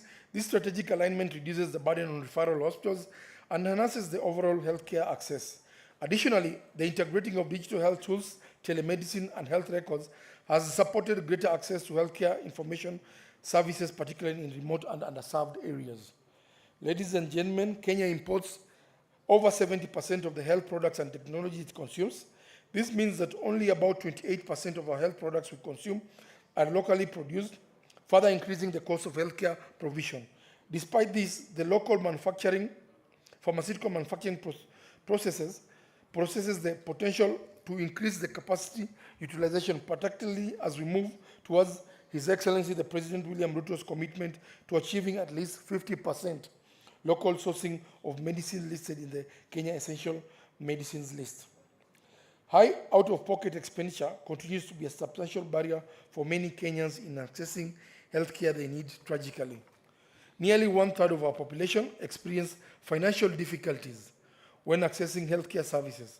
Out-of-pocket expenditure constitutes approximately 32% of the total health expenditure in our country, underscoring the urgent need to systematically changes to our health financing mechanism. To address, we've embarked on UHC journey dubbed Taifa Care, which I think most of you are familiar to, and to date more than 20 million Kenyans have registered in the social health insurance and are able to enjoy free primary health care services funded by our own taxes. According to the KDHS 2022, only 28.7% of Kenyans have health insurance coverage. In 2023, the government enacted the Social Health Insurance Act, followed by the Social Health Insurance Regulations in 2024. These have formed the foundation for establishment of the Social Health Insurance Fund to expand health insurance coverage, which has aimed to include informal sector workers and marginalized groups within our healthcare financing framework. Currently, only 20% of Kenyans have any form of insurance coverage, with over 85% of them covered by the social health insurance, whose coverage in the formal sector is almost universal, but only 15% in the informal sector. Ladies and gentlemen, we can point to this notable achievement towards attaining UHC, such as introducing free maternity services in 2013 and free healthcare for under 5 children. These measures have significantly enhanced access to essential services for our most vulnerable populations. We have witnessed improvements in healthcare infrastructure with initiatives focused on constructing and upgrading hospitals at the county level, increasing these facilities with equipped and modern equipment. Kenya has enacted the Digital Health Act 2023, introducing a comprehensive digital health network framework to address challenges of data availability, quality, and access. Kenya has 49 health purchasing bodies, the Ministry of Health, 47 county governments, and the National Health Insurance Fund, now SHA. Each purchaser has their health information budget, tracking, monitoring, and the SHA has its own claim submission system to monitor health providers. These reforms will allow Kenyans to leverage artificial intelligence or big data in health data analytics, improving accuracy, timeliness, and robustness critical to making informed, evidence-based decisions. Despite our achievements, we must currently address the challenges we face implementing universal healthcare. Financing remains a critical hurdle, and the World Health Organization estimates that additionally $371 billion is required globally to implement UHC. Though this figure is daunting, it's not unsurmountable by advocating for increased government budget allocation towards health, exploring innovative financing mechanism, and leveraging public-private partnership. We can mobilize the resources necessary to support this. So as I conclude, I want to reiterate our commitment to working collaboratively with stakeholders to provide accessible, affordable, and quality healthcare services towards the attainment of universal healthcare coverage in Kenya. Through our collective efforts, we can achieve health insurance coverage for all Kenyans, protecting our citizens from catastrophic health expenditures while guaranteeing them access to quality, affordable, and timely health services. Thank you for your attention, and may we continue to work together to build a healthier, more equitable Kenya. Thank you. That is a speech by our Director General for Health. Thank you.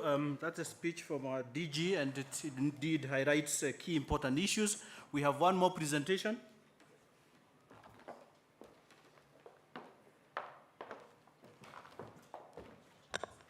Good afternoon, ladies and gentlemen. Good afternoon. I know you've not had your lunch, so you must have your energies really low, and I'm very unlucky to present at this hour, but I do hope you can squeeze in a little energy to listen to me. I hope my slides will be loaded so that I can be able to speak with a background. Okay, fantastic, thank you. So my name is Dr. Mercy Karanja. I am a psychiatrist and I'm the head of mental health at the Ministry of Health. I also am the president of the Kenya Psychiatric Association. I was asked to make a presentation of the landscape of mental health in Kenya. However, I am aware that this topic has been greatly discussed by people who spoke before me, and I'll probably be repeating some of the things that they said. Please forgive me for that, just making emphasis. But I want to just clarify some things that they may not have highlighted, just so that we can understand what is happening in mental health space in our country. That will be the outline of my presentation. I may not go through word to word about everything, but as we are all aware, mental health is indeed a critical component of our overall health, well-being. Even the definition of health itself by WHO includes it being physical, mental, and social well-being, and therefore we usually say there is no health without mental health.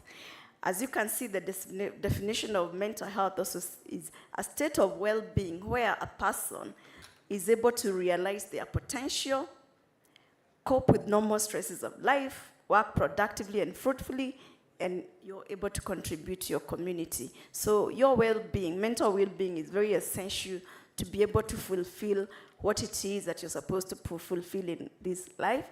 And it has become a public concern all over the world.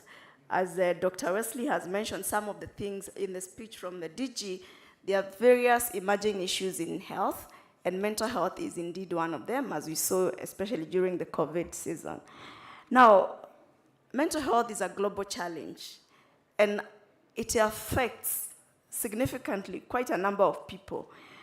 You can see from this presentation, WHO estimates that at least 1 person out of 8 lives with a mental health condition. So you can even count in this room how many you are in your row, and you see the possibility of you being a person living with a mental health condition.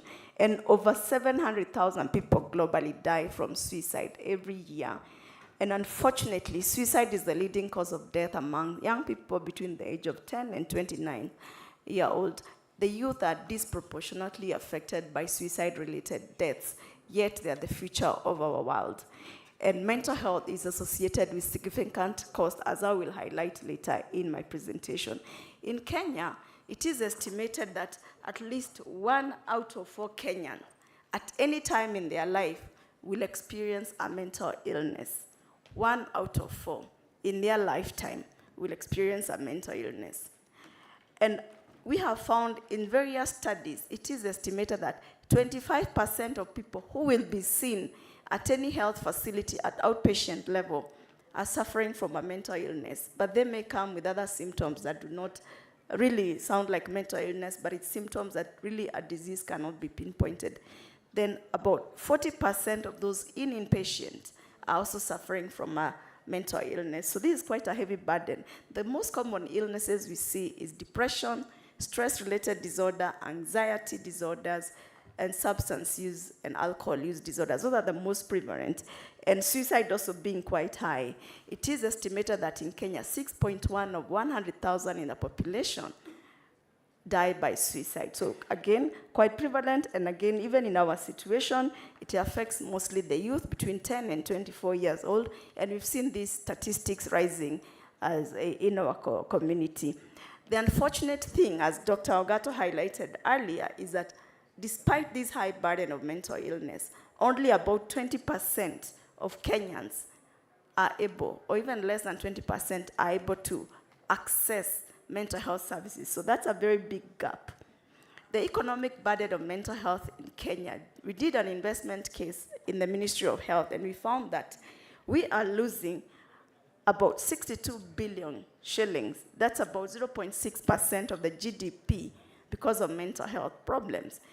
And most of these, you'd assume it's because of health-related cost, treatment cost. No, it's actually lost through productivity.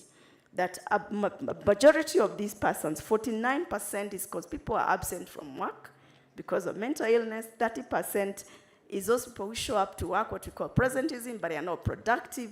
And then we have losses due to premature death, as Dr. Ogato highlighted, And then only a small percentage of this cost is from direct cost or expenditure on health. So this is a significant burden, economic burden on our country from mental health related conditions. There are various factors that determine or social and other determinants of mental ill health. And a task force was set up in Kenya in 2019 by the president then to establish what are the social determinants, what is causing Kenyans to be mentally unwell. And some of the things they highlighted included socioeconomic factors. And these included poverty, unemployment, traumatic experiences, and inequality. I remember at one public hearing, Kenyans said, we are traumatized. Especially every 5 years, because of the political environment, we get re-traumatized and re-traumatized. So Kenyans highlighted that some of the reasons why they feel their mental health is not okay is because of socioeconomic factors, and traumatic experiences are part of that. There is also environmental factor. We are dealing with a lot of issues regarding climate change, displacement, and resource scarcity. Cultural factors, some of our traditional practices that we have not yet changed have contributed to mental health problems. Stigma and discrimination also is a big issue. We've seen in schools there's a lot of bullying happening that also contributes. We've also seen in the social spaces a lot of social media bullying that also contributes. Then the healthcare system factors in especially availability, accessibility, and even the quality of care of mental health, both preventative, promotive, and curative care is also contributing because of its scarcity. And mental health is evolving globally and here in Kenya. And some of the things we are seeing, and I like the young generation because they are more woke to their mental health needs and they need to take care of their mental well-being. So one of the things that we've seen in the last few years, especially after the COVID-19 pandemic, is increased awareness of the need of mental health as a critical health concern. The other thing is a shift from hospitalization, institutionalization. So Dr. Ogato institution will soon become not the most important thing in mental health care, but we are going towards more of community-based approaches. So we are shifting from traditional institutionalization to community-based mental health services, digital mental health solutions, the impact of global events now becoming a big determinant. Urbanization, urban living has also contributed to mental health issues. The role of technology. Technology has been found to be good and also bad for mental health because we've seen the even new addictions to technology. And then we have mental health issues among the youth. This is an emerging issue. And as has been spoken here, the elderly also has not been an area of focus, but that is also an emerging issue. And of course, there's an increased strain on our environment. So the challenges we face, they may have been alluded to earlier by Dr. Ogato, but let me just repeat some of these. First is inadequate human resource for mental health. As he said, some counties don't even have psychiatrists, psychologists, and for the longest time, we've all had mental health services being delivered mostly by psychiatric nurses. There is a shift that most counties now are hiring their psychiatrists, but still, we have not even met 50% of the counties having sufficient healthcare workers for mental health. And here we are talking multidisciplinary team, not just the isolated psychiatrist. Then we have insufficient financing. 0.01% or less of the health budget is what we are spending on mental health. That is very little and it's not sufficient for the burden that we have. We have unreliable health data. And luckily, we may finally start having better data collected in our, for mental health. We have, where we have services, they're not of good quality, and we are really hoping that we can have services becoming better. The medications we have, we found that most of the lower level facilities, except for big referral hospital where we get medications and technology, they still are utilizing very old medications and treatment methodologies. Stigma is a big challenge, as well as poor governance structures for mental health, especially at the county levels.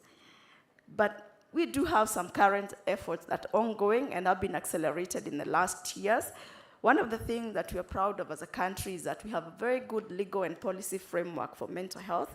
we actually were able to amend our Mental Health Act, which was of 1989, and we amended it in 2022 to be aligned with the Kenyan Constitution 2010, and also to be aligned with the other global commitments that we have made as a nation, and also to be respectful of the rights of the persons with mental illness. So our act has really evolved. You may not be able to compare it with other countries, and it's something that other countries are borrowing from us.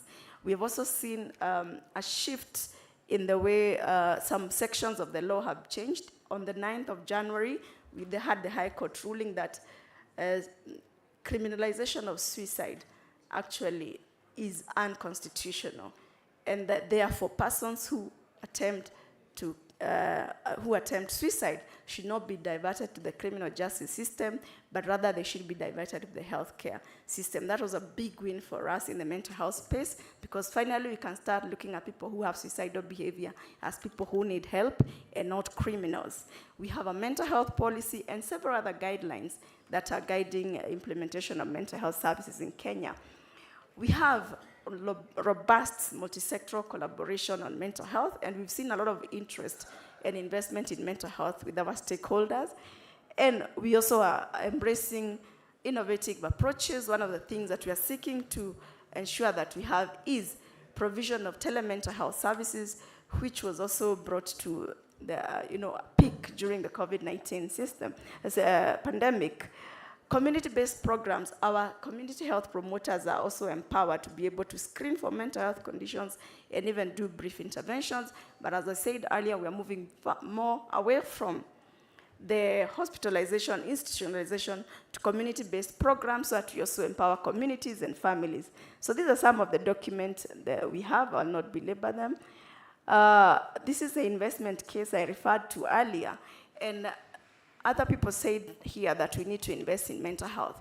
In the investment case that I referred to, when we did the analysis, what would be the benefit of the country economically if we did invest in mental health? And it was shown that if we are to invest 81 billion Kenya shillings in the next 10 years, that's roughly 8 billion per year, we'll have a double return on investment. Therefore, it is scientifically proven that investing in mental health does give return on economic investment. And anxiety, depression, investing in depression was found to be the one that has the highest return on investment. So where do we go from here? Because we are doing something, but maybe we need to do better. We need to increase funding. We need to have more investment financially in mental health for us to be able to implement all these policy guidelines and strategies that we have in place. We also need to integrate mental health into primary health care and all levels of care so that we are not working in a silo space. My colleague here from NCDSS said that they were caught unawares when the USAID funding was cut.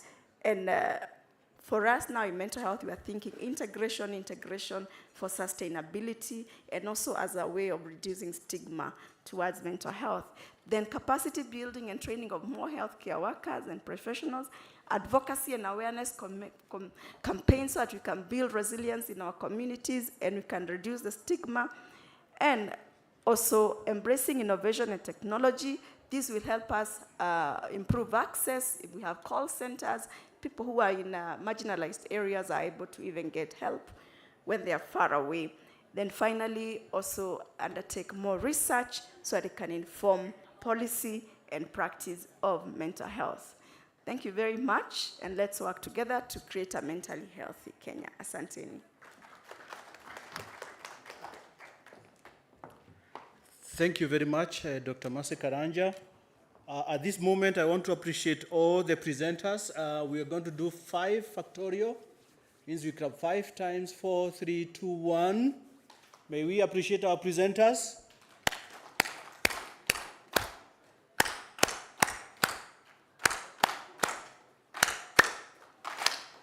Thank you very much. I think I know what program I will start as a master's program, because Technical University of Mombasa is the recently approved 14th medical school in this country.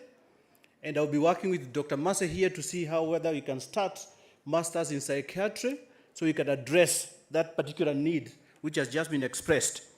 So mine is to appreciate again Dr. Desta from Africa CDC. Do you have any final remarks to make? And we'll be making way for the opening ceremony. We'll be guided appropriately. But I want to thank you most sincerely for your tenacity.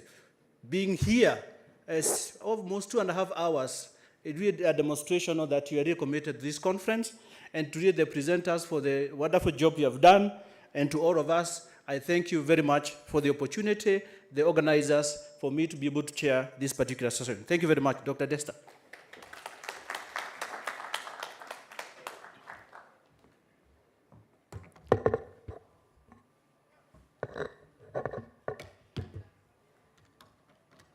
Good afternoon.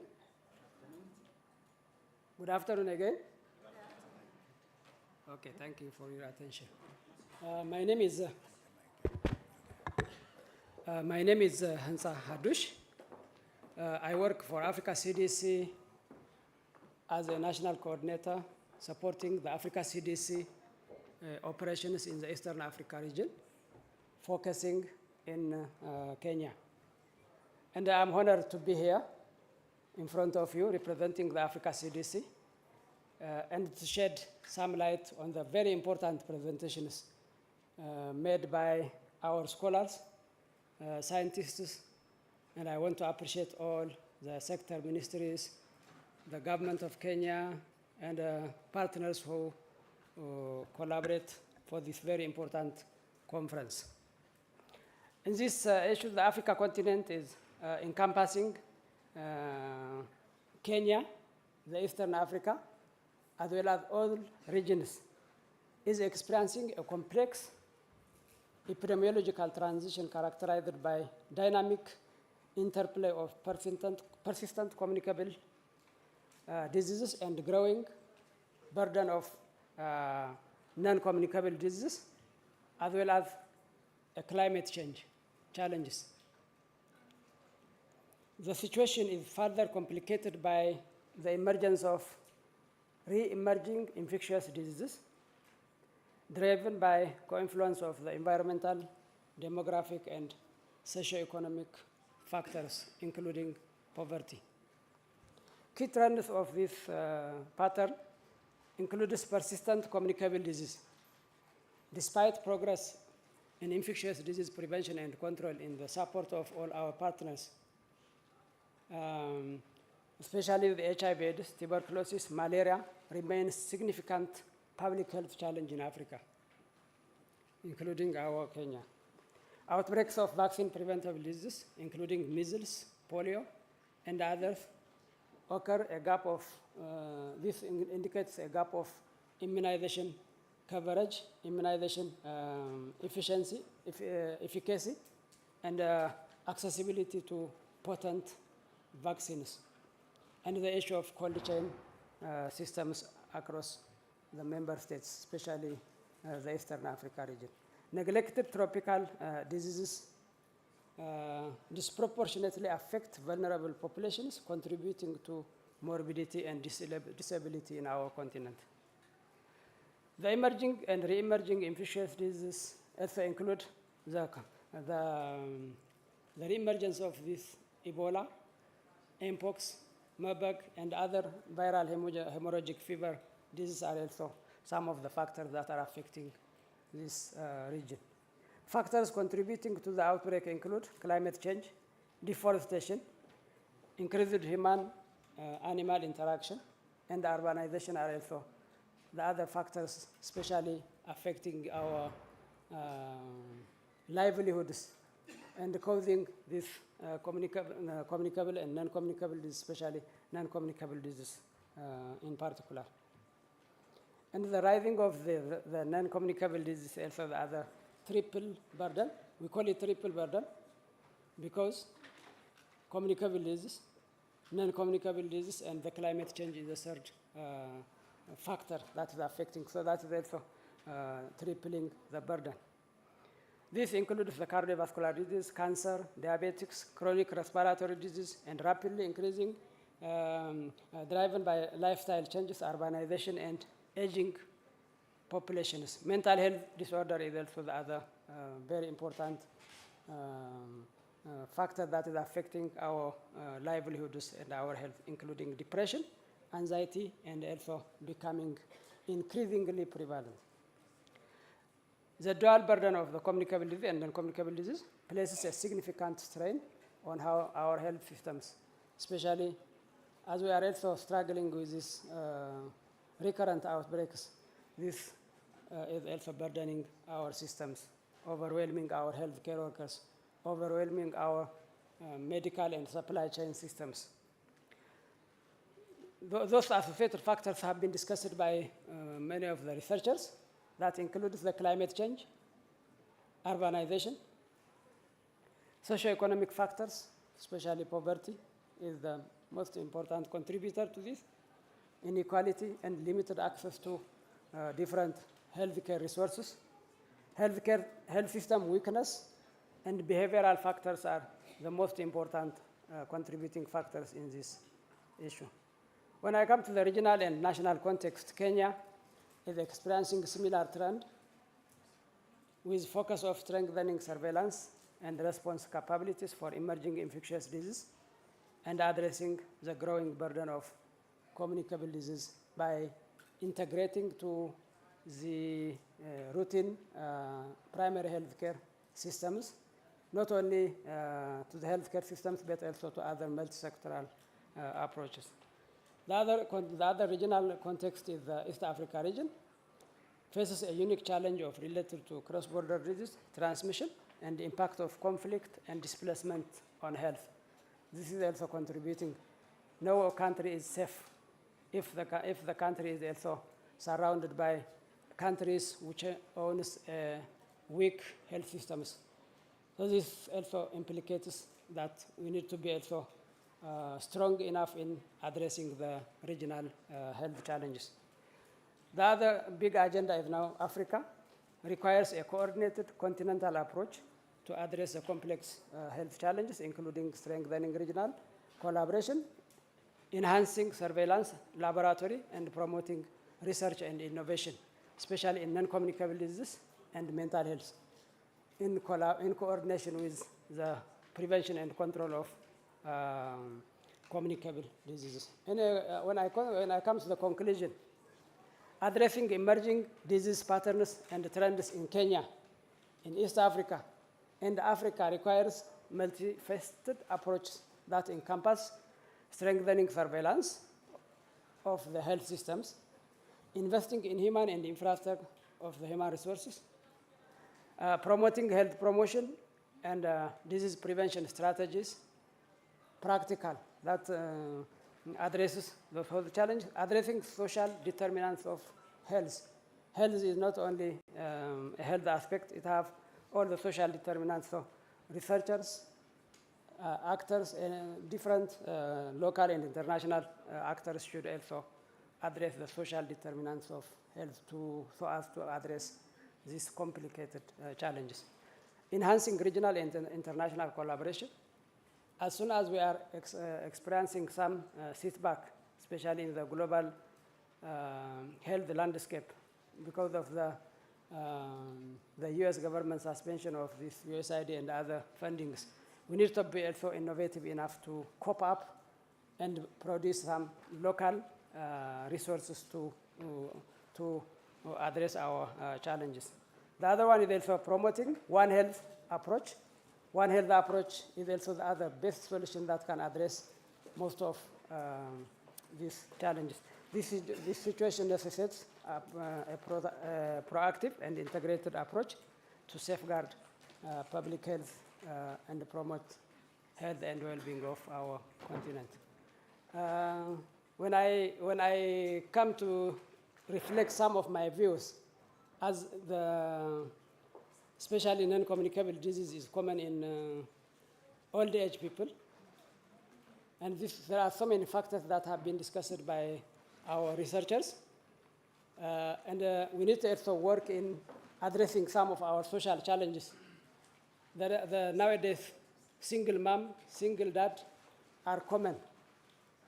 These are also contributing to some of the loneliness that come with some chronic illnesses. So these are all about what I can say. Thank you so much for addressing you. Thank you.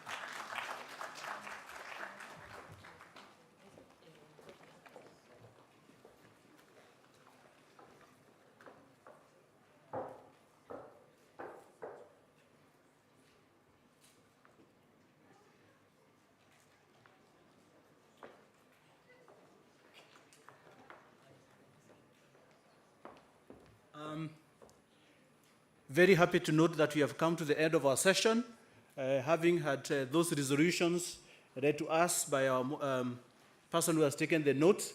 And mine is to officially now declare this session officially closed. And I want once more to thank you most sincerely for being here and for the contribution from the presenters. Thank you very much. I hand over to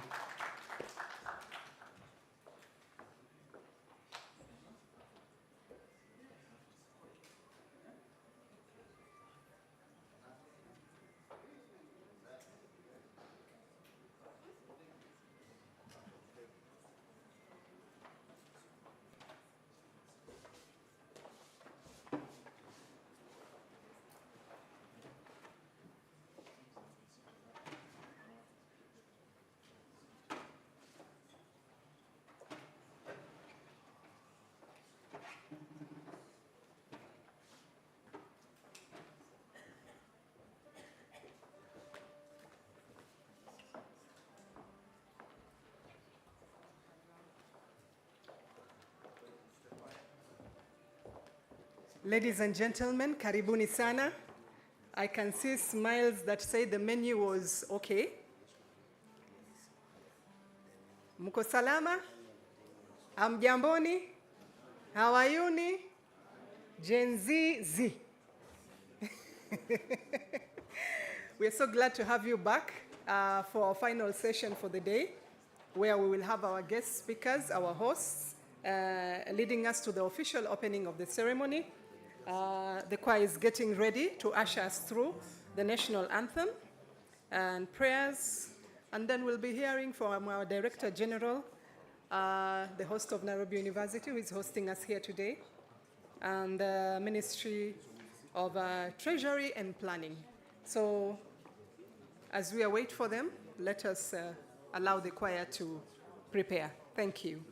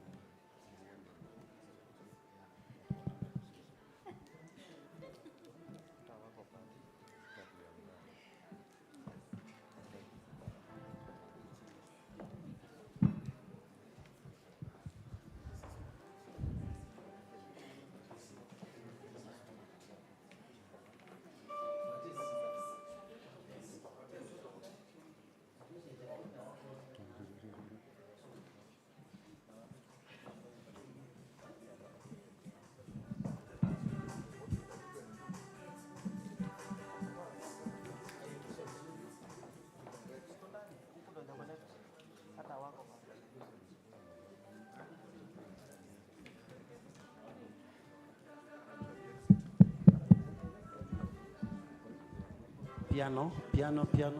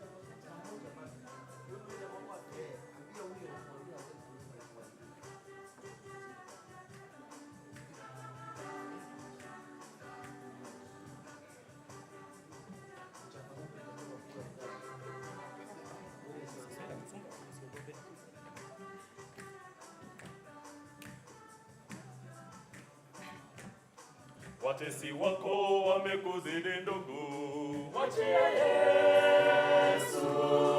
wamezingira kote maisha yako, Yeye anaweza. watesi wako wamekuzidi ndugu, Mwachie Yesu. wamezingira kote maisha yako, Yeye anaweza. Bwana Yesu Anaweza. Anaweza. Anaweza. Mwachie yote. Bwana Yesu Anaweza. Bwana Yesu Anaweza. Anaweza. Mwachie yote. umelemewa tatizo la magonjwa, Mwachie Yesu. na wenye chuki wazidi kufitini, Yeye anaweza. umelemewa tatizo la magonjwa, Mwachie Yesu. na wenye chuki wazidi kufitini, Yeye anaweza. Bwana Yesu Anaweza. Bwana Yesu Anaweza. Bwana Yesu Anaweza. Yesu Mwachie yote. Bwana Yesu Anaweza. Bwana Yesu Anaweza. Bwana Yesu Anaweza. Yesu Mwachie yote. Mwachie Yesu hilo zigo la dhambi, Mwachie Yesu. atalibeba bila rushwa mwenzangu, Yeye anaweza. mwachie Yesu hilo zigo la dhambi, Mwachie Yesu. atalibeba bila rushwa mwenzangu, Yeye anaweza. Bwana Yesu Anaweza. Bwana Yesu Anaweza. Bwana Yesu Anaweza. Mwachie yote. Bwana Yesu Anaweza. Bwana Yesu Anaweza. Bwana Yesu Anaweza. Yesu Mwachie yote. Mwambie Yesu, Mwambie Yesu. mwambie Yesu, mwachie ye anaweza, mwambie Yesu, Mwambie Yesu. mwambie Yesu, mwachie ye anaweza, mwambie Yesu shida zako, mwambie akusaidie, ajua udhaifu wako, mwachie yeye anaweza, Mwachie Yesu. oh mwambie, Mwambie Yesu. Mwambie Yesu. oh mwachie, Mwachie yeye anaweza. Mwambie Yesu. oh mwambie, Mwambie Yesu. Mwambie Yesu. oh mwachie, Mwachie yeye anaweza. dunia nayo machafuko yamekukumba dada yangu, yuko karibu mtetezi, mwachie akusaidie, Mwambie Yesu. oh mwambie, Mwambie Yesu. Mwambie Yesu. oh mwachie, Mwachie yeye anaweza. Mwambie Yesu. oh mwambie, Mwambie Yesu. Mwambie Yesu. oh mwachie, Mwachie Yesu anaweza. dhambi zako akachukua, mateso yako kamaliza, aibu kweli kajitwika, kwa kweli Yesu akupenda. Mwambie Yesu. Mwambie Yesu. Mwambie Yesu. Mwachie yeye anaweza. Mwambie Yesu. Mwambie Yesu. Mwambie Yesu. Mwachie yeye anaweza. Yesu. Mwachie yeye anaweza. Mtetezi wa wanyonge, Anaweza. Bwana Yesu, Mwachie yeye anaweza. ndiye Bwana wa wajane, Mwachie yeye anaweza. Bwana Yesu, Mwachie yeye anaweza. mpe yako mahitaji, Mwachie yeye anaweza. Bwana Yesu, Mwachie yeye anaweza. ni mwepesi kukubali, Mwachie yeye anaweza. Bwana Yesu, Mwachie yeye anaweza.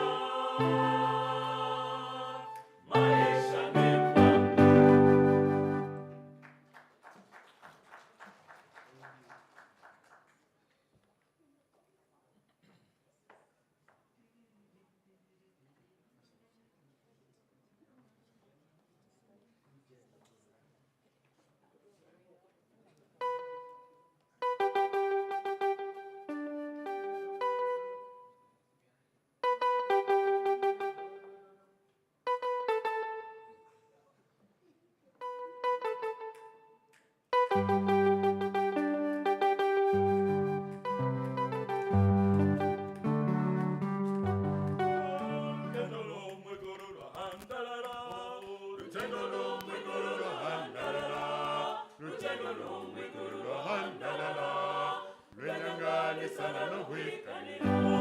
Lutendo lumwe guru handalala, lutendo lumwe guru handalala, lutendo lumwe guru handalala, lwenyangani sana no wikanira.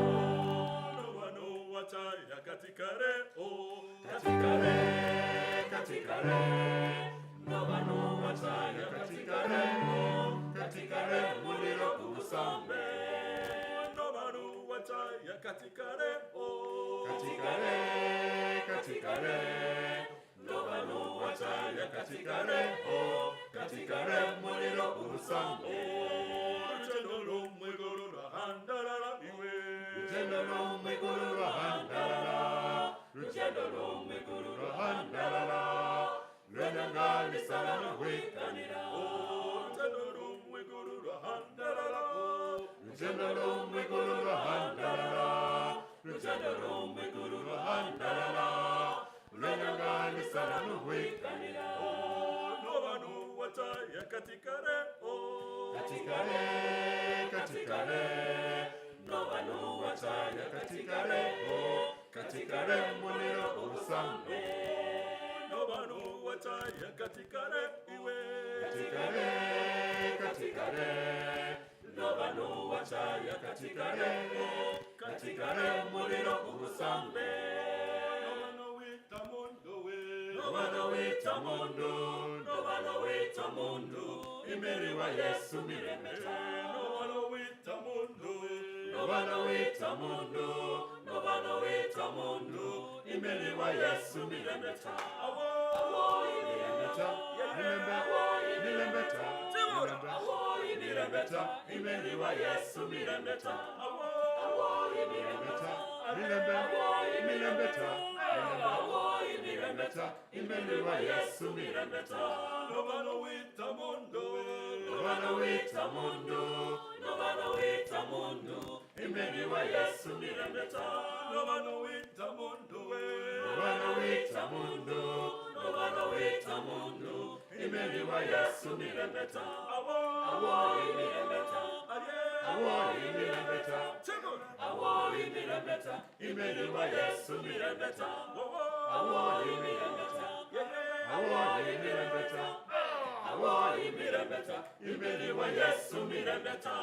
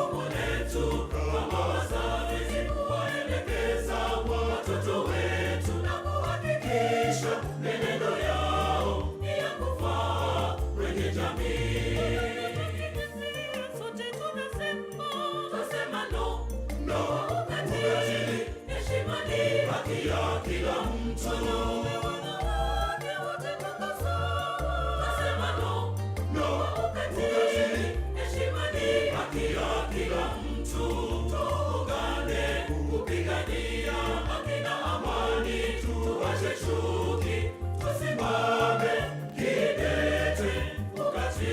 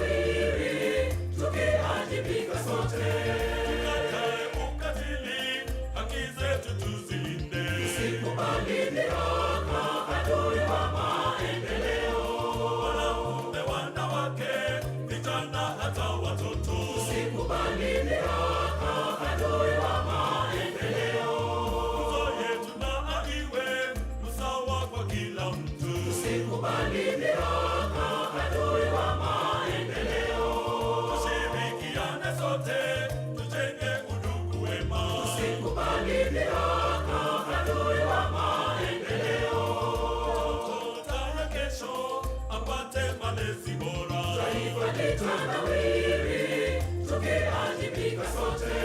Elimu na afya nzuri ni haki yake apewe. Taifa litanawiri, tukiajibika sote.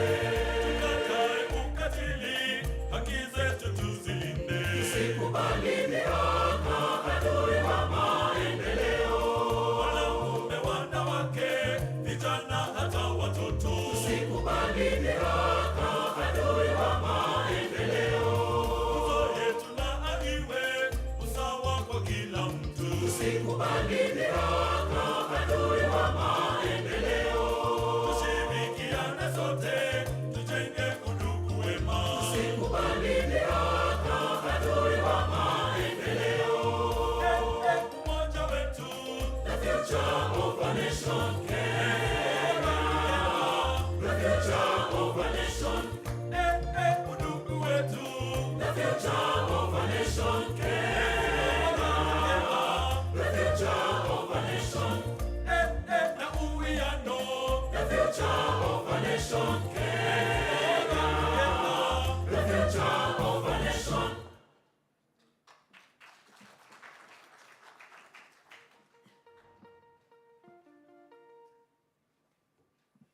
Ladies and gentlemen, makofi, makofi, makofi.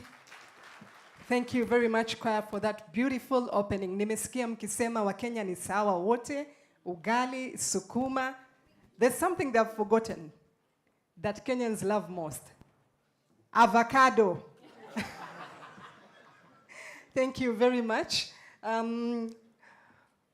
We will continue with our program now, and they will usher us into the national anthem, and then prayers, and then we will take it off from there with our honorable guests, our sponsors who have arrived for the official opening of this conference this afternoon. Asante sana. Karibuni. We stand for the national anthem, please.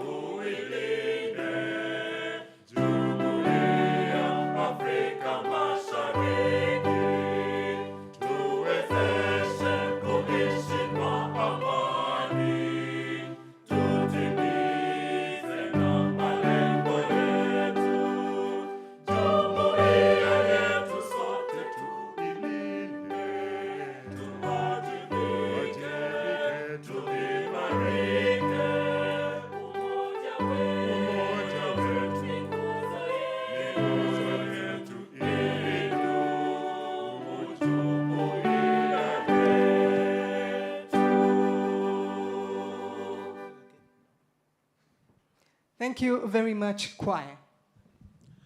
Haya, kwaya, mnataka kuendelea? Yeah? Yeah? Mnataka kuendelea? Yeah? One, at least for the distinguished guests. Those who are not here when in the morning, yeah? Okay, sawa. Just one. How long? 1 minute? Yes. Okay. Sawa, endeleeni.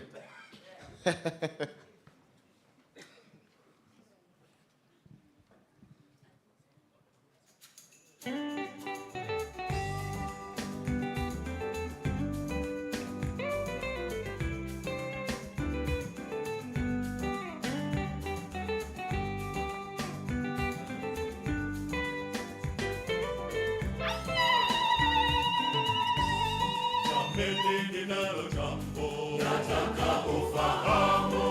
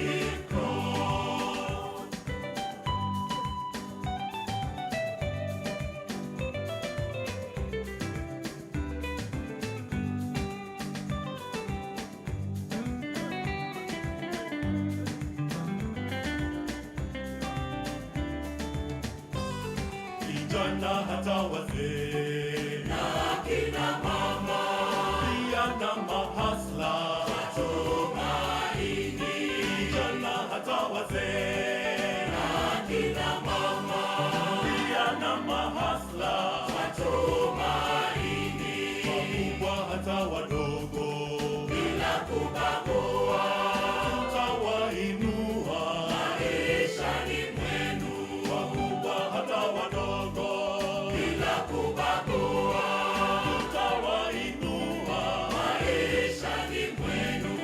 Tunasema bottom-up economic transformation, agenda for inclusive growth. Tunasema bottom-up economic transformation, agenda for inclusive growth. Tunasema bottom-up economic transformation, agenda for inclusive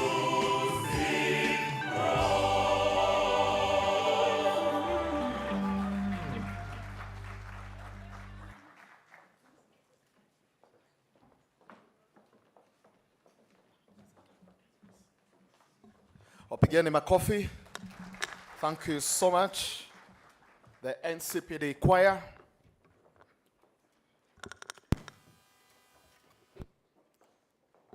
Ladies and gentlemen, welcome back. Have you had lunch? Have you had lunch? You don't look like people who have had lunch. Could you please turn to the person next to you and just say, hi, have you had lunch? They need to confirm, they need to confirm. The mood has to be, the mood has to change. There is a mood you have before lunch, and there is a mood you have after lunch. So once again, turn to the person next to you and just say hi to them. Ladies and gentlemen, welcome back, everyone. I hope you had a chance to not just have lunch, but also to refresh. Sindio?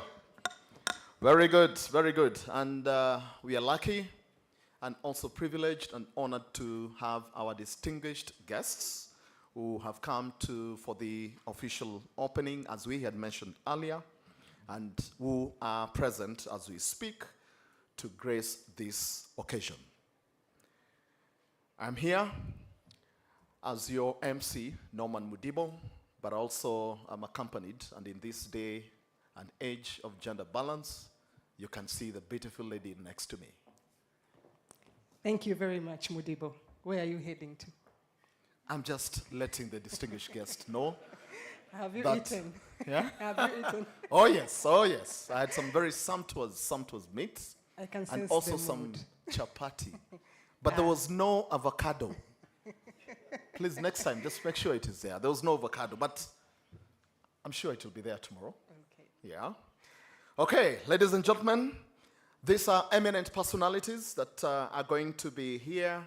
And of course, all of you are, because we are here, ladies and gentlemen, to lead the way in shaping Kenya's future, especially in matters population and how we can leverage population to do our planning.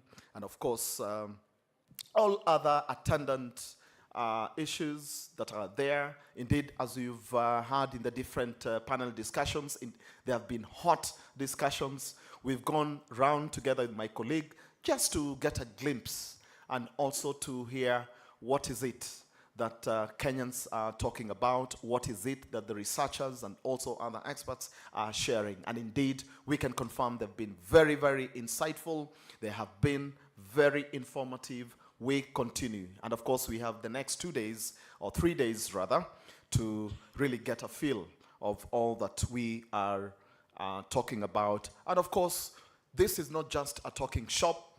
We've had also conversations with the DG here, and these conversations and whatever will come out from this, of course, we'll go into the policy space, see what is it that can be absorbed, and push this conversation forward. So it is about walking the talk. Ladies and gentlemen, let me now invite my colleague Isabel to continue with the rest of the program. Thank you. Thank you, Mudibo. We can sense who has eaten, probably avocado. We would like to acknowledge our partners and our sponsors, Population Council of Kenya, UNFPA Kenya, RHNK, APRHC, Zamara, Luala, SRHR, Alliance Kenya, MSI, ICRH Kenya, PS Kenya, NEPAD SW, Faith to Action Network, and the University of Nairobi. Give them a round of applause for putting this together. And of course, our team and our host, NCPD, under the guidance of Director General Hassan Sheikh. And without further ado now, I would like to invite our auspicious guests to occupy these seats here so that they will drive the next session. So as I call out your names, ladies and gentlemen, you are welcome to take your seat right behind me. The Vice Chancellor of Nairobi University, Professor Margaret Jesang Hutchinson, our host, the UNFPA Country Director, Dr. Pilar de la Corte Molina, Mohamed Sheikh, Doctor, our host, Director General of NCPD, Principal Secretary, State Department of Economic Planning, Mr. James Muhatia, Timothy Gakuo, EPS, Mr. James Kamonye, representing the chairman of NCPD board. He is also a board member, Karibu Sana. And CEO of the National Council for Nomadic Education, Mr. Harun Hassan. Tafadhali musichoke kuwapigia makofi. Encourage them as they come. Thank you very much. So this session we will open first with the Honorable Lady who has allowed us to be here with her team in the University of Nairobi. And I can say I am so privileged to invite her on stage because I can brag we come a long way. We have sat in my Gen Z days with her at a board where they gave youth a chance in those days. Thank you very much, Dr. Hutchinson Jesang. Welcome on stage. The floor is yours. Thank you so much for those kind words. I guess being the first one, may I observe the protocols that are in the house today. As you have heard, my name is Professor Jesang Hutchinson. I'm the acting Vice Chancellor of the University of Nairobi. And we are privileged to host Honorable John Mbadi, the Cabinet Secretary in charge of National Treasury and Economic Planning, ably represented by James Muhati, the Principal Secretary, State Department of Economic Planning, who is also here in his own right as the PS State Department for Economic Planning. General Retired Dr. Julius Waweru Karangi, the NCPB Chair of Board of Directors, and I can see a friend of mine who's also one of the Board of Directors there. Anders Thompson, the UNFPA Country Representative to Kenya. Dr. Beth Kangwana, Executive Director, Population Council of Kenya. Dr. Mohamed Sheikh, the Director General for NCPB. Carol Kariuki, the CEO, Kenya Private Sector Alliance. Edith Okoth, Director General, National Employment Authority. Esteemed guests, conference attendants, members of staff of the University of Nairobi, distinguished participants, ladies and gentlemen, good afternoon. Indeed, it's with profound honor and great pleasure that I welcome you all to this great conference of 2025, Kenya National Population and Development Conference at the University of Nairobi, taking place between today and the 13th of March 2025. Today, we gather in the spirit of collaboration and community to engage in very meaningful dialogue on issues of critical importance to our nation and to our continent. The issues that we are discussing today in terms of population and development are critical to national development. We talk about the aspirations of Kenyans to be newly industrialized by the year 2030. As a university, we desire to be globally competitive, transforming society. And in all this, the bottom line is what we used to call personnel development long time ago, but now with progressive knowledge, we realize that this is actually a human resource, a human capital. So every nation will rise only to the heights of where its population takes it. And you know, you travel around the world, and what is the DNA for Kenya? What's the DNA for Africa will determine how far, how high we rise as a people. I would like to extend special welcome to our chief guest, as I said, the Cabinet Secretary in charge of National Treasury, Planning and Development, who will then officially open this conference. So mine is just to welcome you, but also to recognize the transformative agenda that is happening in the National Treasury amidst a myriad of challenges facing the continent, facing the country at a time such as this. And so the complexities of the economy and population dynamics is invaluable, and we are grateful for your presence and for your support today. At a personal note, I graduated from this great university in 1981, and I don't want you to calculate my age. But when we graduated and I joined the Ministry of Agriculture in charge of Trans Nzoia as the Deputy District Agricultural Officer, I was so sure that this country was going to be the Singapore of Africa. Today, we had a reunion of our class after 43 years, and we were looking back and say, to what extent have we had the transformation in our country? And each one of them, some of them had been permanent secretaries with huge national recognition. Some of them have been governors. And we were saying that the challenges that we faced then are still also facing us. And so there is an urgent need for us to accelerate the participation of the human capital in national development. And so as we embark on this journey of exploration and discussion, we are joined by a diverse array of stakeholders, from the government reps, esteemed scholars, to members of the private sector, development partners, and the civil society. Each one of you brings in a wealth of knowledge, a wealth of experience that will enrich our conversations during this conference. And together, we have the power to shape the policies and strategies that will guide towards sustainable development. I'm praying that as we engage this week, that our passionometer will rise. If it was at 5, let it be 6 on the Richter scale. If it was 6, let it be 7. Let us be passionate about our country and how we can re-engage again to make this country indeed a jewel for Africa. Africa undoubtedly is home to the largest population of young, educated, highly talented, innovative, and yet unemployed youth. So it's our collective responsibility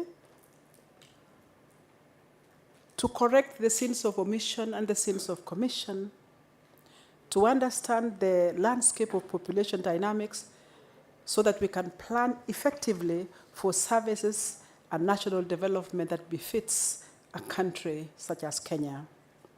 In our beloved country, Kenya, we are already witnessing telling signs of a restless young population, and it is critical that we engage with these realities in a very sober, very deliberate manner so that then we can turn the tide of our country towards improvement, towards innovation, and towards sustainable development.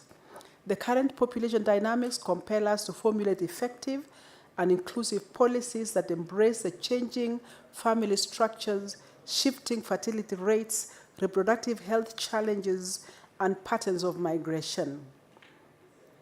May I hasten to add, leaving no one behind. We must ensure that our approach to these issues is comprehensive and also responsive to the needs of our people. And as a university, may I hasten to add that for the longest while, the people thought that the University of Nairobi was an ivory tower.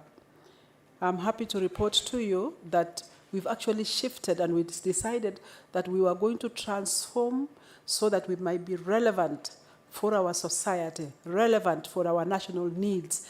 And so the kind of training that we are now embarking is one that will produce highly talented but ready to use graduates going forward. And if I had time, I would elaborate some of the strategies. I take this opportunity, therefore, to acknowledge the strong research partnership between the University of Nairobi, Nairobi's Population Studies and Research Institute, and the National Council for Population and Development. Together, we have made significant strides in synthesizing population issues through rigorous research, ensuring that vital insights are accessible to decision makers and stakeholders so that our decision-making process is guided by data, guided by robust research data that will actually inform that policy, so that then in terms of sustainable development, we are backing policy dialogues, policy engagement, and policy implementation through research and development. So as we delve into these complex discussions, let us remember that we are part of a global village. The challenges associated with population dynamics do not recognize borders, and therefore our solutions must extend beyond them. Collaborations and knowledge exchange will be key to devising innovative strategies that are informed by both local contexts and global best practices. Therefore, I invite all of you to engage actively in the discussions over the next few days on our chosen theme, Navigating the Future, Population Dynamics and Sustainable Development in Kenya. I firmly believe that there exists a strong linkage between population dynamics and our aspirations for sustainable development as communities and as a society, and together we can explore these connections to build a brighter future for our lovely nation, Kenya. Once again, welcome to the University of Nairobi, welcome to the Kenya National Population and Development Conference. Let us make the most of this invaluable opportunity to learn, share, and collaborate. And remember, this is not a ticking of the boxes, it is a discussion with destiny. May the Lord bless each one of you and have a fruitful discussion during these few days as we dialogue on this important task. I want to thank you for your kind attention and may God bless you. Over to you. Thank you very much, Professor Jesang Hutchinson. We now open the stage to another amazing lady from the United Nations Fund for Population, the country director, Dr. Pilar de la Corte Molina. I hope I did justice to that name and did not put an axe to it. Karibu sana. Thank you, and good afternoon. And I just want to make a clarification that I'm here on behalf of Anders Thompson, who couldn't be here today. I'm Pilar de la Corte Molina, the UNFPA Deputy Representative. And just to break the ice and explain a little bit, I always explain that my name is Maria del Pilar, then de la Corte is my dad's last name, and Molina is my mom's last name. So I'm from Spain, and that's we always keep both last names, father and mother. So just a clarification, but I understand it's a little bit challenging. Same way, it's sometimes challenging for me to spell out your last names. So bear with me if I made any mistake. So, but thanks a lot, and I really want to appreciate first the University of Nairobi for hosting this important conference. Mr. James Muhati, Principal Secretary, State Department of Economic Planning. Dr. Mohamed Sheikh, Director General, NCPD.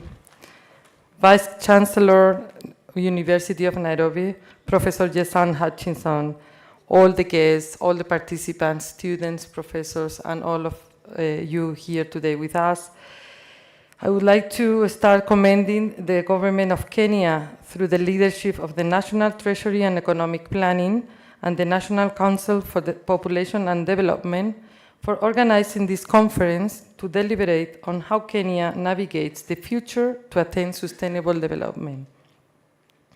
Today marks exactly 5 years and 4 months after 8,300 delegates made over 1,200 commitments during the Nairobi Summit on ICPD 25, hosted by the government of Kenya, the government of Denmark, and the UNFPA, to accelerate the implementation of the ICPD Program of Action and finish the unfinished business.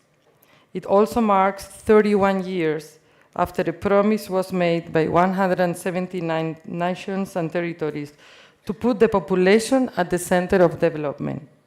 We are also about 5.5 years away from 2030, by which time we are expected to have achieved the targets of the ICPD, SDGs, and the Kenya Vision 2030. As we look back over the years of implementation of the ICPD Program of Action, we are proud to see more women and girls, men and boys, benefiting from programs initiated under the ICPD agenda. We have witnessed increased access to modern family planning contraceptives from 27% in '93 to 57% in 2022. A reduction of the prevalence of female genital mutilation from 38% in '98 to 15% in 2022. A reduction in the proportion of women who have experienced physical violence from 24% in 2003 to 16% in 2022. We have also seen increased generation, availability, and accessibility of disaggregated data for decision-making. Kenya has consistently conducted the census every 10 years, as well as the Kenya Demographic and Health Surveys and other surveys. But while we have made significant progress over the years, there are still critical gaps that require ongoing technical and financial support. Although we have seen a slight decline in maternal mortality ratio from 362 per 100,000 live births in 2014 to 355 in 2019, intensive work is needed to drive this number down further and achieve the SDG target. Despite some progress in addressing adolescent pregnancy, with the rate reducing from 18% in 2014 to 14% in 2022, the decline has been minimal and stronger actions are needed to tackle this issue. We have seen a concerning drop in registration of births and deaths, from 83% in 2021 to 77% in 2023, highlighting the need for improved systems and outreach. It is also crucial to create more employment opportunities for our youth, to ensure a brighter future for the next generation. UNFPA is working in partnership with a wide range of stakeholders to achieve zero preventable maternal deaths, eliminate unmet need for family planning, eradicate gender-based violence and harmful practices, and ensure the availability and accessibility of population data for informed decision-making. As we engage in discussions on various population issues at this conference, the recommendations and actions we agree upon should focus on leaving no one behind, particularly women, girls, young people, and individuals living with disabilities within our borders. Finally, let me assure the government of Kenya of UNFPA's unwavering support and commitment to implementing the Population Development Program in Kenya, particularly the ICPD commitments.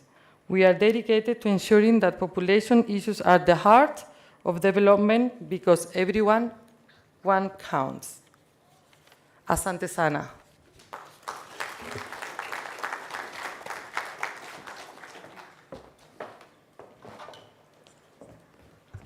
She deserves another round of applause, ladies and gentlemen. Thank you so much. There is still more to be done. There are initiatives underway, And this conversation shall continue, of course, for the next hour or so, and of course in the next 2 days. Ladies and gentlemen, it is now my privilege to just ask Daktari Mohamed Sheikh to please come and continue with the rest of the program. Karibu sana, Daktari. Thank you, the MC, thank you very much. I know it's after lunch, isn't it? The glucose is down, isn't it? Very good. But I want to say this, you know, the song here, that's NCPD choir. There is, our motto is, our population, our prosperity is our, what? Can we say that? Our population, our prosperity, our responsibility. Can we say that in chorus? Our population, responsibility. And that is the work of the State Department for Economic Planning. Our people, our prosperity depends on how we take our responsibility. Our PS, our chief guest, PS James Mohati, who is ably representing our CS of National Treasury and Economic Planning, Professor Jasank Hutchison, the VC, Nairobi University, our board chair representative, James Kimonye, Mwalimu Harun Yusuf, who is the CEO NANOC, our EPS, Timothy Kaguo. Ladies and gentlemen, good afternoon. I think, again, I know we had made my remarks in the morning, but mine is just to take this opportunity first to invite the representative of our board to make remarks on behalf of the board, and then also invite, also introduce other board members. So I want to first invite Mr. James Kimonyo just to make remarks before I also proceed to invite the rest. Please, James.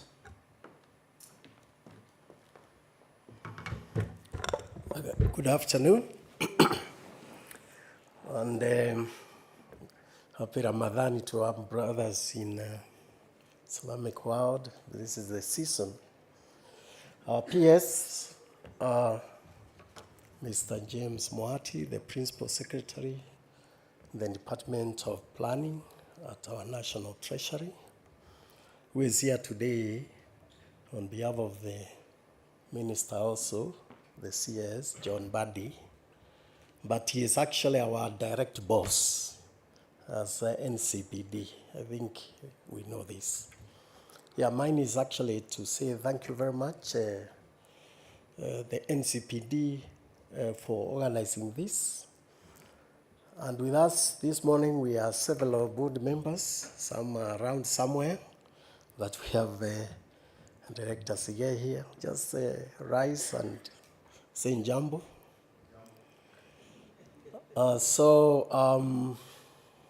And I'm speaking on behalf of our chairman, retired General Dr. Julius, sorry. Yeah, sometimes names can disappear. Julius Karangi, yes, Julius Karangi. I'm speaking on his behalf. He carries many titles. He is also a chancellor of Dedan Kimathi University, actually. So mine is basically to say we are very happy to have been part of this very well-organized conference. And I would like to thank all those participants and the sponsors. Many of them we have seen on the exhibition there. You are in here in big numbers, and we do appreciate that. Without you, probably this would not have happened. And also our staff who have organized this conference. So that's all really, is just welcome you and feel comfortable this afternoon. Thank you.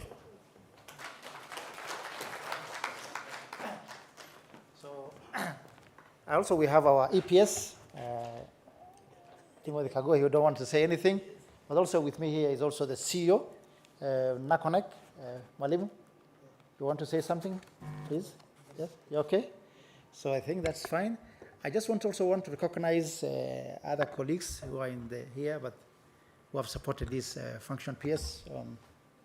There is Dr. Beth Kagwana. Daktari, please. Can you just say hi to the team here?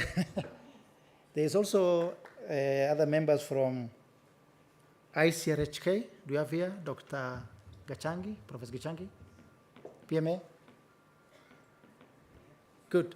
Prof, all right, is there? And there are many other partners, peers, who supported this function, and we want to thank them. Peers, the theme of this event is Navigating the Future, Population Dynamics and Sustainable Development in Kenya. Peers, this is just to take stock of the Kenyan population, where we are after many years of independence. Peers, Kenya hosted the 2019 ICPD 25 Plus conference. Last year, 2024, we celebrated the ICPD Cairo conference of 1994. PS, to take stock of that, we thought we need to have a conference to bring the academia, the researchers, and the policymakers. PS, in the morning we had a panel discussion, and we had a keynote speech from the PS State Department of Public Service and Human Capital, and we had a very fruitful, very insightful discussion of key panelists from several government agencies and also institutions of research. And also PS, we also had breakout sessions, at least 2 breakout sessions on one, no, I think there were 3, sorry. One on the youth bulge and the demographic dividend, another one on population and well-being, and the third one was on population policy. PS, also we have exhibitions, and also we have posters, presentations. PS, we have in this conference, we called for abstract, and we received more than, I think, was it 300, Catherine? We have received more than 300 applications, PS, abstracts.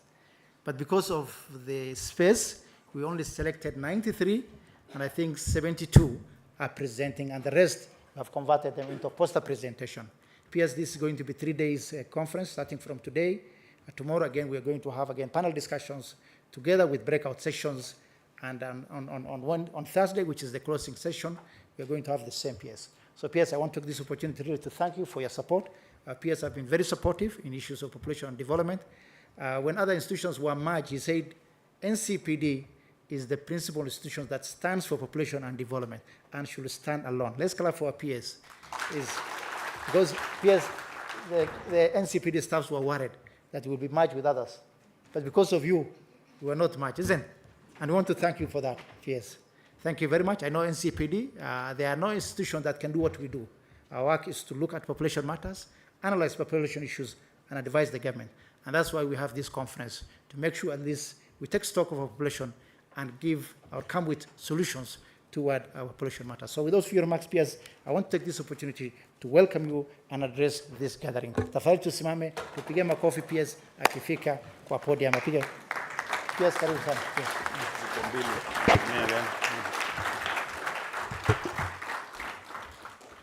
Thank you very much. You may take your seats.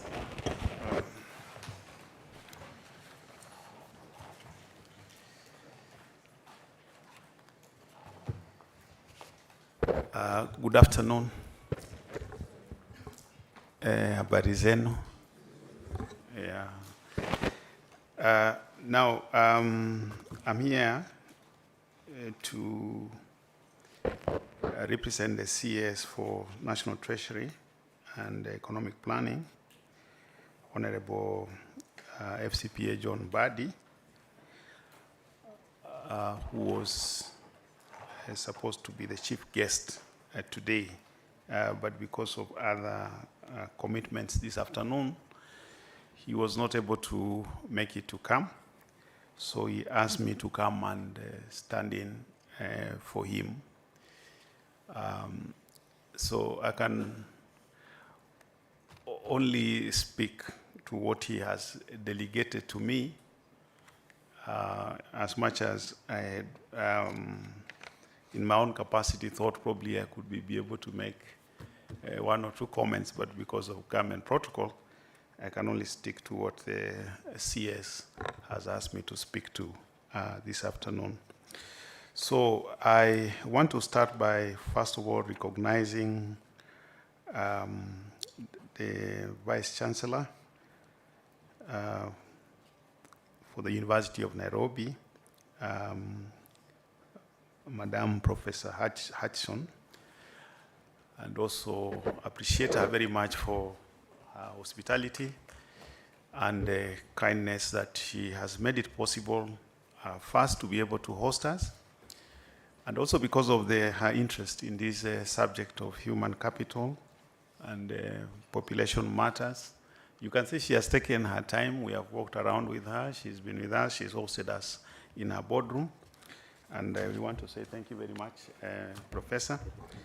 I want to also recognize the representative of the board chair, Mr. James Kimonye, who is a member of the NCPD board, and the other board members. I saw Mheshimiwa Sigei here. I think he's stepped out.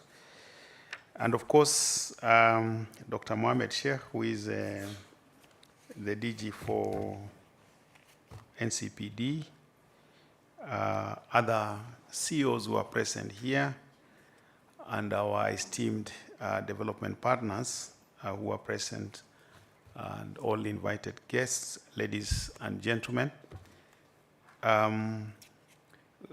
Good afternoon. Yes, I'm reading the speech of the CS. If we are to develop well-informed, sustainable strategies, and then we must seek to have the right information. This is why I'm honored to join you today to officially open the Kenya Population and Development Conference. I wish to thank, through the State Department for Economic Planning, the National Council for Population and Development, which is a semi-autonomous government agency under my ministry, for organizing this important conference that brings policymakers, researchers, the academia, and other key stakeholders together to deliberate on population matters, which are an integral part of our social and economic planning. This conference comes at an opportune time when the country has started implementing the fourth medium-term plan, which is informed by the Kenya Vision 2030, bottom-up economic transformation agenda, global and regional commitments. It is my hope that the conference will bridge the gaps between the policymakers and the researchers, the private sector, development partners, and other stakeholders. Ladies and gentlemen, this conference provides us the golden opportunity as stakeholders to discuss contemporary population issues. The global, regional, and national agenda on population and development as reflected in the Sustainable Development Goals, these are the SDGs, International Conference on Population and Development Plan of Action, this is the ICPD, the African Union Agenda 2063, the EAC Vision 2050, the Kenya Vision 2030, and the bottom-up economic transformation agenda require such convergence of thought and effort. The outcome of this conference will not only realize the requirement under these instruments, but will contribute to the achievement of our national goals and aspirations. Ladies and gentlemen, the demographic landscape has evolved over the past 50 years, presenting countries with varying opportunities and challenges. Developed countries are experiencing population aging and shrinking working age populations due to low fertility, while the developing countries are faced with the youth bulge and employment challenges arising from rapid population growth. Adjusting population and development policies is therefore increasingly becoming necessary to address these demographic shifts. Ladies and gentlemen, Kenya, like many other sub-Saharan countries, continues to experience a relatively high population growth rate, which has placed significant strains on ecosystems and natural resources, social services, housing, and infrastructure, while contributing to unemployment and environmental pressures. Population issues are complex, and it is necessary to address them in a holistic manner. Over the years, the government has adopted a multi-sectoral approach to address the population challenges. As a result, the country has made significant progress in improving population and development indicators, such as in life expectancy, a decline in maternal mortality ratio, as well as reduction in under 5 mortality rate and reduction in teenage pregnancy. The thematic areas identified for discussion in this conference aptly reflect the government's population and development priorities, including as outlined in our session of paper number 1 of 2023 on the Kenya National Population Policy for Sustainable Development. The policy aims to attain a population age structure that will accelerate economic development.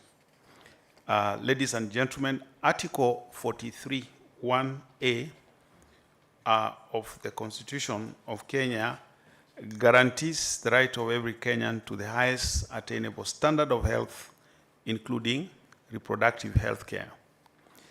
Giving effect to this provision is the National Reproductive Health Policy 2022 to 2032 that guarantees achievement of universal reproductive health coverage to all persons in the country.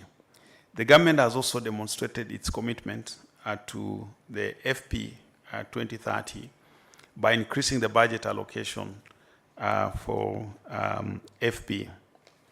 Ladies and gentlemen, healthcare is one of the pillars of government development blueprint as captured in the bottom-up economic transformation agenda. And in the Kenyan health policy of 2014 to 2030, that directs ensuring significant improvement in the overall status of health in Kenya. In addition, the Kenya Universal Health Coverage policy of 2020 to 2030 aims to ensure all Kenyans have access to essential quality health services without suffering financial hardship. Other initiatives to promote health and well-being include the Kenya National NCD Strategy Plan of 2021 to 2025-2026, the Kenya Mental Health Policy of 2015 to 2030, the National Road Safety Action Plan of 2024 to 2028, and the Health, Aging, and Older Persons Health Strategy of 2022 to 2026. Ladies and gentlemen, migration and urbanization continue to be of great concern and has implications on development planning, both at national and also at county levels. This is mainly because majority of migrants are young people aged between 20 to 24, seeking jobs and education opportunities, but the ever-increasing numbers are unable to find decent employment to be able to financially support themselves as well as their families. Kenya has instituted a sound legal and policy framework to address migration issues. This includes Kenya Citizenship and Immigration Act of 2011. This is the Amendment Bill of 2023. The Kenya National Migration Policy, the Global Compact for Migration. This is the GCM implementation plan, and the Kenya Refugee Act of 2006. There is the Children's Act of 2022 and Kenya Diaspora's Policy of 2014. There is a Counter-Trafficking in Persons Act of 2010, which was revised in 2012, and the National Policy on Labor Migration of 2023. If well planned, urbanization has the potential to improve access to education, health, housing, and other services, and to expand people's opportunities for economic productivity. The National Urban Development Policy of 2016 guides policymakers and devolved functions in responding to the urban development challenges. The vision of the policy is to have secure, well-governed, competitive, and sustainable urban areas that contribute to the realization of the broader national development goals articulated in the Constitution of Kenya 2010 and the Kenya Vision 2030. While recognizing that some counties have developed spatial plans to respond to these emerging issues, there's need for all counties to accelerate measures to address rapid urban expansion. Ladies and gentlemen, Kenya is experiencing multifaceted effects of climate change, including increased frequency and severity of droughts, unpredictable rainfall patterns, and rising temperatures. These environmental changes have far-reaching consequences for human health, natural resources, and overall well-being of communities, particularly among vulnerable populations such as children and pregnant women.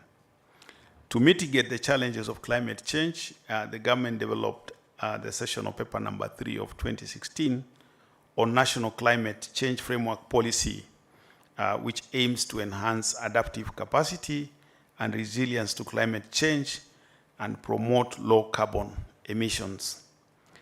The government of Kenya also enacted the Climate Change Act 2016 to guide the mainstreaming of climate change adaptation into sector planning, budgeting, and also the implementation processes.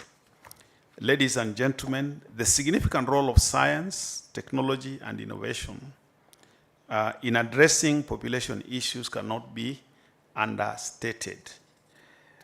The science, technology, and innovation, or the STI tools such as Geographic Information System, this is the GIS, advanced data analysis techniques, remote sensing, digital census platforms, and modeling software facilitate better understanding of population dynamics and enables monitoring of demographic trends, and promotes informed decision-making through easy accessibility of population data. The leverage on innovation, Kenya has transformed the science, technology, and innovation sector through adoption of the ST&I Act of 2013 and the STI policy of 2020 to 2030 that aims to mainstream science, technology, and innovation in all the sectors of the economy through targeted investments. Ladies and gentlemen, gender-responsive policies and programs, as well as laws, ensure that the needs of men and women, boys and girls, are addressed in all sectors of our country's development process. Article 27(8) and 81(b) of the Constitution of Kenya 2010 provides for the state to put in place measures for the implementation of the gender principle that ensures at least a third of each gender in all elective and appointive posts. The Sexual Offences Act of 2006 and the Employment Act of 2007, among others, ensures equality in addressing the gender challenges that hinder full participation in development. The Children Act of 2022 protects children's rights including provisions and addressing child marriage and female genital mutilation. Adolescent pregnancy and childbearing negatively impact the economic growth of a country due to poor socioeconomic outcomes such as school dropout, lost productivity, and intergenerational transition of poverty. To mitigate against these challenges, the government, through the 2020 National Social Reentry Guidelines, facilitates and formalizes teenage parents' reentry into learning institutions. Ladies and gentlemen, Kenyan's resource is its people, particularly skilled youthful population who can significantly contribute to national development. The harnessing of the demographic dividend from the youthful population can catapult the country's development. Young people who are custodians of the future can be at the forefront of social transformation if provided with quality education and high potential work environment. The revamping of the technical and vocational institution is aimed at improving skills and competencies that enhance opportunity for the young to positively engage the work environment.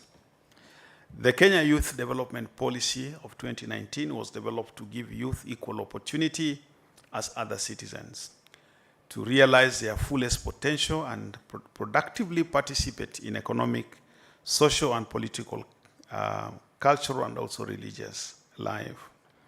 Programs such as the Kenya Youth Employment and Opportunities Projects, the KKYEOP, were initiated to improve youth employability and assist in job creation. In addition, the National Employment Authority Act 2016 was enacted to provide for a comprehensive institutional framework for employment management to enhance employment promotion interventions, to enhance access to employment for youth, minorities, and the marginalized groups, and for also connected purposes. To ensure meaningful participation by youth in entrepreneurship, the government came up with access to government procurement opportunities. This is the ACBO, which facilitates enterprises owned by women, youth, and persons with disabilities to be able to participate in government opportunities. Further, the National Youth Service was restructured in 2013 to equip young people with skills to participate in the country's development agenda. Ladies and gentlemen, this conference offers an opportunity to enhance knowledge and awareness of the population challenges we face today, share new approaches and best practices that can inform policy and program development aimed at enhancing the quality of life for our population. I therefore wish you all fruitful deliberations in the quest for new insights to inform the national development agenda. With these remarks, it is now my distinctive honor and pleasure to declare this conference officially open. Thank you, and may God bless you all. Thank you.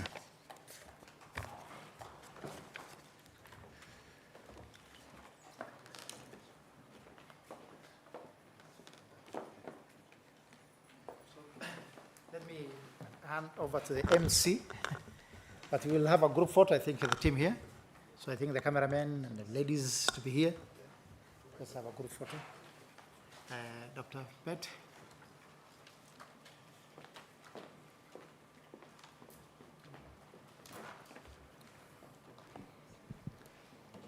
Asanteni sana, thank you very much, sir. And we would like to release our guests. Let's have the photographers do the photo.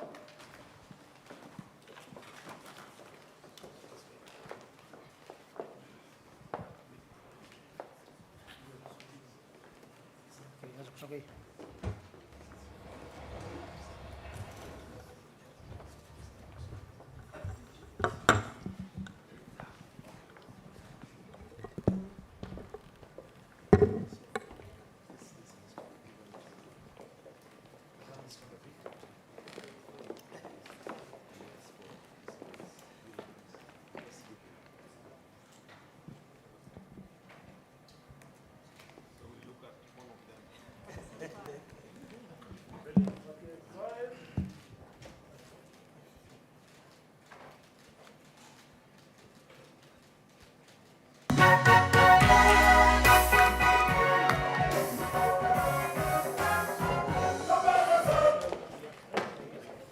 So there is a present here. Somebody is meant to receive a present.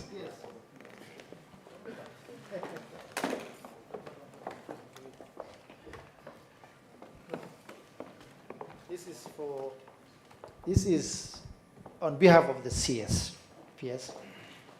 This is the Kenya Pyramid at the moment, 2025. So you can see the base is large, the middle is a bit protruding, and up there, the apex is very small. So we have a small elderly population, the youth are there bulging, but also the children are also very many. So this one is under your shoulder to lead this country, and this is the pyramid you are carrying, PS, on behalf of the CS.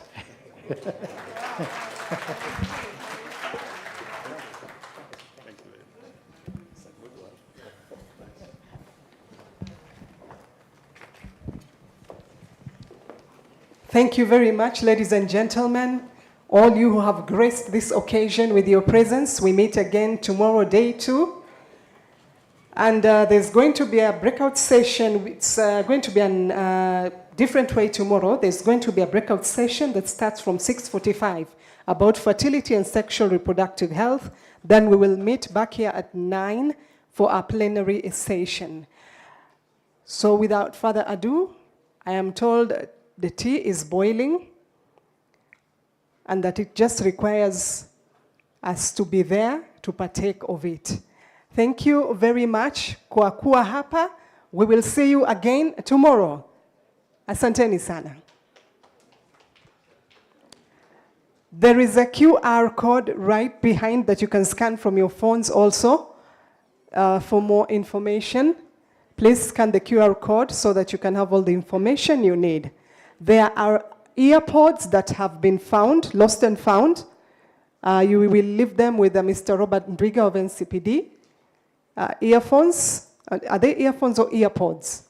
Oraimo earpods. Please find your way to Mr. Ndwiga or the press room if they are yours. Asanteni sana, shukrani sana. Karibuni chai.